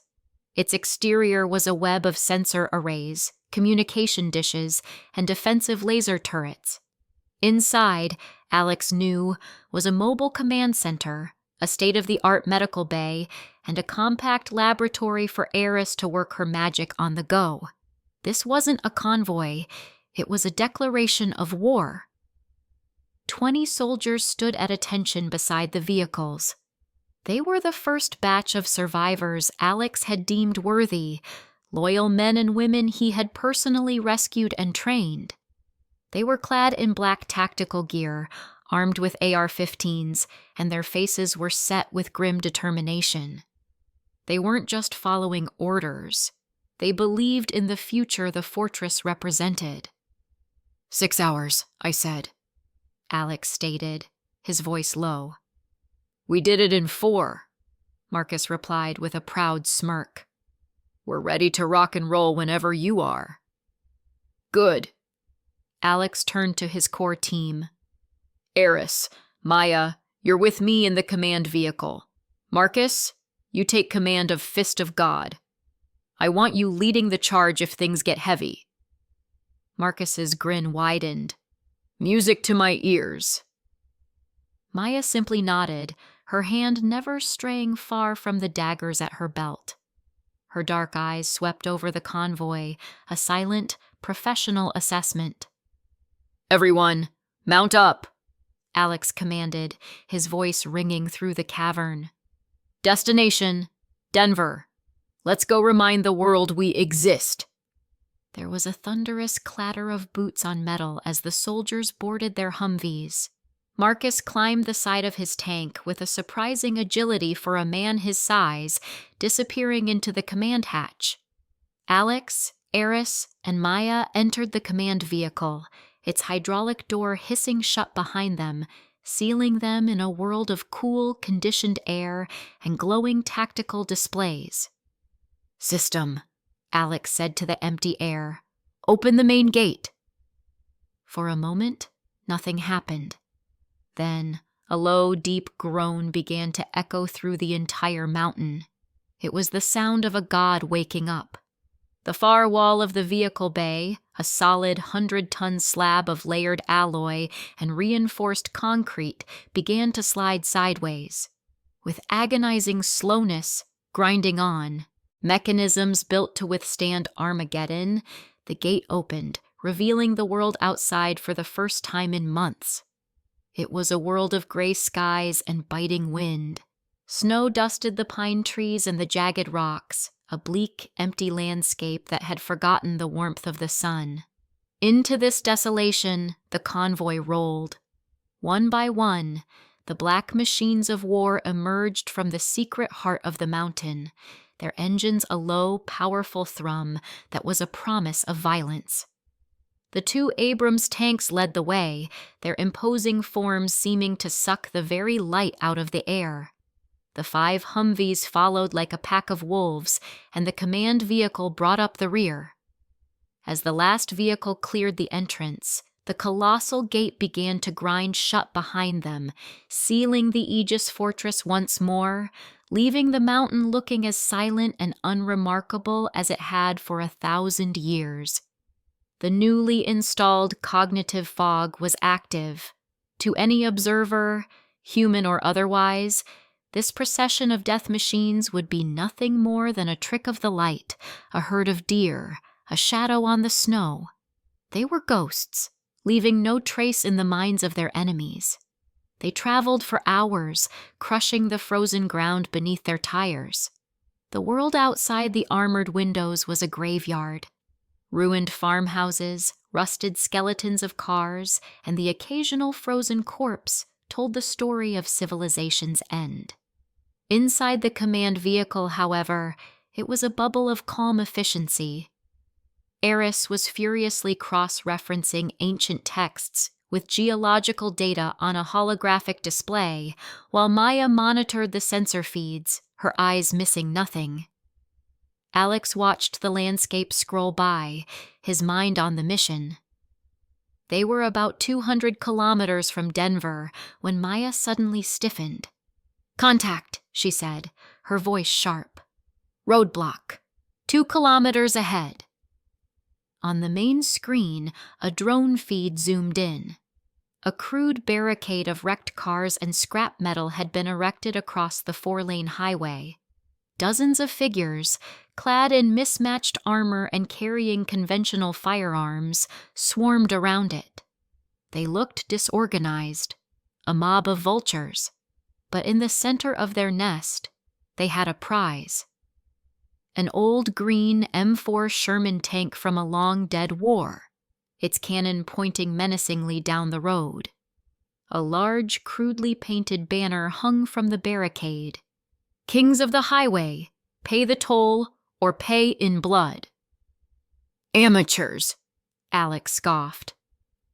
A voice crackled over the comms, a man trying to sound intimidating. "This is the domain of Razor, king of the highway. You in the fancy trucks. You have entered our kingdom, and the king demands a tax. Leave half your fuel, all your food, and any women you have, and we might let you pass. Refuse, and we'll turn you into scrap." Aris looked at Alex, a hint of concern on her face. "They have a tank." Alex didn't even look at her. He didn't bother to respond to the pathetic broadcast. He simply keyed his private channel to Marcus. "Marcus." "Yeah, boss?" Came, the eager reply. "Erase them. With pleasure." In the lead Abrams, Marcus didn't hesitate. His targeting system locked onto the ancient Sherman. The railgun on Fist of God began to glow, blue-white energy crackling along its length with a high-pitched whine that cut through the wind. The bandits around the barricade saw the light. They pointed, some laughing, some looking confused. What the hell was that? They got their answer a second later. Fzzz, crack! There was no loud explosion, no fiery blast. There was only the sound of air being torn apart. A nearly invisible streak shot from the Abrams cannon. It crossed the 2-kilometer distance in the blink of an eye. The tungsten rod, moving at over 8,000 kilometers per hour, struck the Sherman tank dead center. The effect was instantaneous and absolute. The kinetic energy transfer was so immense that the 30-ton war machine didn't explode. It was simply unmade. The front half of the tank vaporized into a cloud of superheated metal dust. The back half was peeled open like a tin can, the turret flying 100 meters into the air before crashing down in a twisted heap. The shockwave from the impact alone shredded the barricade and sent a dozen bandits flying through the air like broken dolls. Silence. The entire bandit army froze, their jaws hanging open. Their king, a big brute standing on a wrecked truck, looked from the space where his tank used to be to the convoy that hadn't even slowed down. The laughter and arrogance were gone, replaced by a primal, soul-crushing terror. They weren't facing survivors. They were facing gods. "All vehicles." Alex's voice was flat and cold over the convoy-wide comms. "Maintain speed. Run them over." The convoy didn't deviate. It didn't slow down. Fist of God, its cannons still smoking slightly, plowed directly through the remains of the barricade, its massive treads turning scrap metal and bandit bodies into little more than a red smear on the frozen asphalt. The Humvees followed, their .50 caliber machine guns opening up in disciplined bursts, cutting down anyone foolish enough to stand their ground. It wasn't a fight. It was an execution. In less than a minute, they were through. The kingdom of the highway was a smoking ruin in their rearview mirrors. Inside the command vehicle, Eris stared at the screen, her face pale. Maya, however, had a faint, almost imperceptible smile on her lips. She appreciated efficiency. Then, the familiar synthesized voice of the system chimed in Alex's mind. Combat data analyzed. Coordinated vehicular assault executed with 98% efficiency. Synergy between combat units has reached a new threshold. New tactical protocol unlocked. Mobile fortress formation. Description: when all convoy vehicles are within a 50-meter radius, their individual energy shields can link and overlap. This creates a single reinforced defensive field with 15% increased durability. Combined firepower is focused by the system for optimal target saturation. A small, satisfied smile touched Alex's lips. Perfect. A new tool, earned through decisive action. He glanced at the holographic map. They were getting closer. The sprawling, ice-choked ruins of Denver were beginning to appear on the horizon, a jagged wound in the landscape. That was just the warm-up, he said, more to himself than to anyone else. His eyes narrowed, focusing on the coordinates for the NCAR facility. Now, for the main event.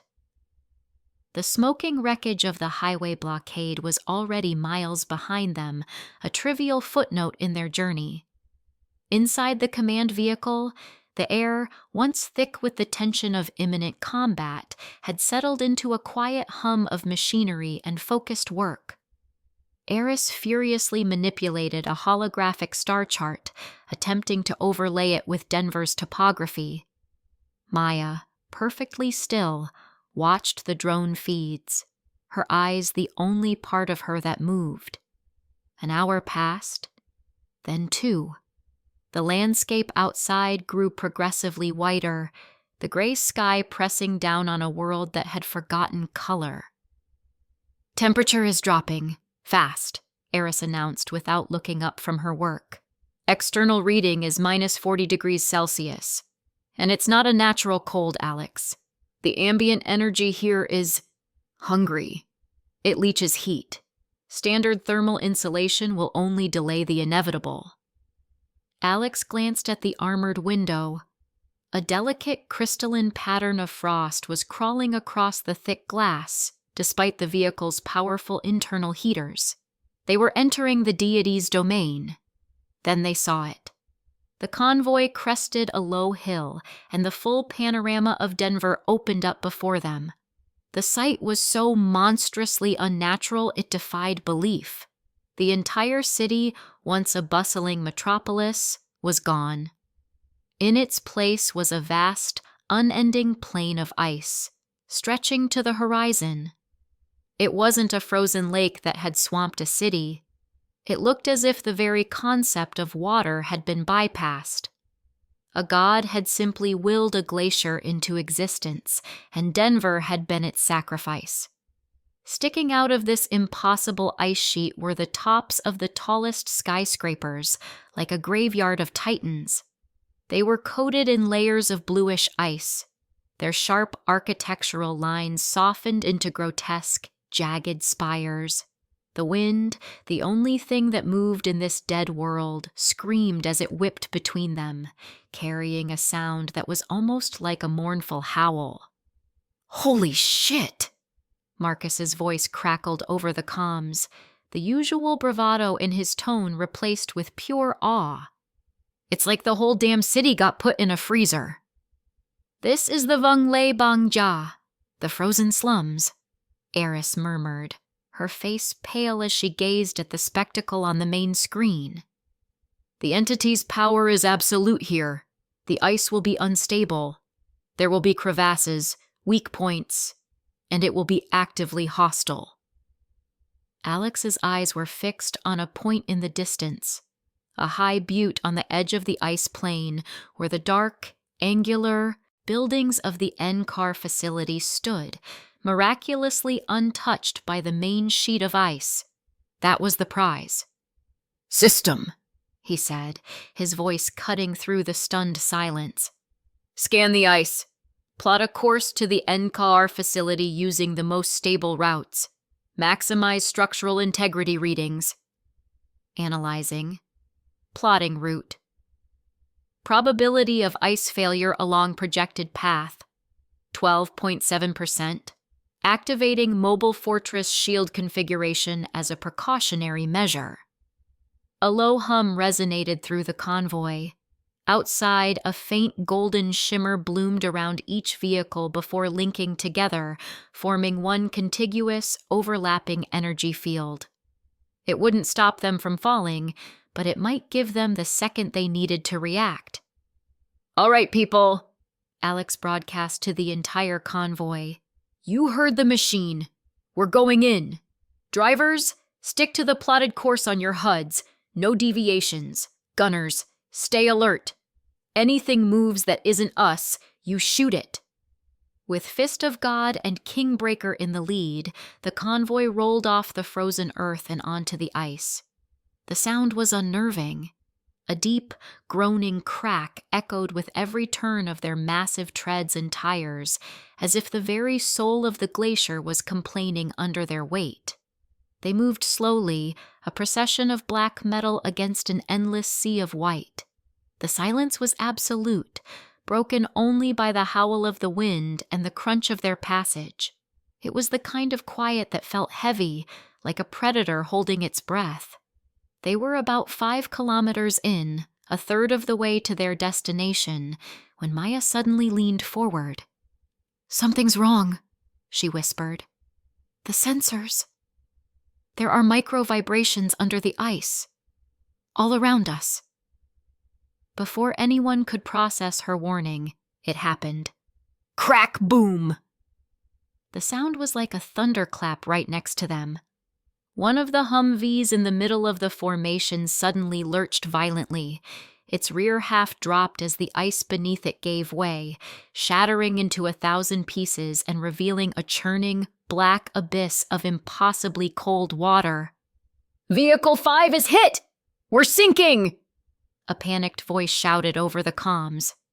And then, from the dark water, they came. Dozens of them. They were vaguely humanoid, with slick, blue-gray skin that seemed to absorb the light. Their limbs were long and thin, ending in claws that looked like they were carved from black ice. Their faces were nightmares. Large, milky white eyes with no pupils, and wide mouths that opened to reveal rows of needle-sharp, crystalline teeth. They moved through the freezing water with a horrifying speed, launching themselves out of the hole and onto the ice. "Frost fiends!" Eris screamed, recognizing them from a fragment of ancient text. "Don't let them touch you! Their touch freezes you from the inside out!" The fiends swarmed the trapped Humvee, their claws screeching as they tore at its reinforced hull, leaving deep gouges in the metal. The soldiers inside fired their rifles through the gun ports, but more creatures were already punching their way through the ice all around the convoy, their heads and shoulders emerging from the white surface like vengeful corpses rising from their graves. "Defensive formation!" Alex ordered, his voice a whip crack of command. The training kicked in instantly. The other 4 Humvees and the 2 Abrams tanks maneuvered with precision, forming a tight circle around the command vehicle and the compromised Humvee. Their M2 Brownings roared to life, the 50 caliber alloy-tipped rounds tearing the frost fiends apart in sprays of frozen gore and shattering ice. "This is my kind of party," Marcus yelled from the turret of Fist of God. But he wasn't using the railgun. A secondary nozzle extended from beside the main cannon. "Let's turn up the heat!" A massive torrent of fire erupted from the tank, a river of liquid flame that washed over the ice. The fiends shrieked as the fire touched them, not just burning them, but causing the very air around them to flash into steam. The ice melted instantly, creating a moat of boiling water that trapped dozens of the creatures, their flailing forms quickly cooked and then flash-frozen again by the surrounding cold. But for every 10 they killed, 20 more clawed their way onto the surface. The side door of the command vehicle hissed open. Maya slipped out, a black phantom against the white snow. She moved with an inhuman grace, her feet barely seeming to touch the slippery surface. She was a blur. She appeared in the shadow of a Humvee, her twin daggers flashing, and the heads of 3 fiends flew from their shoulders. Before their bodies hit the ice, she dissolved into the shadow of Kingbreaker 30 meters away, a 4th fiend collapsing with her blade buried in its eye socket. She was an artist of death, painting the ice red and black. The soldiers were fighting bravely. The defensive shield was holding, but the numbers were insane. The entire ice plain seemed to be alive with the monsters. It was a tide that threatened to overwhelm them. Then Alex stepped out. He wore no helmet, no heavy coat. The -40-degree air, a temperature that could kill a normal man in minutes, washed over him and seemed to have no effect. He walked calmly to the front of the convoy, placing himself between the tanks and the thickest part of the incoming horde. The soldiers stared. Eris watched from the vehicle's doorway, her heart in her throat. Alex took a deep breath. He held out his hands, and a visible energy began to crackle around them.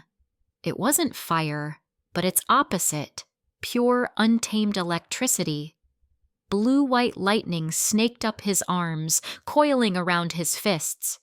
The same energy flowed down his legs, encasing his combat boots in shimmering electric death. The air filled with the sharp scent of ozone. The frost fiends, driven by some primal instinct, paused for a split second, sensing a new kind of predator in their midst. It was the last mistake they would ever make. Alex lifted his right foot. For a moment, he seemed to be floating, suspended in a corona of raw power. Then he stomped down. It wasn't a loud noise. It was a deep, resonant thump that shook the very foundations of the glacier. From the point of impact, a web of blinding blue-white lightning erupted, spreading across the surface of the ice in a perfect 100-meter circle. It didn't melt the ice. It infused it, turning the entire area into a massive conductor. The effect on the frost fiends was instantaneous and total. Every single creature within the circle seized up.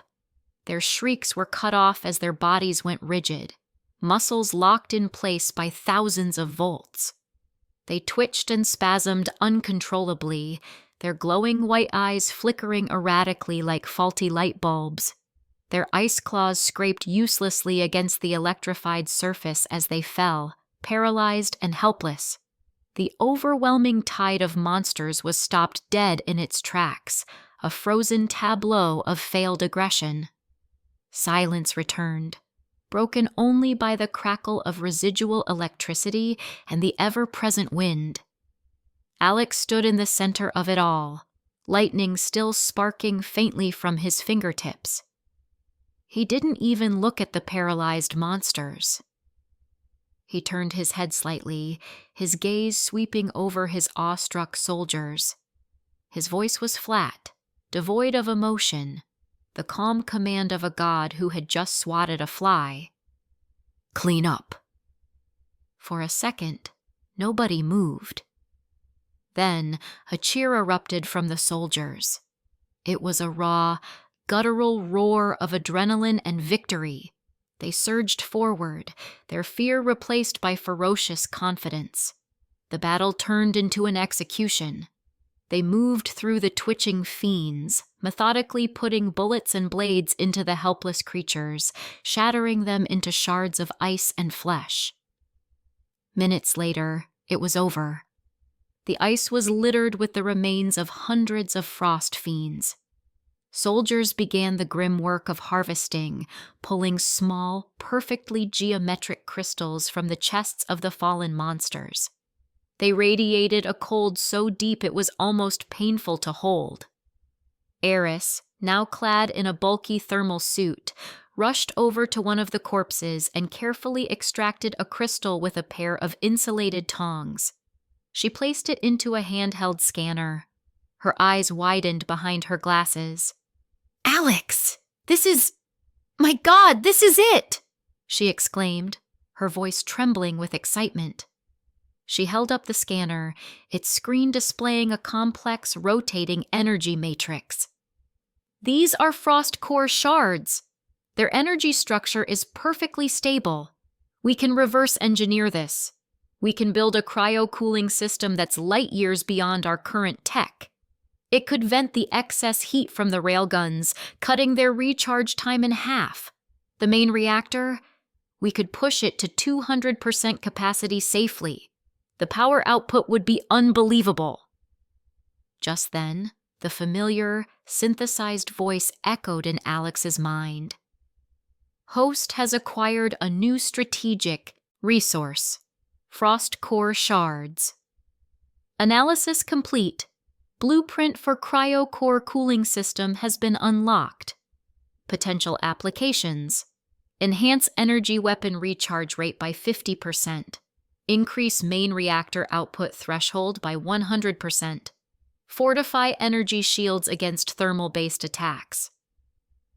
A small, satisfied smile touched Alex's lips. This was why he took these risks, not just for survival, but for dominance. He looked past the scenes of battlefield cleanup, his eyes zeroing in once again on the distant silhouette of the NKR facility. His men had reattached tow cables to the damaged Humvee and were already starting to pull it from the icy water. The convoy was battered but unbroken, stronger even. "Get that Humvee back in line," he commanded, his voice carrying easily over the wind. "That was just the welcome party." His gaze hardened. "Let's go claim our prize." The cleanup was brutally efficient. Under the watchful eyes of the gunners still manning their turrets, teams of soldiers swarmed the battlefield. They moved with a newfound swagger, their earlier tension replaced by the high of a decisive victory. Each shattered frost fiend yielded a frost core shard, and soon several hardened cases were filled with the faintly glowing, ice-cold crystals.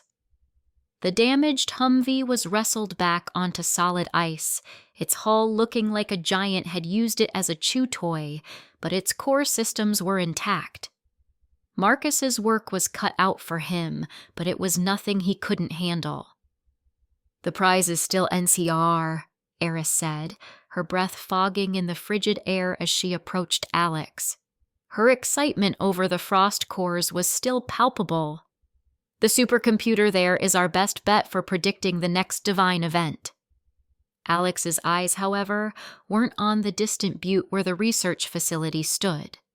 They were locked onto a different structure, further to the east. It was a massive, low-slung complex of clean white lines and blue-tinted glass, a stark modern island on the edge of the glacier. Unlike the skyscrapers, it was built on a raised plateau, largely spared from the ice's encroachment. A familiar logo, though half covered in snow, was still visible on its main tower: Intel. "Change of plans," Alex stated, his voice cutting through the wind.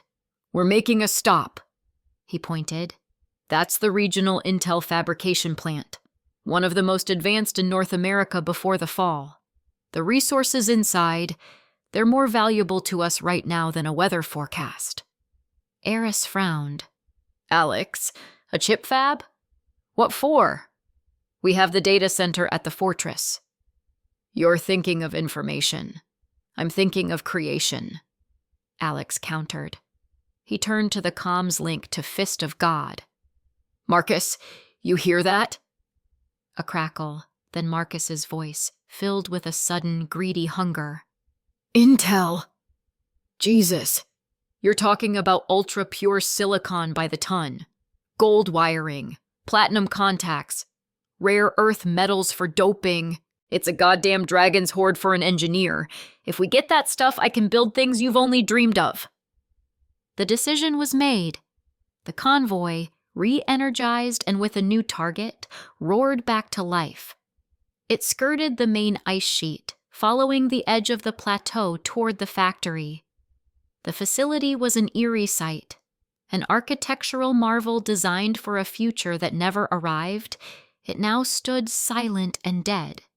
Its massive parking lots were filled with thousands of cars buried under a decade's worth of snow, a silent testament to the day the world ended.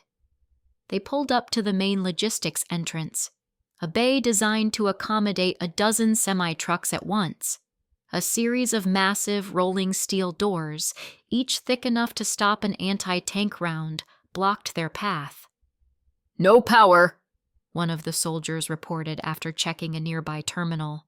"Whole grid's dead. These doors are locked down tight." "Not a problem," Marcus grunted over the comms. He hopped down from his tank, a tool belt slung over his thick winter gear. He was in his element. "Explosives are messy. Give me a minute." He walked up to the primary door control panel. It was a thick slab of steel with a digital keypad, now dark and lifeless. Alex, Eris, and Maya got out of the command vehicle to watch. "What's he gonna do? Talk it open?" A young soldier muttered. Marcus ignored him. He placed his bare hand flat on the cold metal panel next to the keypad. He closed his eyes. For a moment, nothing happened. Then, a faint blue light began to glow from under his palm. It wasn't electricity, it was something more fundamental. The light spread like veins, tracing unseen circuits within the wall. "Come on, baby," Marcus whispered, his voice a low thrum. "I know you're in there. You've got emergency capacitor banks. Just a little juice is all I need. Wake up for me." It was his Dinang, Vat Chat Dong Hua, material assimilation. He wasn't hacking the system. He was communing with it. He could feel the flow of dormant electrons, the physical layout of the relays and breakers, the very grain of the copper wiring. He was speaking the language of metal and electricity. A low hum started from deep within the wall. A single red light on the control panel flickered to life. Then another. The keypad lit up, displaying a cascade of error messages. Beep! Beep! Beep! With his hand still on the wall, Marcus's other hand tapped a sequence on the keypad with impossible speed. He wasn't entering a code. He was manually firing the internal relays, bypassing the security lockdown entirely. With a deep thunk that echoed in the silence, the colossal magnetic locks disengaged. A powerful hiss of hydraulics followed, and the multi-ton steel door began to slide smoothly open, revealing a cavernous, dark loading bay inside. The soldiers stared in disbelief. The one who had scoffed now looked at Marcus with something approaching religious reverence. "Show off," Maya muttered, but a hint of a smile touched her lips. "All right, let's move," Alex commanded. "Kingbreaker, Fist of God, stay outside and keep watch. Everyone else, suits on, lights on. We don't know what's waiting in the dark." The interior of the factory was otherworldly. It was a city of machines. Robotic arms the size of small cars hung motionless over silent conveyor belts. The air was freezing and smelled sharply of ozone and cold electronics. Emergency lights cast long, distorted shadows, making the dormant machinery look like sleeping metal beasts. They had advanced less than 100 yards into the main corridor when a series of sharp, mechanical clicks echoed from the ceiling. Panels slid open, and a dozen security drones dropped down, hovering on silent anti-grav emitters. They were sleek, white machines, armed with what looked like high-frequency stun cannons and small-caliber machine guns. Red optical sensors swiveled and locked onto the intruders. "Hostiles!" a soldier yelled, raising his rifle. "Hold your fire!" Marcus shouted. He strode forward, putting himself between the soldiers and the drones. He raised his hands, not in surrender, but in a gesture of command. "They're on a closed network, running on internal power. They're just following their last orders. Defend the facility." He focused his power again, but this time he projected it outward. The blue light of his ability leaped from his fingertips in ethereal arcs, connecting with the chassis of each drone. "New orders, boys," Marcus grinned, a feral light in his eyes. "Target. Each other. Priority. Total annihilation." The effect was instantaneous. The drone's red optical sensors flickered. For a second, they seemed confused. Then, half of them swiveled to face the other half. With no warning, they opened fire on each other. The corridor erupted in a chaotic light show of stun blasts and tracer rounds. It was a short, vicious, and utterly one-sided battle. The drones, designed to be brutally efficient, tore each other to pieces. Metal plating shattered, circuits sparked, and one by one, the machines crashed to the floor in heaps of smoking scrap. In less than 30 seconds, it was over. The only sound was the clatter of a single detached robotic arm twitching on the ground. Alex nodded, impressed. "Good work, Marcus. You just saved us a lot of ammo." "My pleasure," Marcus said, looking at the wreckage with the pride of an artist.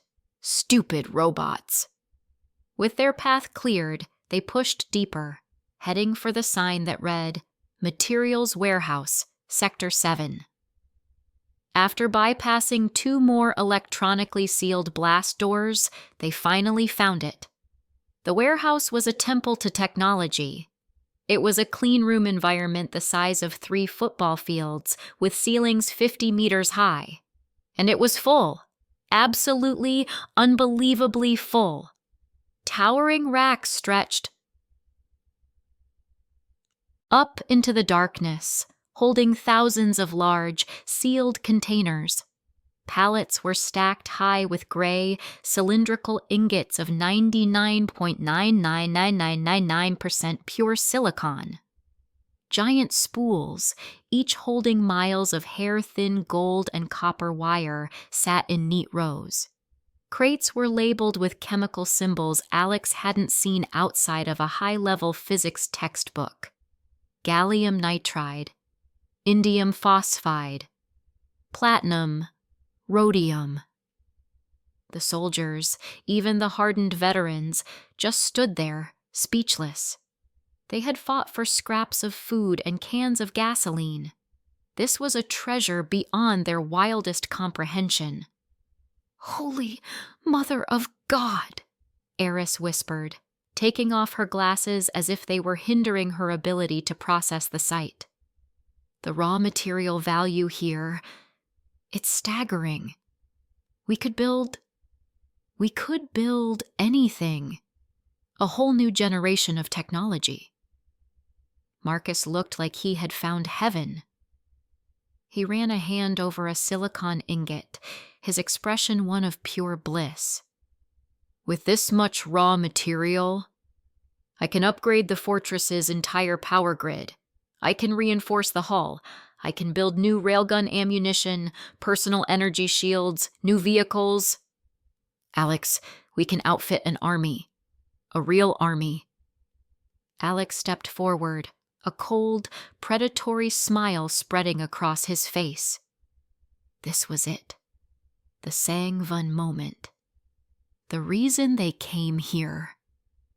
"An army needs weapons," Alex said, his voice echoing slightly in the vast space. "But I'm not just taking the materials. I'm taking everything." He raised his right hand.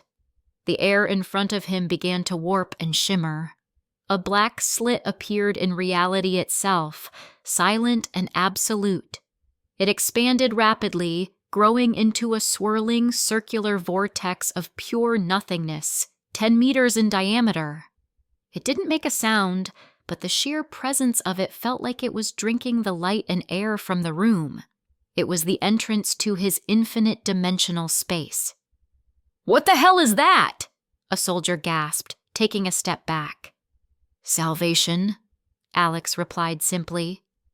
Then, he activated its primary function, spatial suction. A powerful, irresistible force erupted from the vortex. It wasn't wind. It was a fundamental pull of space itself. The nearest pallet of silicon ingots lifted off the ground, slid through the air, and vanished silently into the black portal. Then the next one, and the next. The process accelerated. Crates of precious metals were torn from their shelves.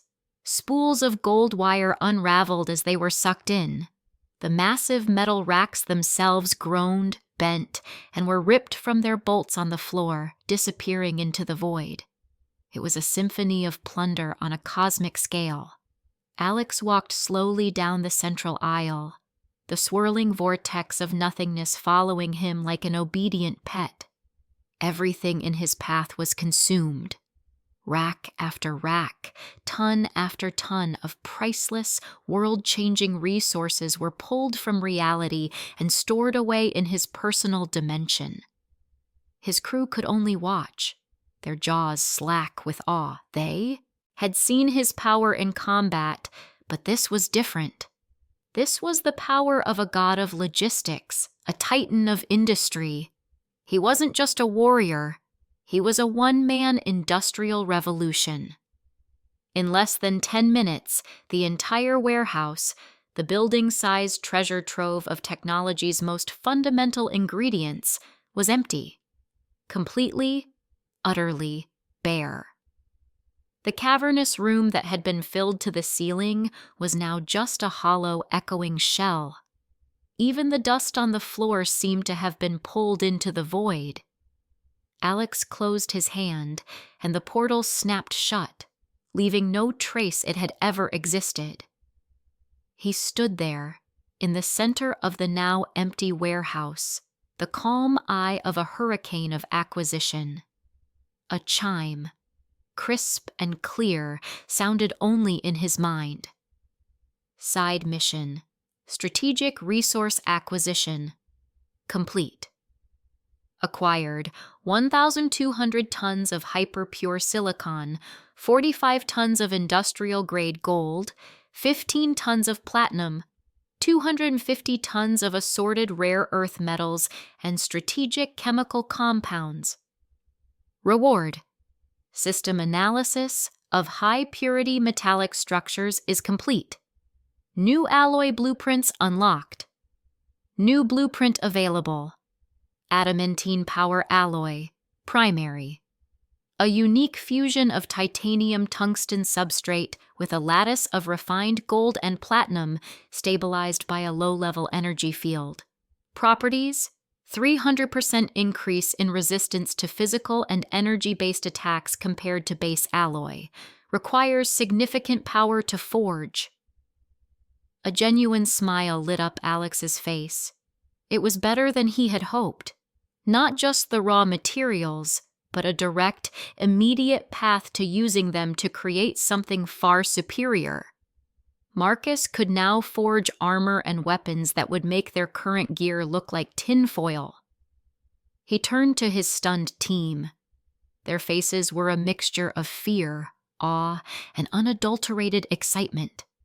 They weren't just following a strong leader anymore. They were following a force of nature. "Marcus," Alex said, his voice calm but carrying the weight of the tons of metal he now possessed. "When we get back, you're going to be very busy." His gaze shifted, looking past the plundered factory and back out into the frozen hellscape of Denver. The prize was secured. The upgrade was unlocked. "Now," he said, his eyes locking back onto the distant butte. "Let's go get our supercomputer." The convoy moved with a new sense of purpose. The plundered riches from the Intel factory weren't just a physical weight in Alex's dimensional space. They were a tangible shift in their power, a heavy, confident presence that seemed to press down on the very ice they drove over. The growl of the Humvees and the heavy tread of Marcus's tank, the fist of God, sounded less like the desperate rattling of survivors and more like the confident march of conquerors. Their destination was a stark contrast to the sterile modern lines of the chip fab. High on a butte overlooking the frozen expanse of Denver sat the National Center for Atmospheric Research, or NCR. It was a cluster of beautiful, almost organic-looking buildings made of reddish-brown concrete, designed to blend with the Flatiron Mountains behind them. A place of science, of quiet contemplation, now isolated like a monastery in a frozen hell. "That's it," Eris said, her voice crisp over the internal comms. She was leaning forward in the command vehicle, binoculars pressed to her eyes. "The architecture is meant to evoke the cliff dwellings of the ancestral Puebloans, a fortress of knowledge." "Looks more like a tomb to me," a soldier in the back muttered. Alex didn't respond. His eyes were narrowed, scanning the approach. The road leading up the butte was steep and winding, a perfect choke point. As they drew closer, his gaze locked onto the main building's highest point. Something was flapping in the wind. It wasn't the Stars and Stripes.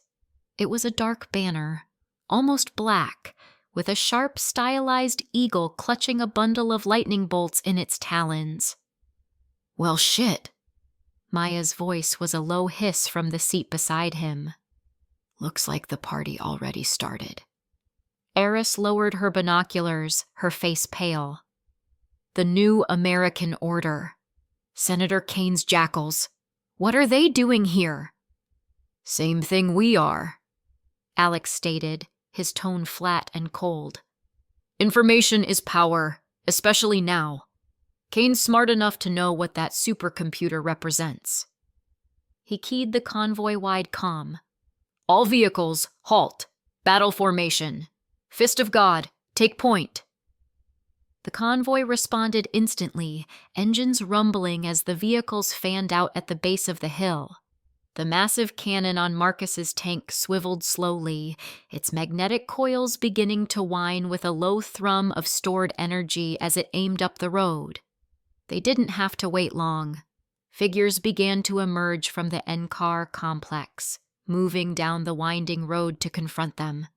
There were about 50 of them, a motley crew clad in a mix of old military gear and scavenged tactical vests, all bearing the same dark eagle insignia. They were Dinangya, awakened, and they moved with the sloppy arrogance of bullies who were used to getting their way. Leading them was a man of truly absurd proportions. He was at least 7 feet tall and built like a vending machine, with a bald head and a jaw that looked like it was carved from granite. He wore no helmet or heavy armor, just a reinforced vest that seemed 2 sizes too small for his colossal chest. He stomped down the road, each step making a heavy, solid sound, and came to a stop 100 meters from their front line. "I am Rhino, commander of the NAO's Denver Reclamation Force," the giant boomed, his voice echoing across the ice. "By the authority of Senator Augustus Kane and the new American order, this facility and all its contents are now state property. You will power down your vehicles, lay down your arms, and surrender all your supplies for the good of the new nation. Comply, and you may be granted a place as laborers. Resist, and you will be erased." The soldiers in Alex's convoy tensed, hands tightening on their weapons. Eris looked at Alex, her expression a mixture of worry and analytical curiosity. His skin. It's refracting the light strangely. Some kind of dermal reinforcement ability, high level by the looks of it. Alex didn't even glance at her. He simply watched the bellowing giant with an expression of profound boredom. He didn't say a word.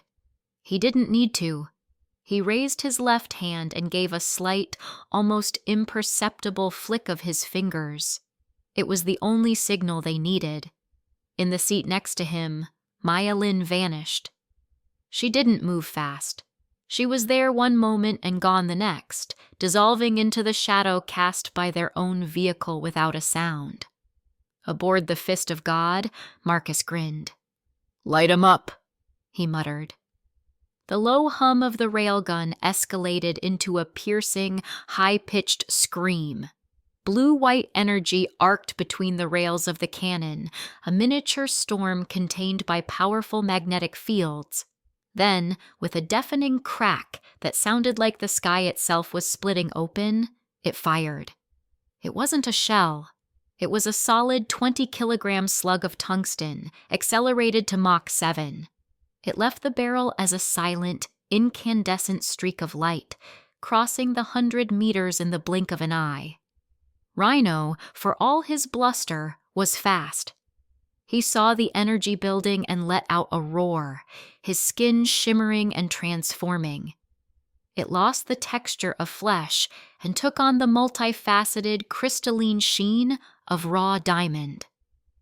He braced himself, confident in his absolute defense.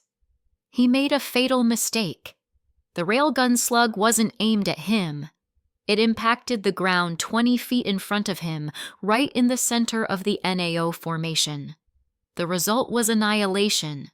The kinetic energy released was catastrophic. The frozen asphalt road simply vaporized. A crater 10 feet deep was gouged out of the earth in a microsecond. The Dinungia standing nearby were not just killed. They were atomized. Their bodies turned to red mist and flash-frozen bone fragments by the shockwave. Men further back were picked up and hurled like dolls, their bodies mangled and broken before they even hit the ground. A jeep parked on the roadside was peeled open like a tin can and tossed 100 feet into the air. The perfectly packed formation of 50 soldiers was reduced to less than 20 terrified, screaming survivors in an instant. The disciplined advance had become a panicked scramble for life amidst a hell of their own making. Rhino stood alone in the devastation, his diamond-hard skin unscratched by the shrapnel. But his face was a mask of pure shock and fury. His invincible troops had been broken by a single shot. "You son of a bitch!" he bellowed, his confidence replaced by raw rage. "I'll tear you apart!" Lowering his head, he charged. The ground cracked under his feet. He was a runaway, freight train of muscle and diamond, closing the distance with terrifying speed, his eyes locked on Alex's command vehicle. He was going to rip the door off and crush the man who had humiliated him. Inside the Humvee, Alex remained perfectly still. He watched the approaching behemoth with the detached interest of a scientist observing an insect. "Idiot," he said softly. He raised his right hand, palm open. The air in front of his hand flickered, and the hilt of a sword materialized from nothingness. It was a single-edged blade, long and straight, forged from the matte black, unreflective metal of a meteorite. This was one of his 10 god-slaying weapons. As his fingers closed around the hilt, he channeled his power. Crackling blue-white electricity, a captured piece of a long-dead storm god, danced along the length of the blade, wrapping it in a lethal aura of lightning. The driver of the Humvee yelled, "Sir, he's—" "Stay put," Alex commanded, his voice utterly calm. He opened his door and stepped out onto the ice, directly into the path of the charging monster. Rhino saw him and let out a triumphant roar. His target was out in the open. He drew back a fist the size of a cinder block, his diamond-coated knuckles glittering, ready to deliver a blow that could pulverize concrete. Alex didn't brace. He didn't dodge. He just took one casual step forward, raising his lightning-wreathed sword. As Rhino's punch descended, Alex swung. It wasn't a powerful, desperate hack. It was a fluid, effortless arc, a motion as simple and elegant as a calligrapher's brushstroke. The black blade met the diamond-hard arm. There was no clang of metal on stone. There was only a soft, hissing, sheeing sound. The lightning aura around the blade parted the crystalline structure of Rhino's skin as if it were water. The god-slaying blade itself, designed to sever the very essence of divine beings, passed through flesh and bone as if they offered no resistance at all. Rhino's punch never landed. His entire arm, from the shoulder down, flew past Alex and skidded across the ice in a spray of blood. The giant stumbled to a halt, his momentum gone. He stared, dumbfounded, at the clean, cauterized stump where his arm used to be. Then he looked at Alex, who was casually flicking a single drop of blood off his blade. The man's face held no triumph, no exertion, only a mild disappointment, as if he'd expected more of a challenge. My arm, Rhino stammered, his brain unable to process what had just happened. His invincibility, the very core of his identity and power, had been negated with a single, lazy swing. From the periphery, flashes of movement. Maya reappeared from the shadow of a wrecked vehicle, her twin daggers slitting the throats of 2 of Rhino's lieutenants before they could even decide whether to fight or run. The remaining NAO soldiers saw it all. They saw their champion dismembered. They saw the merciless efficiency of the assassins in the shadows. Their faith in their cause, in their own power, shattered like glass. Panic took over. They broke. They dropped their weapons and ran, scrambling up the hill back toward the false safety of the research center, their screams of terror swallowed by the wind. Alex didn't bother pursuing them. He gave Maya a nod, and she melted back into the shadows to harry the retreat and ensure no one tried to rally. He turned back to the dumbstruck Rhino, who was now on his knees, clutching his stump, blood pooling around him on the ice. The diamond sheen on his skin flickered and died, leaving him as just a very large, bleeding man. "You see?" Alex said, his voice quiet but carrying with absolute authority. "The difference between you and me is that you think power is a loud voice and hard skin. I know that true power is having the right tool for the job." He flicked his wrist, and the sword vanished back into his dimensional space. He didn't even grant Rhino the dignity of a final look. "Marcus, clean up. Eris, with me. Let's go get our computer." He strode past the kneeling, defeated commander and began walking up the road, his team falling in behind him, their awe and respect for him solidifying into something unshakable. The NKR facility was a ghost town. The fleeing NAO soldiers had either escaped into the mountains or been dealt with by Maya.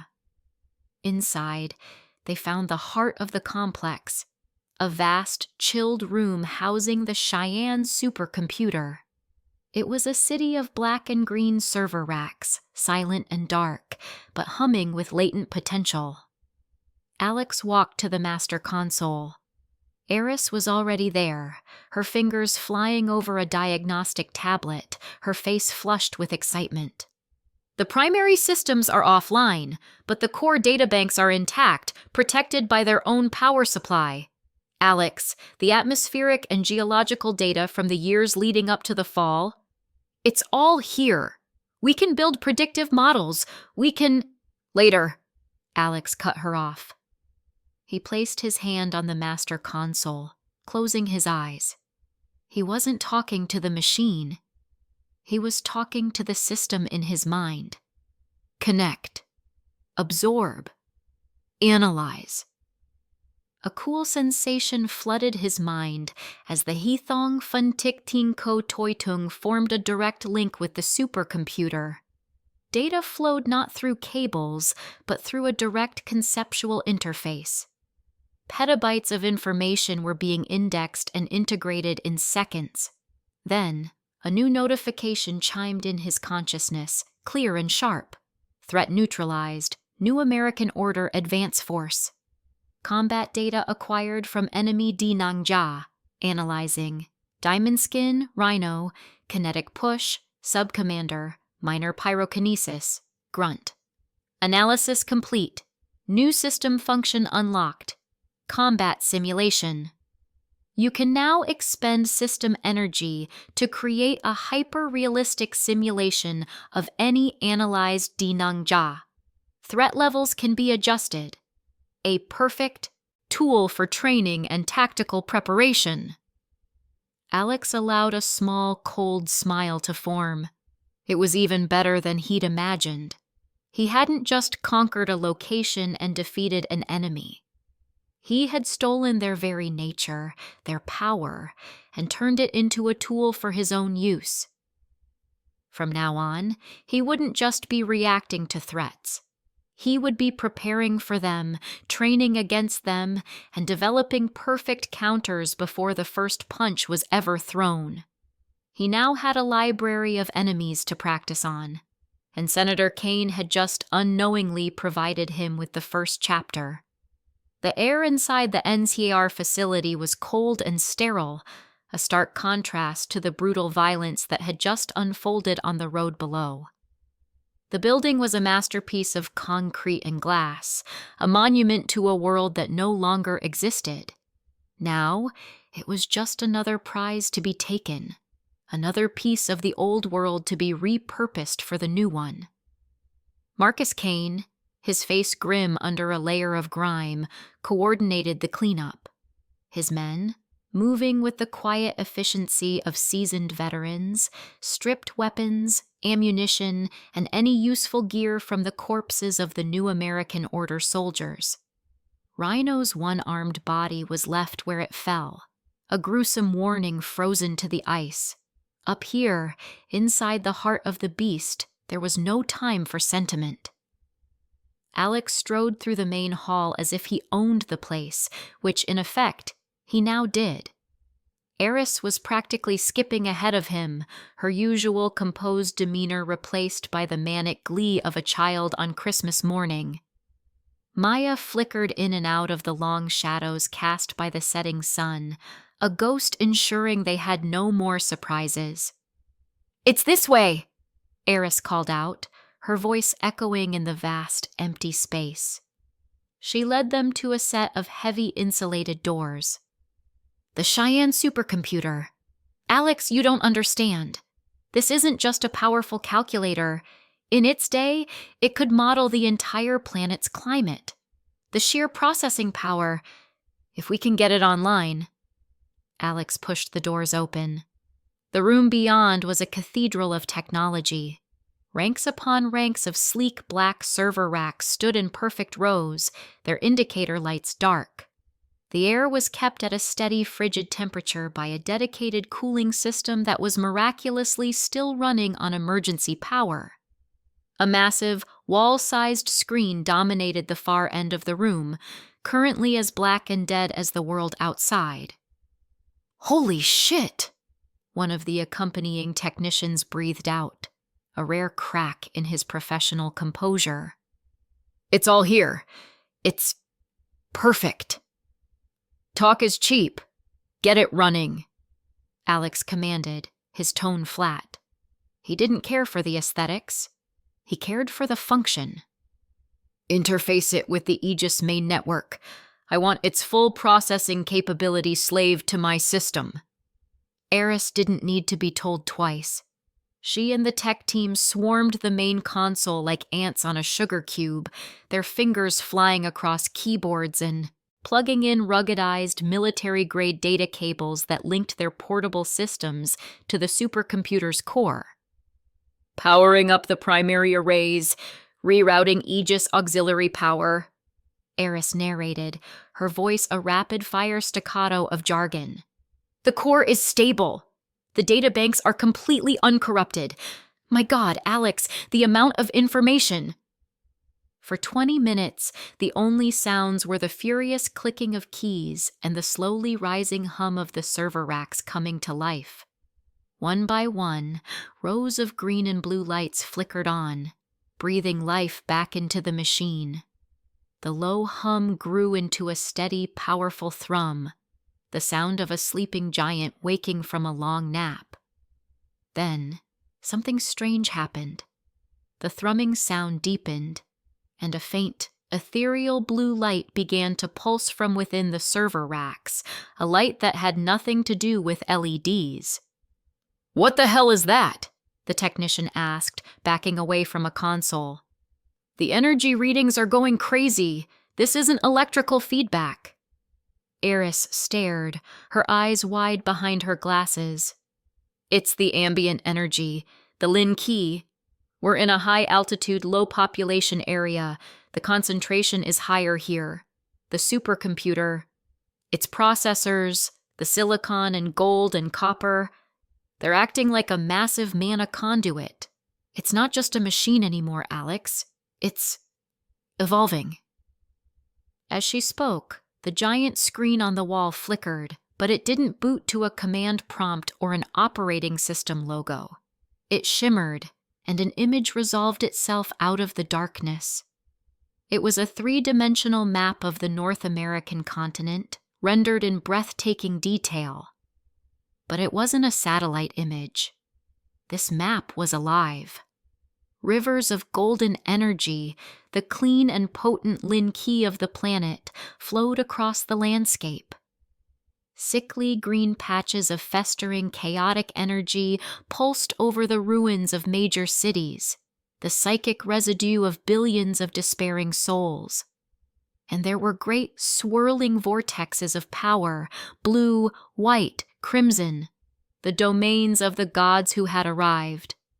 The entire team fell silent, mesmerized and horrified by the sight. It was the world's new nervous system, laid bare for them to see. My theories, Eris whispered, her hand pressed to her mouth. It's all real. We can see it. We can track it. Alex's gaze was fixed on the map. His system was already integrating with this new, unimaginable data stream, cross-referencing it with the knowledge from his past life. This was beyond anything he could have hoped for. This was a god's eye view of the entire war. System, he commanded in his mind. Focus on our current location. Show me immediate threats. The map zoomed in with impossible speed, diving down towards the state of Colorado. The city of Denver was a murky gray splotch, a frozen slough as his system had designated it. But underneath it, something new was appearing. A dot of angry red light, no bigger than a pinprick at first, pulsed deep beneath the Earth's surface. With every pulse, it grew larger, brighter. It was a cancer, a bleeding wound of divine energy that was expanding with terrifying speed. The golden rivers of natural Lin Qi were being warped around it, twisted and corrupted into a foul, icy blue energy that began to seep upwards into the frozen city. Warning. A nascent divine entity is undergoing rapid awakening. Designation: the god of the frozen slough, provisional. Nature: stagnation, absolute cold, despair. Projected time to full awakening, 72 hours. Consequence of full awakening: the city of Denver and a 200-mile radius will be flash frozen into a permanent domain of absolute zero, instantly killing all non-adapted life. The entity will then begin to expand its influence. Eris saw it too. Alex, look. That's a birth. A god is being born right under our feet. Her academic curiosity was now completely overshadowed by raw, primal fear. The beautiful, awe-inspiring map had just become a countdown clock to annihilation. The other soldiers in the room looked at the pulsating red blob, then at Alex, their faces pale. They had just survived one brutal fight, only to be shown a monster of an entirely different scale. But Alex's expression didn't change. Fear was a luxury he couldn't afford. This wasn't a disaster. It was an opportunity. He had the knowledge, and now he had the tool. This changes nothing, he said, his voice cutting through the tension. It just confirms our next step. He turned away from the terrifying map and looked at his team. The fear in their eyes was a problem. He needed to replace it with confidence, with faith in him. Marcus, he said into his calm, Bring me the tin hosh from the Alpha Storm Raptor we downed on the way here. A minute later, Marcus entered the server room holding a crystalline core the size of a human fist. It pulsed with contained lightning, a miniature thunderstorm captured in solid form. Alex took it. Eris, dedicate 100% of the Cheyenne's processing power to my system. I want a full-spectrum analysis of this core, cross-referenced with all known data on lightning-aspected deities from my archives. 100%? She stammered. Alex, the power draw will be immense. It could destabilize the— Do it, he said, his voice leaving no room for argument. She nodded and turned back to the console. Diverting all processing threads. God help us. The hum of the supercomputer instantly escalated into a deafening roar. The lights in the room dimmed as power was shunted to the core processors. The blue glow within the servers brightened until it was almost blinding. Alex stood before the main screen, holding the Storm Raptor core. He felt the connection as his system, amplified 1,000-fold by the supercomputer, dove into the heart of the crystal. On the big screen, the map of North, America was replaced by a swirling fractal of lightning and energy. Data scrolled past at a speed no human could possibly read. It was the genetic code of a mythological beast, the very essence of a divine servitor being ripped apart, analyzed, and cataloged. The process lasted for 3 full minutes. The roar of the servers was like a jet engine. Then, as suddenly as it began, it stopped. The noise dropped back to a low hum, the lights returned to their normal brightness, and in Alex's mind, a series of notifications chimed, clearer and more profound than any he had received before. Deep-level analysis complete. Subject, Storm Raptor Tin Hotch, Alpha Specimen. Latent divine signature detected. The Eternal Tempest God. Fragments of a minor authority over lightning have been successfully isolated and mapped. Breakthrough achieved. Path to Gi-Don 3, Su Pham, Transcendent, has been calculated. Optimal cultivation route. Absorb and re-engineer the minor authority fragment. Required materials: 1x Alpha Storm Raptor core, 37x Standard Storm Raptor cores, 1x liter of own blood for attunement, 500 kilowatt of raw electrical energy for catalyst. Projected time to breakthrough 4 hours. Warning: the process will be excruciatingly painful. Success will grant basic flight capabilities via electromagnetic levitation and the ability to manifest lightning-based attacks. New path available: Godslayer. By analyzing the fundamental structure of a divine authority, a theoretical framework for its antithesis has been created. To become a Godslayer is to embody a concept that negates a god.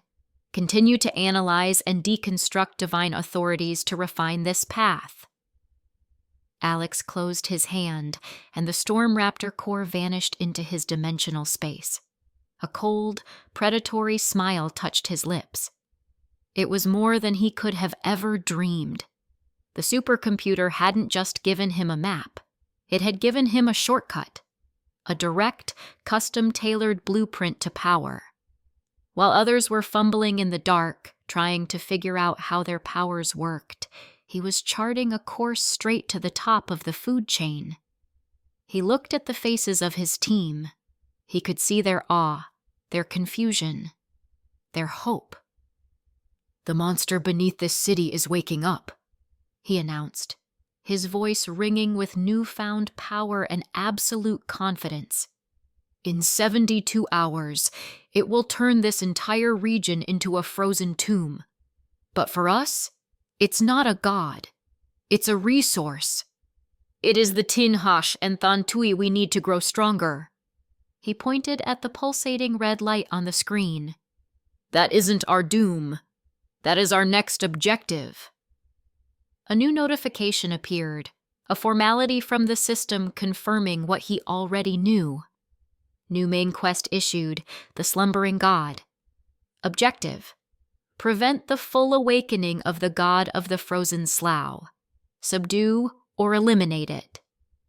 Reward: unprecedented amount of system energy, a high-purity divine core, and complete authority over the Denver region. The fear in the room evaporated, replaced by a surge of adrenaline and purpose. They weren't just survivors anymore. They were hunters. Thousands of miles away, in the ruins of Washington, D.C., Senator Augustus Kane sat in a perfectly preserved office atop a fortified skyscraper. He swirled a glass of pre-fall whiskey, the amber liquid catching the light of the setting sun. The city outside was a wreck, but in here, civilization persisted. A nervous aide in a crisp black uniform entered the room, holding a tablet. "Sir, we've received a final report from Denver." "Ah," Kane said without turning around. "Tell me Rhino has secured the NCR facility.